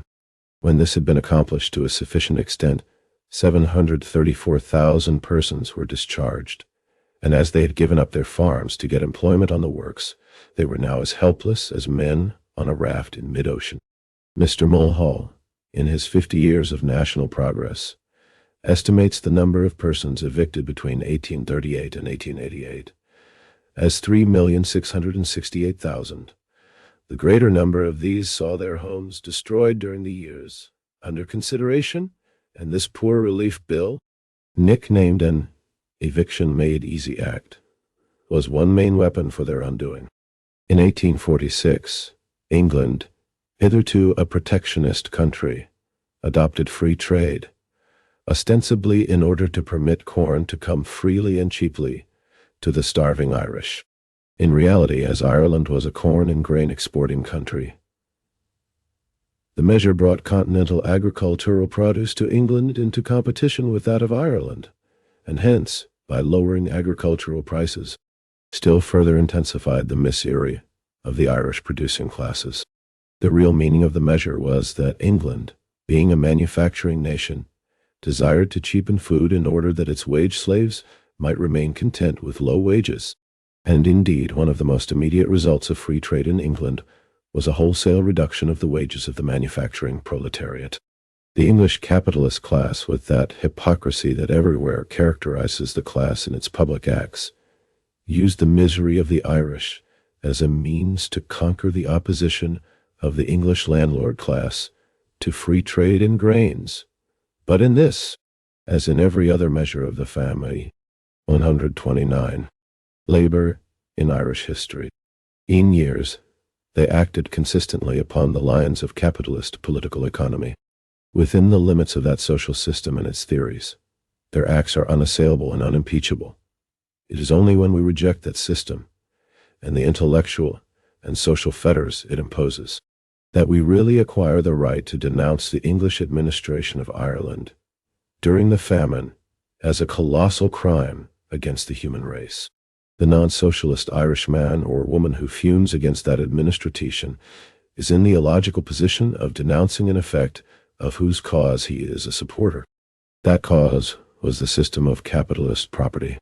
With the exception of those few men we have before named, the young Ireland leaders of 1848 failed to rise to the grandeur of the opportunity offered them to choose between human rights and property rights as a basis of nationality, and the measure of their failure was the measure of their country's disaster. 130. 14. Socialistic Teaching of the Young Irelanders. Chapter 14. Socialistic Teaching of the Young Irelanders, the thinkers and the workers. What do ye at our door? Ye guard our masters' granaries from the thin hands of the poor. Lady D. Wilde. Speranza, God of justice, I cried, send thy spirit down on those lords so cruel and proud. Soften their hearts and relax their frown. Or else, I cried aloud, vouchsafe strength to the peasant's hand, to drive them at length from out the land. Thomas Davis. We have pointed out that the young Ireland chiefs who had so fervently declaimed about the revolution were utterly incapable of accepting it, when at last it presented itself to them. Indeed, de Teny uses that very word in describing the scenes at Cashel. It was the revolution, he said. If we had accepted it, we might with perfect justice apply to these brilliant but unfortunate men the words of another writer. Les Sagare, in describing a similar class of leaders in France, and say, having all their life sung the glories of the Revolution, when it rose up before them, they ran away appalled, like the Arab fisher at the apparition of the genie. To the average historian who treats of the relations between Ireland and England as of a struggle between two nations, without any understanding of the economic conditions, or of the great world movements which caught both countries in their grasp, the hesitancy and vacillation of the young Ireland chiefs in the crisis of their countries, fate constitutes an insoluble problem, and has too often been used to point a 131. Labor in Irish history. Sneer at Irishmen when the writer was English, or to justify a sickening apology when the writer was Irish. Neither action is at all warranted. The simple fact is that the Irish workers in town and country were ready and willing to revolt, and that the English government of the time was saved from serious danger only by the fact that Smith O'Brien and those who patterned after him dreaded to trust the nation to the passion of the so-called lower classes. Had rebellion broken out at the time in Ireland, the English Chartists, who had been arming and preparing for a similar purpose, would, as indeed Mitchell pointed out continually in his paper, have seized the occasion to take the field also. Many regiments of the English army were also honeycombed with revolt, and had repeatedly shown their spirit by publicly cheering for the Irish and Chartist cause. An English leader of the Chartists, John Frost, was sentenced to a heavy term of transportation for his seditious utterances at this time. And another great English champion of the working class, Ernest Jones, in commenting upon the case, declared defiantly in a public meeting that the time would come when John Mitchell and John Frost would be brought back, and Lord John Russell sent to take their place, and the green flag would fly in triumph over Downing Street in Dublin Castle. Downing Street was the residence of the English Prime Minister. For uttering this sentiment, Ernest Jones was arrested and sentenced to 12 months' imprisonment. In their attitude towards all manifestation of working-class revolt in England, the young Irelanders were sorely divided. In his paper, The United Irishmen, John Mitchell hailed it exultantly as an aid to Ireland, and as a presage of the victory of real democracy, setting aside a large portion of his space in every issue to chronicle the progress of the cause of the people in England. His attitude in this matter was one of the most potent causes of his enduring popularity amongst the masses. On the other hand, the section of young Irelanders who had made Smith O'Brien their idol for no other discoverable reason than the fact that he was rich and most respectable, strove by every means in their power to disassociate the cause of Ireland from the cause of democracy. A wordy war between Mitchell and his critics ensued, each side appealing to the Puhi. 132.14.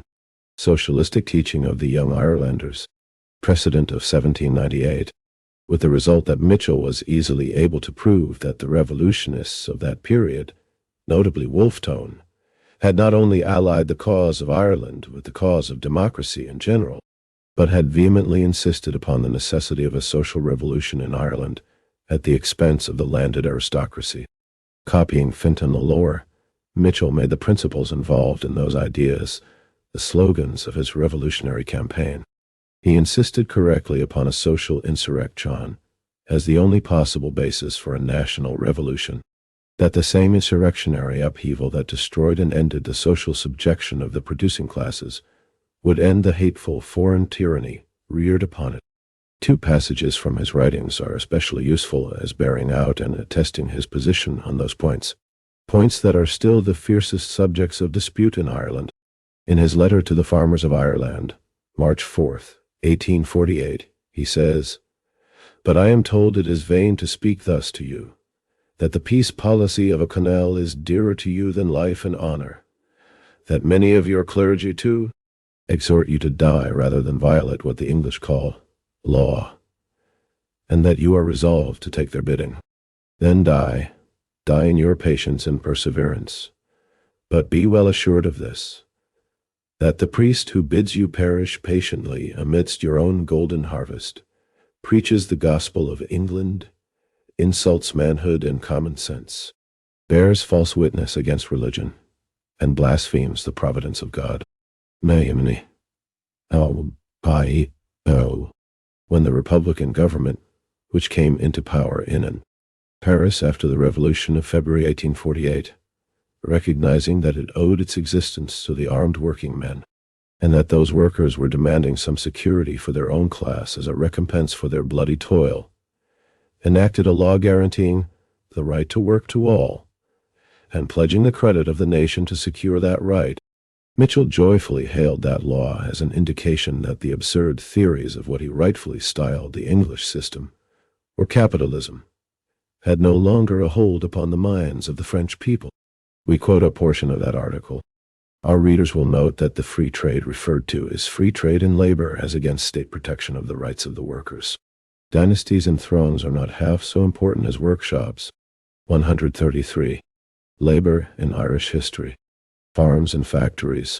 Rather, we may say that dynasties and thrones, and even provisional governments, are good for anything exactly in proportion as they secure fair play, justice, and freedom to those who labor. It is here that France is really ahead of all the world.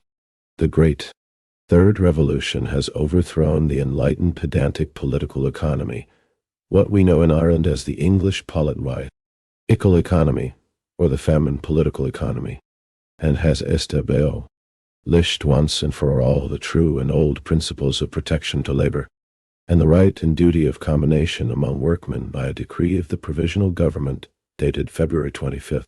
It engages to guarantee work to all citizens. It recognizes the right of workmen to combine for the purpose of enjoying the lawful proceeds of their labor. The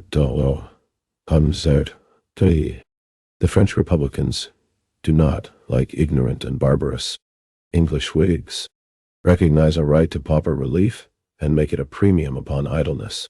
They know that man has a to eat bread in the sweat of his brow and not otherwise, and they acknowledge that highest and most sacred mission of government, to take care that bread may be had for the earned tide.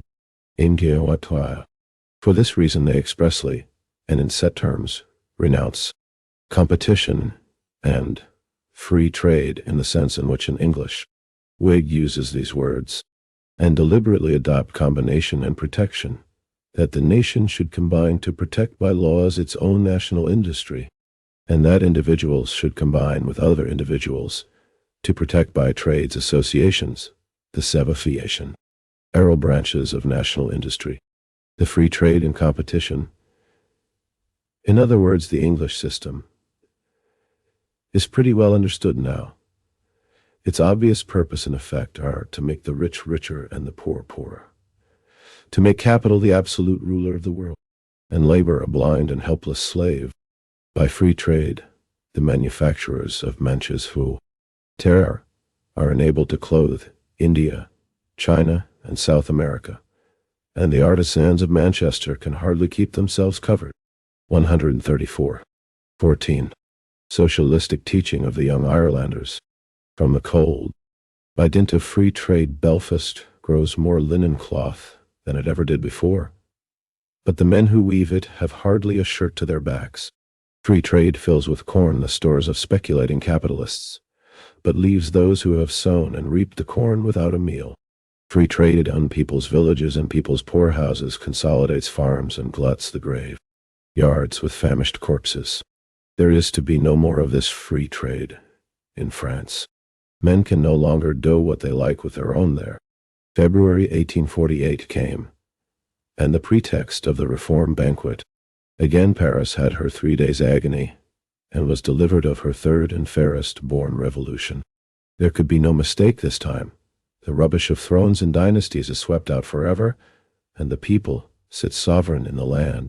One of their first and greatest acts is the enactment of a commission to inquire into the whole of the great labor question, and to all the documents issued by this commission appear signed the names of Louis Blanc, and the insurgent of Louis Blanc, and the insurgent Lyons, Albert Ouvrier, workman.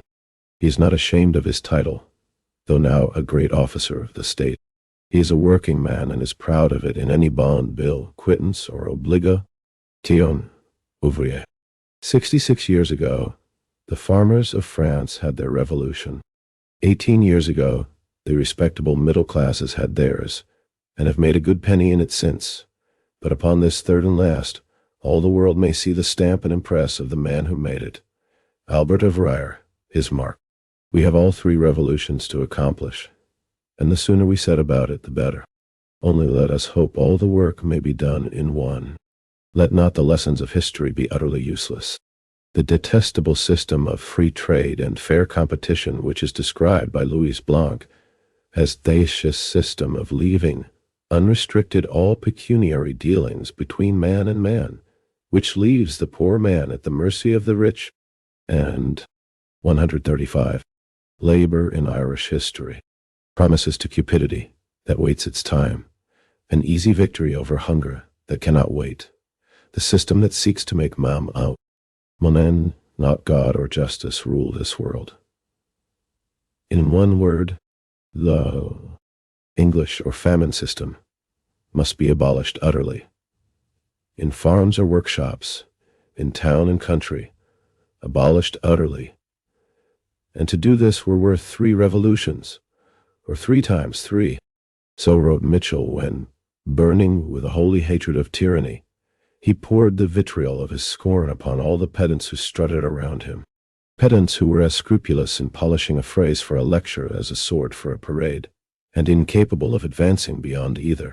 His joy was, we now know, somewhat premature, as the government which passed the law was itself a capitalistic government, and as soon as it found itself strong enough, and had won over the army, repealed its own law, and suppressed, with the most frightful bloodshed, the June insurrection of the workmen, striving to enforce its fulfillment.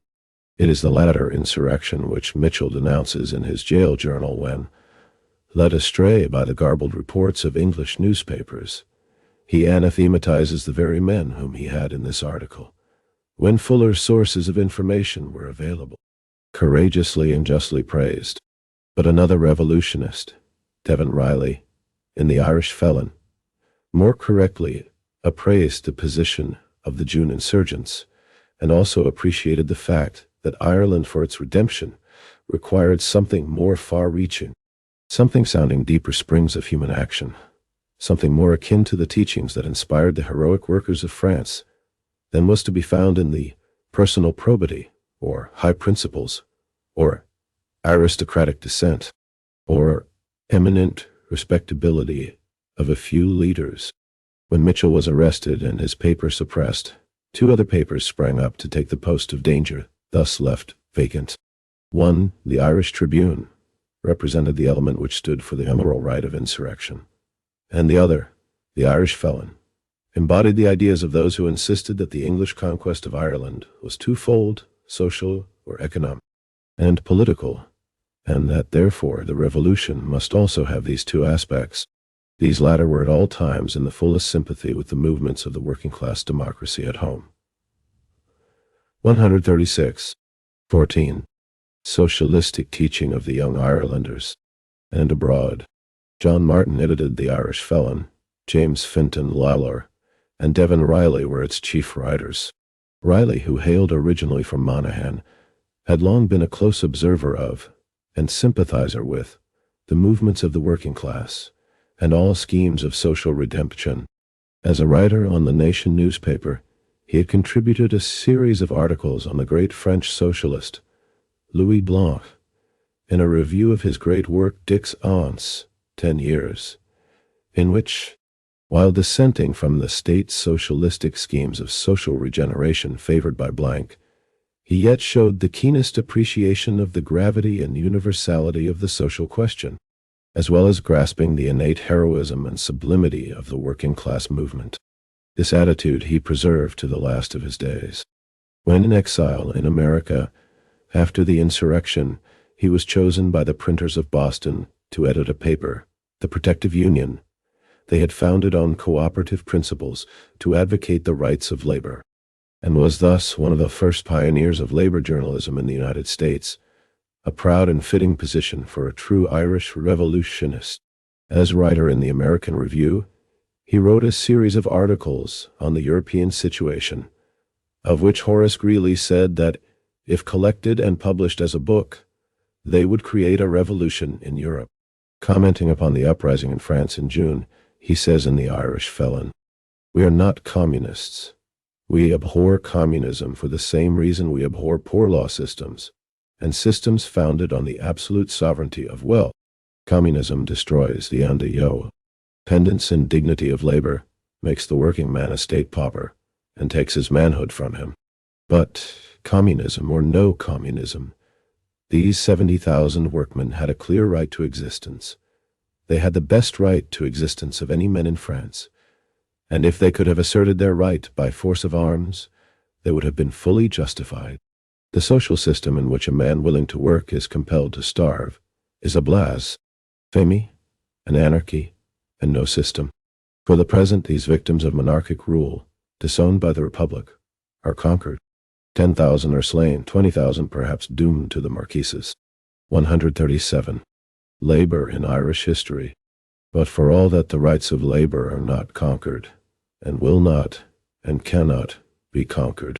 Again and again the laborer will rise up against the idler. The workingmen will meet this bourgeoisie and grapple and war with them till their equality is established, not in word, but in fact. This was the spirit of the men grouped around The Irish Felon, its editor alone excepted. Students of socialism will recognize that many who are earnest workers for socialism today would, like Devin Riley, have horrid the crude communism of 1848. The fact that he insisted upon the unqualified right of the working class to work out its own salvation by force of arms if necessary is what entitles Devin Riley to a high place of honor in the estimation of the militant proletariat of Ireland. The opening passage in an address of the medical students of Dublin to all Irish students of science and art, adopted at a meeting held in Northumberland Buildings, Eden Quay, on April 4, 1848, and signed by John Savage as chairman and Richard Dalton Williams as secretary, shows also that amongst the educated young men of that generation, there was a general recognition of the fact that the struggle of Ireland against her oppressors was naturally linked with, and ought to be taken in conjunction with, the worldwide movement of the democracy. It says, "A war is waging at this hour all over Europe between intelligence and labor on the one side, and despotism and force on the other." A sentiment which Joseph Brennan versified in a poem on divine right, in which the excellence of the sentiment must be held to atone for the poverty of the poetry. One verse says, "The only right acknowledged by the people living now is the right to obtain honor by the sweat of brain and brow, the right divine of labor, to be first of earthly things, that the thinker and the worker are manhood's only kings." 188. 14. Socialistic teaching of the Young Irelanders. But the palm of honor for the clearest exposition of the doctrine of revolution, social and political, must be given to James Fintan Lalor of Tenakill, Queen's County. Lalor, unfortunately, suffered from a slight physical disability, which incapacitated him from attaining to any leadership other than intellectual, a fact that, in such a time and amidst such a people, was fatal to his immediate influence. Yet, in his writings, as we study them today, we find principles of action and of society which have within them not only the best plan of campaign suited for the needs of a country seeking its freedom through insurrection against a dominant nation, but also held the seeds of the more perfect social peace of the future. All his writings at this period are so illuminating that we find it difficult to select from the mass any particular passages which more deserve reproduction than others. But as an indication of the line of argument pursued by this peerless thinker, and as a welcome contrast to the paralyzing respect, nay, reverence, for landlordism evidenced by Smith O'Brien and his worshippers, perhaps the following passages will serve. In an article entitled "The Faith of a Felon," published July 8, 1848, he tells how he had striven to convert the Irish Confederation to his views and failed, and says, "They wanted an alliance with the landowners. They chose to consider them as Irishmen and imagined they could induce them to hoist the green flag. They wished to preserve an aristocracy. They desired not a democratic, but merely a national revolution. Had the Confederation, in the May or June,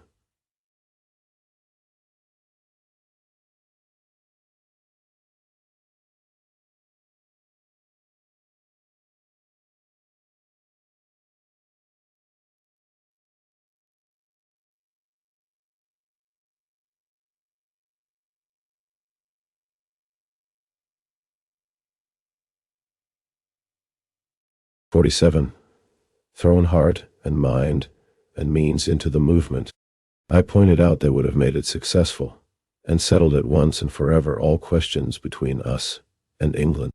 The opinions I then stated, and which I yet stand firm to, are these.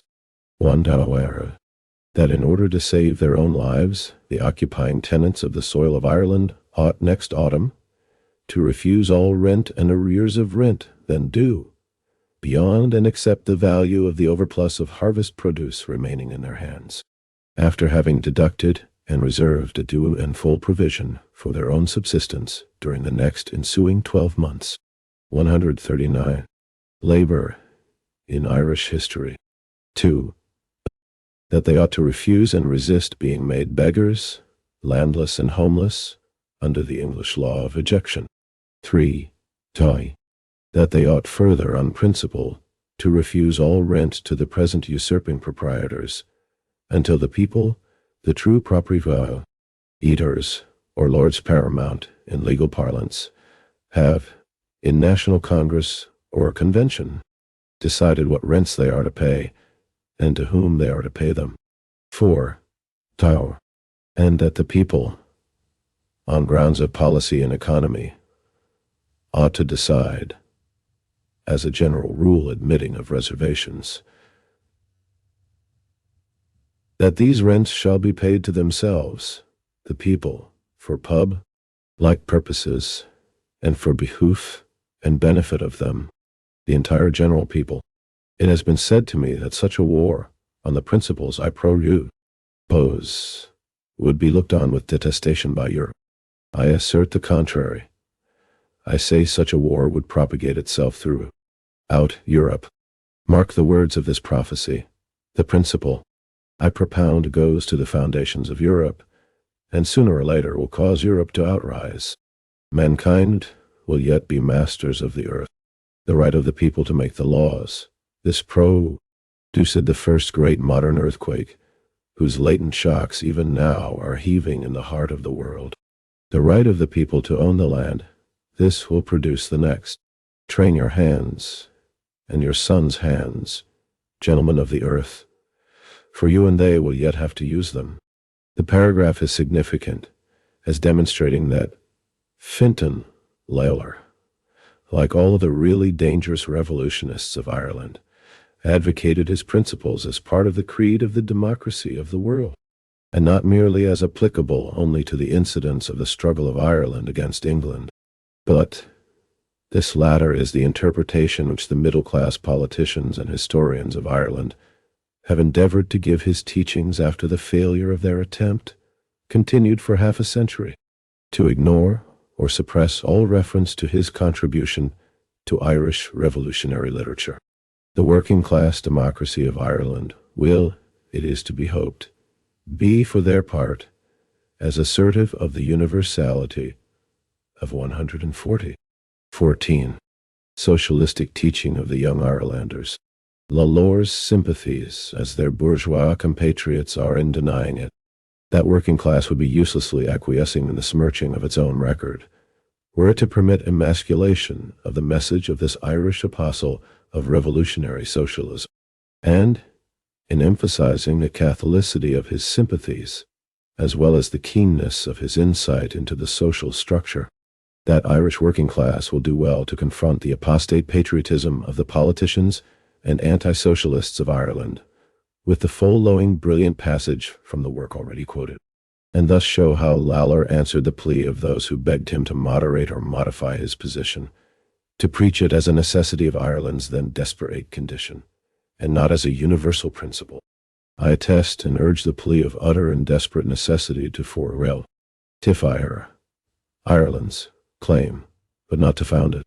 I rest it on no temu, horary and passing conditions, but on principles that are permanent and imperishable and universal, available to all times and to all countries as well as to our own.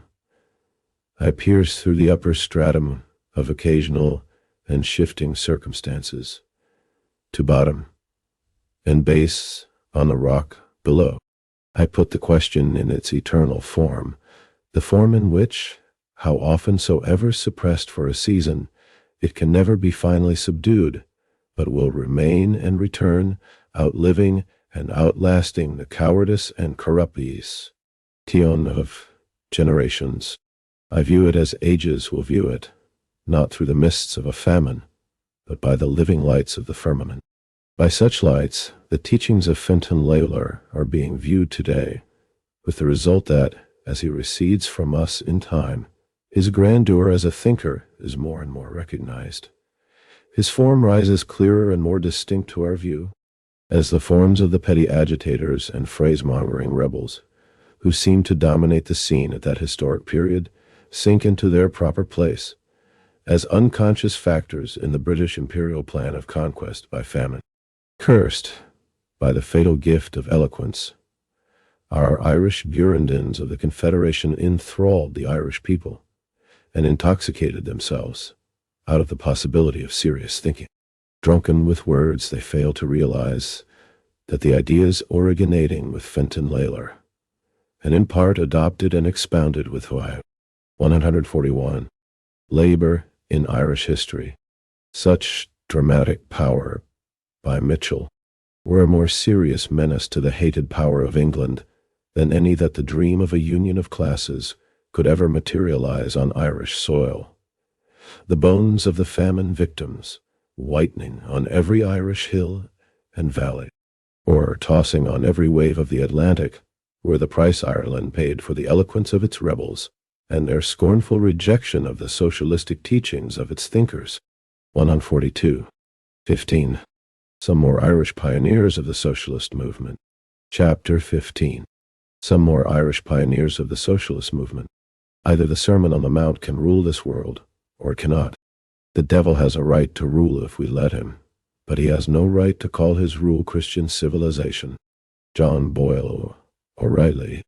Looking backward to that eventful period, after 48, we can now see that all hopes of a revolutionary movement had perished for that generation, had been strangled in the love embraces of our Girondins. But that fact naturally was not so apparent to the men of the time.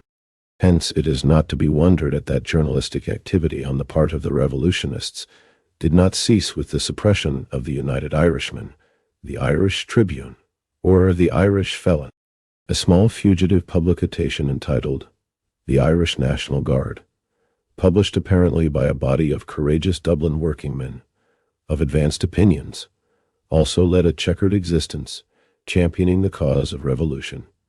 And in January 1849, another paper, The Irishman, was set on foot by Bernard Fullam, who had been business manager of the Nation. Fulham also started a new organization, the Democratic Association, which is described as an association with aims almost entirely socialistic and revolutionary. This association also spread amongst the Irish workers in Great Britain, and had the cordial support and endorsement of Fergus O'Connor, who saw in it the realization of his long-hoped-for dream of a common program uniting the democracies of Ireland and Great Britain. But the era of revolution was past for that generation in both countries, and it was too late for the working-class revolutionists to repair the harm the middle-class doctrinaires had done. The paper died in May 1850, after an existence of 17 months. Among its contributors was Thomas Clark Luby, afterwards one of the chief writers on the staff of the Irish. 143. Labor in Irish History.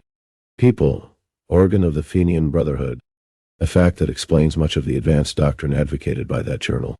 Another of the staff of the Irishmen in those days was Joseph Brennan, whom we have already quoted as writing in the Irish Tribune. Brennan finally immigrated to America and contributed largely to the pages of the New Orleans Delta. Many of his poems in that journal showing the effects of his early association with the currents of social revolutionary thought in Ireland. Before leaving this period, a few words should be said of the impress left upon the labor movement of Great Britain by the working-class Irish exiles. An English writer, H.S. Foxwell, has said that socialist propagandism has been mainly carried on by men of Celtic or Semitic blood, and, however true that may be, as a general statement, it is at least certain that to the men of Celtic blood, the English-speaking countries are indebted for the greater part of the early propaganda of the socialist conception of society. We have already referred to Fergus O'Connor, another Irishman who carved his name deep on the early structures of the labor and socialist movement in England. As an author and Chartist leader, was James Bronte O'Brien. Among his best-known works are Rise, Progress, and Phases of Human Slavery, How It Came into the World, and How It May be Made to Go Out of It, published in 1830. Address to the Oppressed and Mystified People of Great Britain, 1851. European Letters, and the Pages of the National Reformer, which he founded in 1837. At first an advocate of physical force, he in his later days gave himself almost exclusively to the development of a system of land banks, in which he believed he had found a way to circumvent the political and military power of the capitalist class. Bronte O'Brien is stated to have been the first to coin in English the distinctive title of Social Democrat as an appellation for the adherents of the new order. An earlier Irish apostle of the socialist movement of the working class, John Doherty, is much less known to the present generation than O'Brien, yet his methods bore more of the marks of constructive revolutionary statesmanship, and his message was equally clear. He appears to have been an almost dominant figure in the labor movement of England and Ireland between the years 1830 and 1840, spent little time, 144. 15. Some more Irish pioneers of the socialist movement, in the development of socialist theories, but devoted all his energies to organizing the working class and in teaching it to act on its own initiative. He was General Secretary of the Federation of Spinning Societies, which aimed to unite all the textile industries in one great national industrial union, and was widespread throughout Great Britain and Ireland. He founded a National Association for the Protection of Labor, which directed its efforts towards building up a union of the working class, effective alike for economic and political ends, and reached to 100,000 members. The Belfast trades applying in a body for affiliation. He founded and edited a paper, The Voice of the People, in 1831, which, although 7 pence per copy, attained to a circulation of 30,000, and is described as giving great attention to radical politics and the progress of revolution on the continent. In his History of Trades Unionism, Sidney Webb quotes Francis Place, the best-informed man in the labor movement in the England of his day, as declaring that, during the English Reform Bill crisis in 1832, Doherty, instead of being led astray, as many labor leaders were, to rally to the side of the middle-class reformers, was advising the working class to use the occasion for a social revolution. This was indeed the keynote of Doherty's message. Whatever was to be done by the working class. He is summed up as of wide information, great natural shrewdness, and far-reaching aims. He was born in Larne in 1799. Another Doherty, Hugh, attained to some prominence in socialistic circles in England, and we find him in 1841 in London, editing a socialist paper, The Phalanx, which devoted itself to the propagation of the views of the French socialist, Fourier. It had little influence on the labor movement, owing to its extremely doctrinaire attitude, but appears to have had circulation and correspondence in the United States. It was one of the first journals to be set up by a typesetting machine, and one of its numbers contains a minute description of the machine, which forms curious reading today. In general, the effect upon the English labor movement of the great influx of Irish workers seems to us to have been beneficial. It is true that their competition for employment had at first a seriously evil effect. 145. Labor in Irish history. Upon wages, but on the other hand, a study of the fugitive literature of the movement of that time shows that the working-class Irish exiles were present and active in the ranks of militant labor, in numbers out of all proportion to the ratio they bore to the population at large. And always they were the advanced, the least compromising, the most irreconcilable element in the movement. Of course, the socialist sectarians and philosophers did not love the Irish. Charles Kingsley, that curious combination of prelate, socialist, chauvinist, and virulent bigot, can scarcely remain within the bounds of decent language when he brings an Irishman into the thread of his narrative. But the aversion was born out of their fear of the Irish workers' impatience of compromise and eagerness for action, and hence the very qualities which endeared the Irish worker to the earnest rebel against capitalist iniquity estranged him from the affections of those whose social position enabled them to become the historians of his movements. 146. 16. The working class. The inheritors of the Irish ideals of the past. Chapter 69. The working class. The inheritors of the Irish ideals of the past. The repository of the hopes of the future. Is a Christian to starve, to submit, to bow down as at some high consecrated behest, hugging close the old maxims, that weakness is strength, and whatsoever is the best. O texts of debasement, O creed of deep shame, O gospel of infamy treble, who strikes when he's struck, and takes when he starves, in the eyes of the Lord is no rebel. J. F. O'Donnell. This book does not aspire to be a history of labor in Ireland. It is rather a record of labor in Irish history. For that reason, the plan of the book has precluded any attempt to deal in detail with the growth, development, or decay of industry in Ireland, except as it affected our general argument. That argument called for an explanation of the position of labor in the great epochs of our modern history, and with the attitude of Irish leaders towards the hopes, aspirations, and necessities of those who live by labor. Occasionally, as when analyzing the prosperity of Grattan's Parliament and the decay of Irish trade following the Legislative Union of 1800, we have been constrained to examine the fundamental causes which make for the progress, industrially or commercially, of some nations and the retrogression of others. For this apparent digression no apology is made, and none is called for. It was impossible to present our readers with a clear idea of the historical position of labor at any given moment, without explaining the economic and political causes which contributed to make possible or necessary its whoosh. 147. Labor in Irish history. Attitude. For the same reason, it has been necessary sometimes to retrace our footsteps over some period already covered, in order to draw attention to a phase of the subject, the introduction of which in the previous narrative would have marred the view of the question then under examination. Thus, the origin of trade unionism in Ireland has not been dealt with, although in the course of our study we have shown that the Irish trades were well organized. Nor are we now prepared to enter upon that subject. Perhaps at some more propitious moment we will be enabled to examine the materials bearing upon the matter and trace the growth of the institution in Ireland.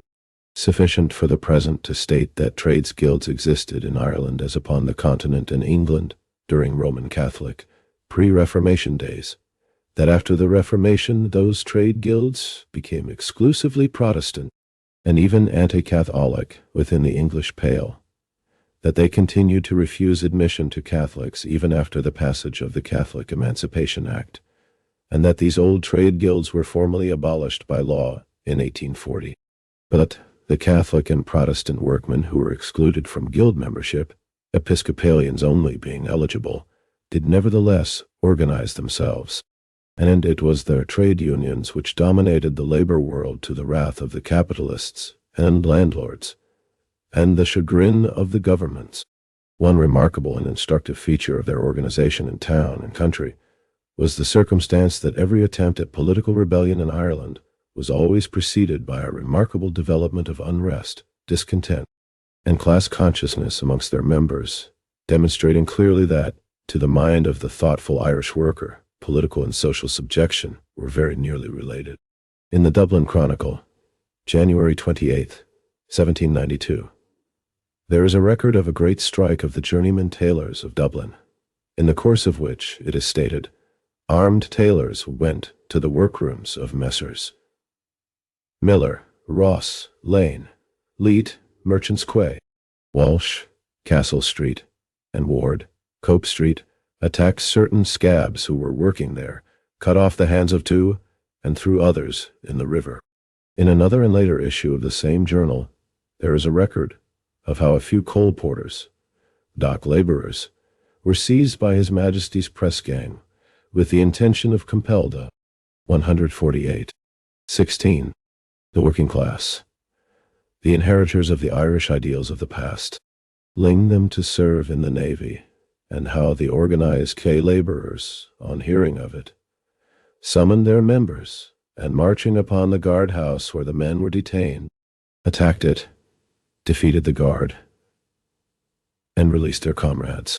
In the same paper, January 3rd, 1793, there is a letter from a gentleman resident at Carrickmacross, Company, Monaghan, describing how an armed party of defenders paraded through that town on its way to Ardee, how the army was brought out to attack them, and a number were killed. On January 24th, 1793, another correspondent tells how a battle took place between Baileyborough and Kingscourt, Cavan, between those deluded persons styling themselves defenders and a part of the army, when 18 laborers were killed, 5 badly wounded, and 30 taken prisoners, and lodged in Cavan Gaol. There is also, on July 23, 1793, the following account of a battle at Limerick. Last night we hear that an express arrived from Limerick with the following intelligence, that on Saturday night a mob of 7 or 8 attacked that city and attempted to burn it, that the army, militia, and citizens were obliged to join to repel these daring offenders, and to bring the artillery into the streets, and that after a severe and obstinate resistance, the insurgents were dispersed with a loss of 140 killed, and several wounded. Similar battles between the peasantry and the soldiery, aided by the local landlords, occurred in the county Wexford. In the reports of the Secret Committee of the House of Lords, 1793, speaking of the defenders, who, as we have stated before, were the organized laborers striving to better their condition by the only means open to them, it says, they first appeared in the county Louth, soon spread through the counties of Meath, Cavan, Monaghan, and parts adjacent, and their measures appear to have been concerted and conducted with the utmost secrecy and a degree of regularity and system not usual to people in such mean condition, and as if directed by men of a superior rank. All this, be it noted, was on the eve of the revolutionary struggle of 1798, and shows how the class struggle of the Irish workers formed. 149. Labor in Irish History. The preparatory school for the insurrectionary effort. The long drawn-out struggle of a fight against tithes, and the militant spirit of the Irish trades and ribbon men, we have already spoken of, as providing the revolutionary material for 1848, which Smith O'Brien and his followers were unfit to use. For the next revolutionary period, that known as the Fenian Conspiracy, the same coincidence of militant class feeling and revolutionary nationalism is deeply marked. Indeed, it is no wonder that the real nationalists of Ireland, the separatists, have always been men of broad human sympathies and intense democracy, for it has ever been in the heart of the working class at home that they found their most loyal support, and in the working class abroad their most resolute defenders. The Fenian Brotherhood was established in 1857 according to the statement of John O'Mahony, one of its 2 chiefs, James Stephens being the other. Of O'Mahony, John O'Leary says, in his recollections of Fenians and Fenianism, that he was an advanced Democrat of socialistic opinions, and W.A.E. O'Connor, in his History of the Irish People, declares that both O'Mahony and Stevens had entered into the secret societies of France, O'Mahony, from mere sympathy. A further confirmation of this view of the character of the men responsible for the Fenian Society is found in a passage in a journal established in the interests of Fenianism and published in London after the suppression of the organ of the Brotherhood, the Irish People in Dublin, in 1865.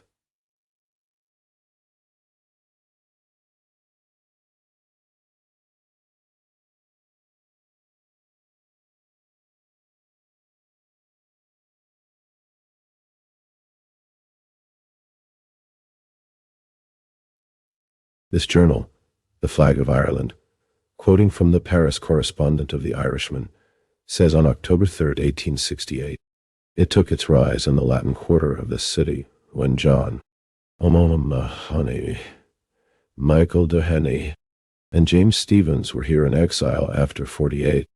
This was the triumvirate from whose plotting brains the idea of Fenianism sprung to. O'Mahony, deep in lore of Ireland and love, ing her traditions, found its name for the new society. Doheny, with his dogged, acute, and vigorous character, stamped it with much of the force that helped it into life. But to Stevens is due the direction it took in line of sympathy with the movements of 150. 16. The working class, the inheritors of the Irish ideals of the past, the revolution on the continent. He saw the Irish question was no longer a question of religion.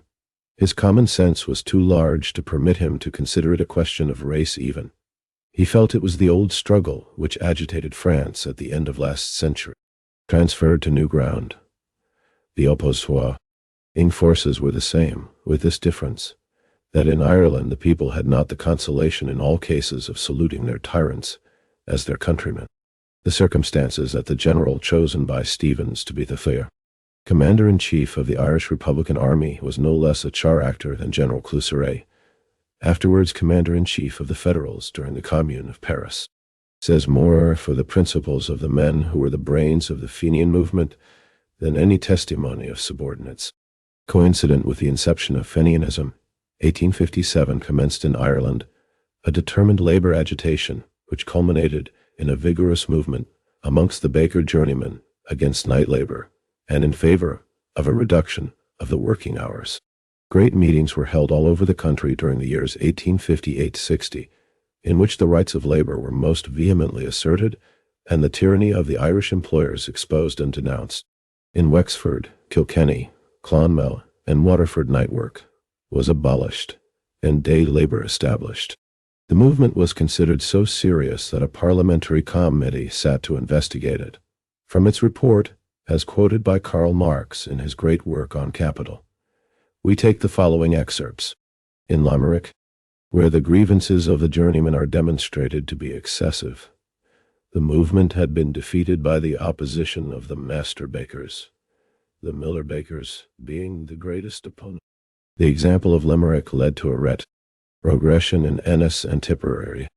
In Cork, where the strongest possible demonstration of feeling took place, the masters, by exercising their power of turning men out of employment, have defeated the movement.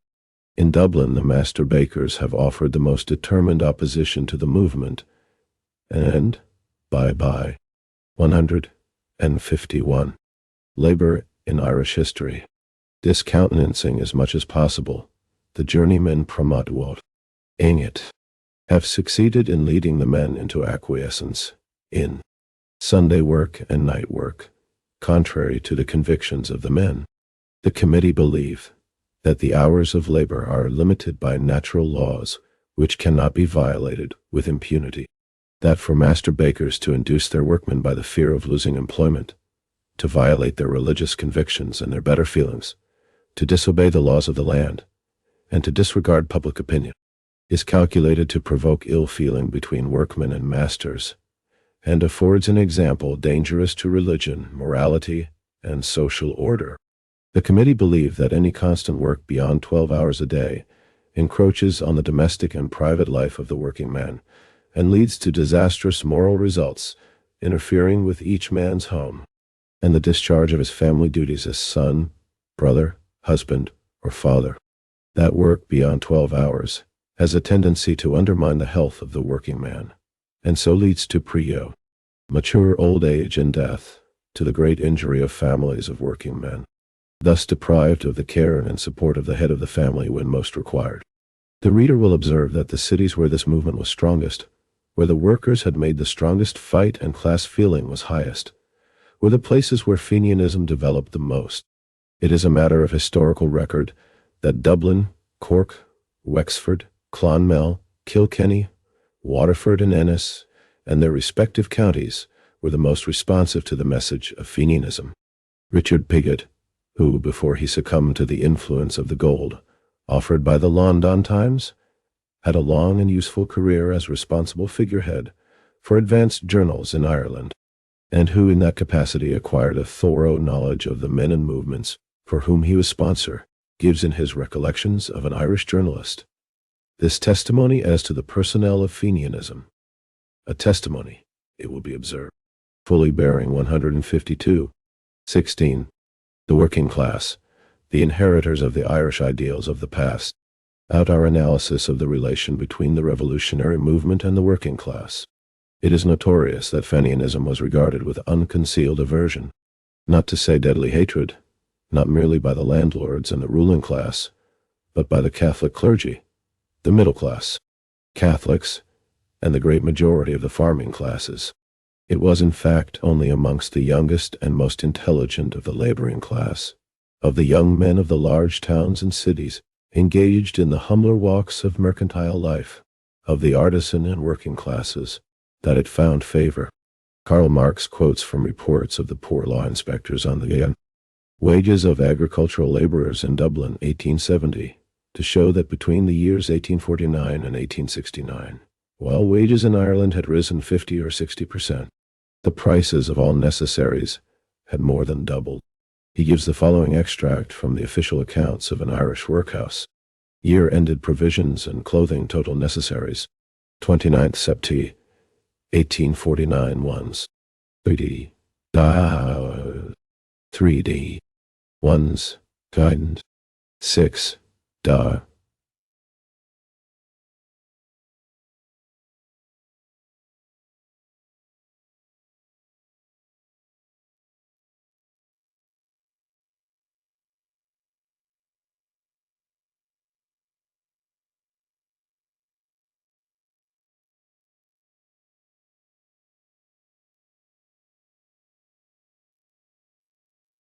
(1869), twos, 7 died. 60, threes, 1 died. These facts demonstrate that in the period during which the Fenian movement obtained its hold upon the Irish masses in the cities, the workers were engaged in fierce struggles with their employers, and the price of all necessaries of life had increased twofold.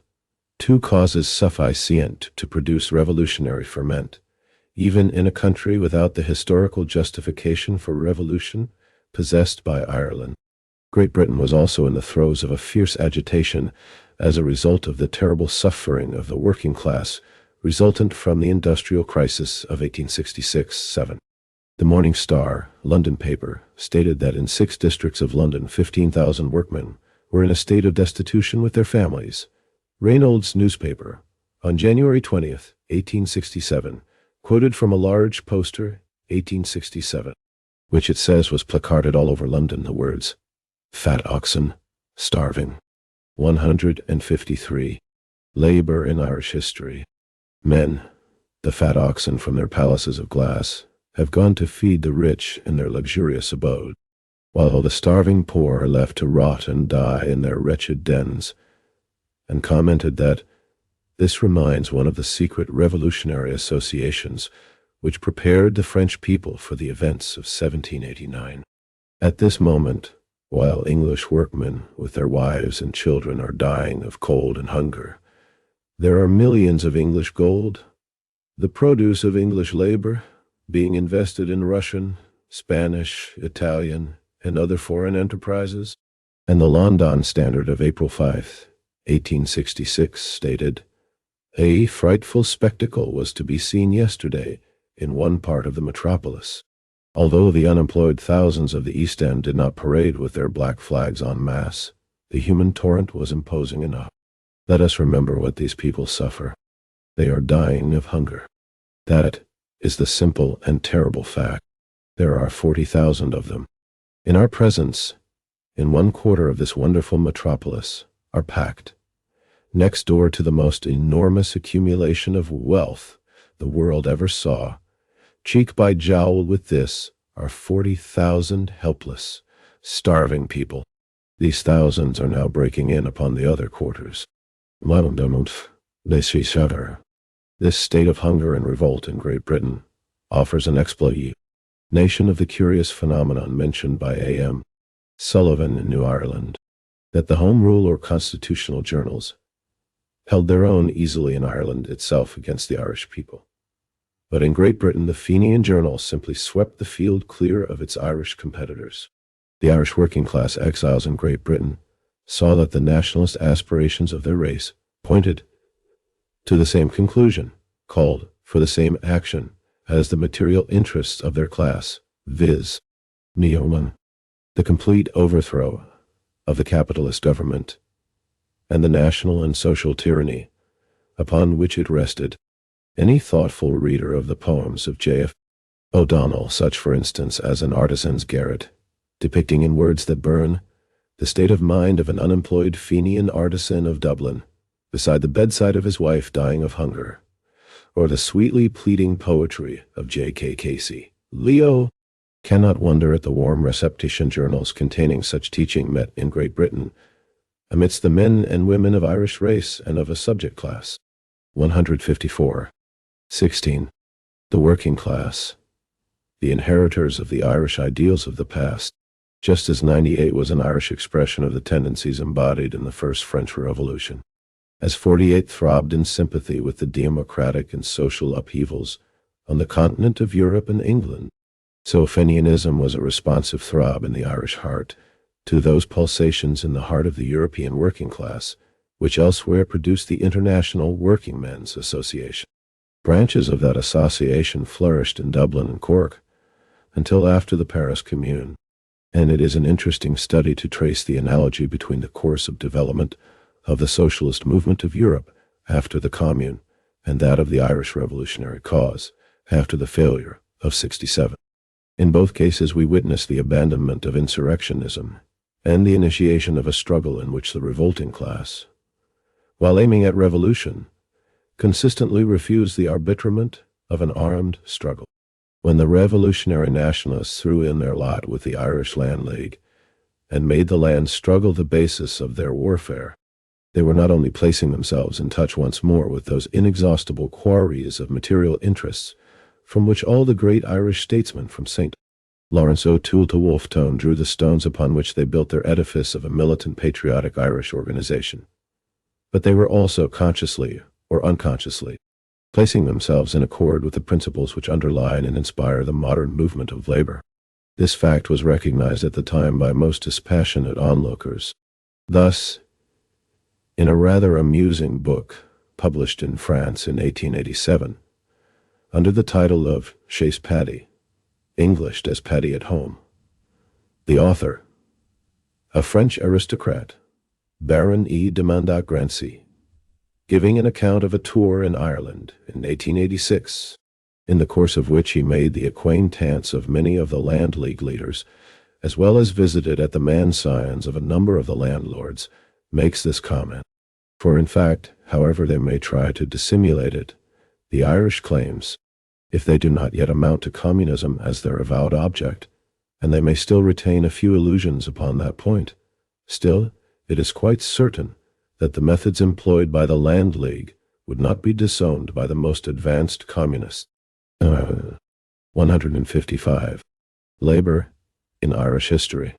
It was a recognition of this fact which induced the Irish World, the chief advocate of the Land League in America, to carry the subtitle of American Industrial Liberator, and to be the mouthpiece of the nascent labor movement of those days, as it was also a recognition of this fact which prompted the Irish middle-class leaders to abandon the land fight, and to lend their energies to an attempt to focus the whole interest of Ireland upon a parliamentary struggle, as soon as ever a temporary setback gave them an opportunity to counsel a change of tactics. They feared to call into existence a spirit of inquiry into the rights of property, which would not halt at a negation of the sacredness of fortunes founded upon rent, but might also challenge the rightfulness of fortunes drawn from profit and interest.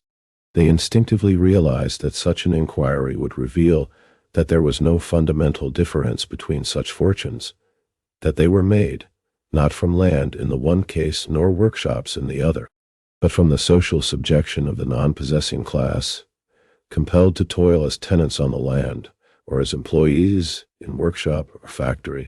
For the same reason, the Land League, which was founded in 1879 at Irish Town, Company, Mayo, at a meeting held to denounce the exactions of a certain priest in his capacity as a rack-renting landlord, had at the outset to make headway in Ireland against the opposition of all the official Home Rule press, and in Great Britain amongst the Irish exiles, to depend entirely upon the championship of poor laborers and English and Scottish socialists.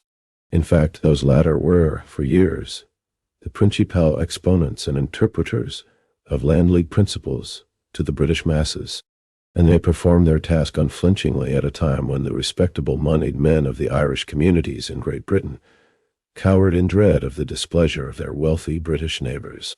Afterwards, when the rising tide of victorious revolt in Ireland compelled the Liberal Party to give a half-hearted acquiescence to the demands of the Irish peasantry, and the Home Rule Liberal alliance was consummated, the Irish businessmen in Great Britain came to the front and succeeded in worming themselves into all the places of trust and leadership in the Irish organizations, one of the first and most. 156. 16. The working class, the inheritors of the Irish ideals of the past. Bitter fruits of that alliance was the use of the Irish vote against the candidates of the Socialist and Labour parties. Despite the horrified and energetic protests of such men as Michael David, the solid phalanx of Irish voters was again and again hurled against the men who had fought and endured suffering, ostracism, and abuse for Ireland, at a time when the Liberal government was packing Irish jails with unconvicted Irish men and women. In so maneuvering to wean the Irish masses in Great Britain away from their old friends, the Socialists and Labour clubs, and to throw them into the arms of their old enemies, the Liberal capitalists, the Irish bourgeois politicians were very astutely following their class interests, even while they cloaked their action under the name of patriotism. Obviously, a union of Irish patriotism and socialist activity, if furthered and endorsed by Irish organizations in Great Britain, could not long be kept out of, or if introduced, could not well be fought in, Ireland. Hence their frantic and illogical endeavor to twist and distort the significance of Irish history, and to put the question of property, its ownership and development, out of order in all discussions on Irish nationality. But that question so dreaded rises again. It will not lie down, and cannot be suppressed. The partial success of the Land League has effected a change in Ireland, the portent of which but few realize. Stated briefly, it means that the recent Land Acts, acting contemporaneously with the development of transatlantic traffic, are converting Ireland from a country governed according to the conception of feudalism into a country shaping itself after capitalistic laws of trade. Today, the competition of the trust-owned farms of the United States and the Argentine Republic is a more deadly enemy to the Irish agriculturist than the lingering remnants of landlordism or the bureaucratic officialism of the British Empire. Capitalism is now the enemy. It reaches across the ocean, and, after the Irish agriculturist has gathered his harvest and brought it to market, he finds that a competitor living 3,000 miles away under a friendly flag has undersold and beggared him. The merely political heresy under which middle-class doctrinaires have for nearly 250 years cloaked the Irish fight for freedom has thus run its run. 157. Labour in Irish history. Course. That made by the Irish seps against the English pale and all it stood for. The struggle of the peasants and laborers of the 18th and 19th centuries. The great social struggle of all the ages will again arise and reshape itself to suit the new conditions. The war which the Land League fought and then abandoned, before it was either lost or won, will be taken up by the Irish toilers on a broader field. The sharper weapons and a more comprehensive knowledge of all the essentials of permanent victory. As the Irish septs of the past were accounted Irish or English according as they rejected or accepted the native or foreign social order, as they measured their oppression or freedom by their loss or recovery of the collective ownership of their lands, so the Irish toilers henceforward will base their fight for freedom, not upon the winning or losing the right to talk in an Irish parliament, but upon their progress towards the mastery of those factories, workshops and farms upon which a people's bread and liberties depend. As we have again and again pointed out, the Irish question is a social question. The whole age-long fight of the Irish people against their oppressors resolves itself, in the last analysis, into a fight for the mastery of the means of life, the sources of production in Ireland. Who would own and control the land? The people or the invaders? And if the invaders, which said of them, the most recent swarm of land thieves, or the sons of the thieves of a former generation? These were the bottom questions of Irish politics, and all other questions were valued or depreciated in the proportion to which they contributed to serve the interests of some of the factions who had already taken their stand in this fight around property interests. Without this key to the meaning of events, this clue to unravel the actions of great men, Irish history is but a welter of unrelated facts, a hopeless chaos of sporadic outbreaks, treacheries, intrigues, massacres, murders, and purposeless warfare. With this key, all things become understandable and traceable to their primary origin. Without this key, the lost opportunities of Ireland seem such as to bring a blush to the cheek of the Irish worker. With this key, Irish history is a lamp to his feet in the stormy paths of today. Yet plain as this is to us today, it is undeniable that for 200 years, at least all Irish polity, 158, 16, the working class, the inheritors of the Irish ideals of the past, equal movements ignored this fact and were conducted by men who did not look below the political surface. These men, to arouse the passions of the people, invoked the memory of social wrongs, such as evictions and famines, but for these wrongs proposed only political remedies, such as changes in taxation or transference of the seat of government, class rule, from one country to another. Hence they accomplished nothing because the political remedies proposed were unrelated to the social subjection at the root of the matter. The revolutionists of the past were wiser. The Irish socialists are wiser today. In their movement, the North and the South will again clasp hands. Again will it be demonstrated, as in '98, that the pressure of a common exploitation can make enthusiastic rebels out of a Protestant working class, earnest champions of civil and religious liberty out of Catholics, and out of both a united social democracy. 159.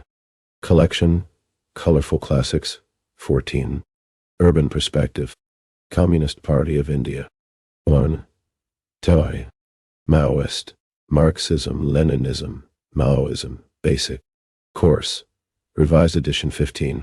5 Essays on Philosophy. Communist Party of India, Mao Zedong. Maoist. 16. Postmodernism Today. 2. Warren. Siraj Philosophical Trends in the Feminist Movement. 17. The National Question. Anuradha Gandhi Ibrahim Kaipakaya. 3. Darwin. 18. Historic 8 Documents, Mini-Manual of the Urban Guerrilla.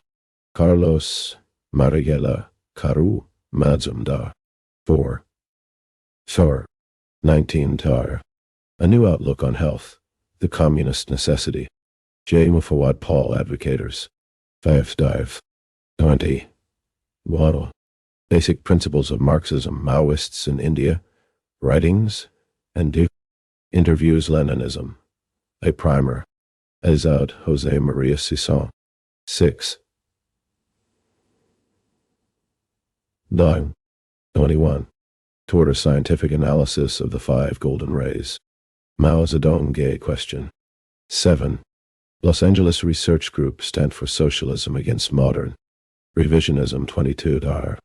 Activist Study Erling.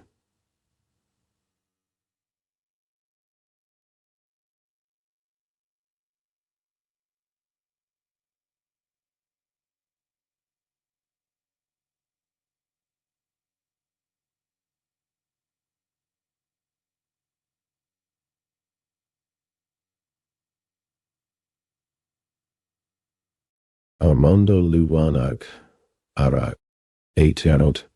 Wendell Padepa Strategy for the Liberation of Palestine Collection Works of Maoism Philp 9. Tadpais 1.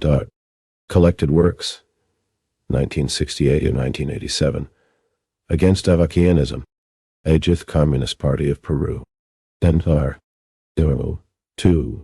Selected Works Volume The 6 Specific Characteristics of Our Peoples War Mao Zedong Jose Maria Sison 3. Selected Works Volume 7 11 Mao Zedong Rethinking Socialism What is Socialist Transition? 4. Selected Works Volumes 8 Deng Yuan Hashu and Pao Yu-Ching Mao Zedong 12. 5. Selected Works Volume 9 Fadagurillas Speak Unarmed Struggle in Iran Mao Zedong Degani Ahmadzadeh Habash 6. Protero Selected Works Volume Affirmed Puyang Ashraf Mao Zedong 13. 7. Selected Readings from the Works Revolutionary Works Simos Costello Jose Maria Sison 8. Selected Works Volume 7 Mao Zedong Collection New Roads 6. Labor in Irish History James Connolly 1.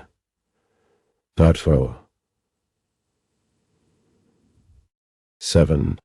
Anarchism or Socialism From Victory to Defeat China's Socialist Road and Capitalist and Trotskyism or Leninism Reversal Joseph Stalin Pao Yu Ching 8.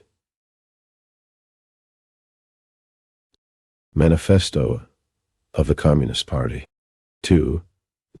And Principles of Communism Silage Choppers and Snake Spirits Dao Yuan Chu Karl Marx and Frederick Engels Third Times 9.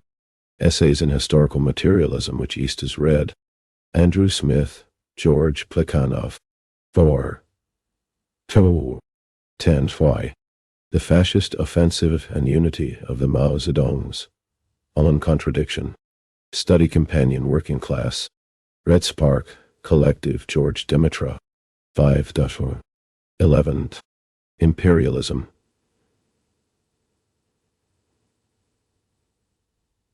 The Highest Stage Critique of Maoist Reason J. Mufawad Paul of Capitalism 6. V. I. Lenin like Ho Chi Minh like Che Guevara 12. The Origin of the Family Private Ian Scott Horst Property and the State 7. Frederick Engels Critiquing Brahmanis K. Morali Ajith 13. The Housing Question 8. Frederick Engels Operation Green Hunt Adolfo Naya Fernandez 14. The Modern Prince and Other 9. Panuo Writings of Concepts and Methods K. Morali Ajith Antonio Gramsci 10. 15. What is to be done? The German Communist Resistance T. Derbent via Lenin 16. Critique of the Gotha Program Collection Foundations Karl Marx 17. Elementary Principles of Philosophy. 1. The Foundations of Leninism. Georges Politzer. Joseph Stalin. 18 Tar. Militarism and Anti-Militarism. 2.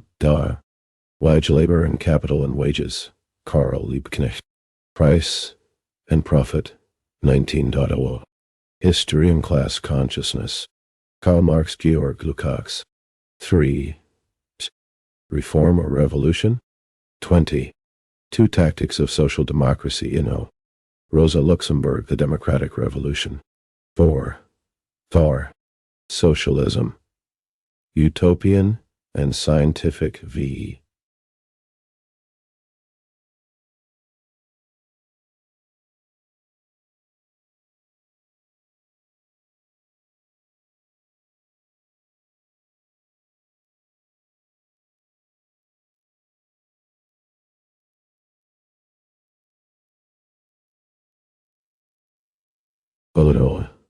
Frederick Engels. 21.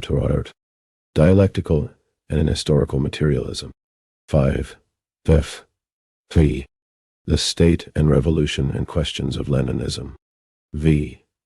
I. Lenin. Joseph Stalin.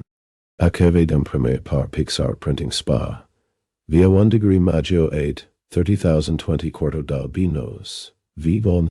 Dépôt légal. Juin 2021. Imprimé en Italie.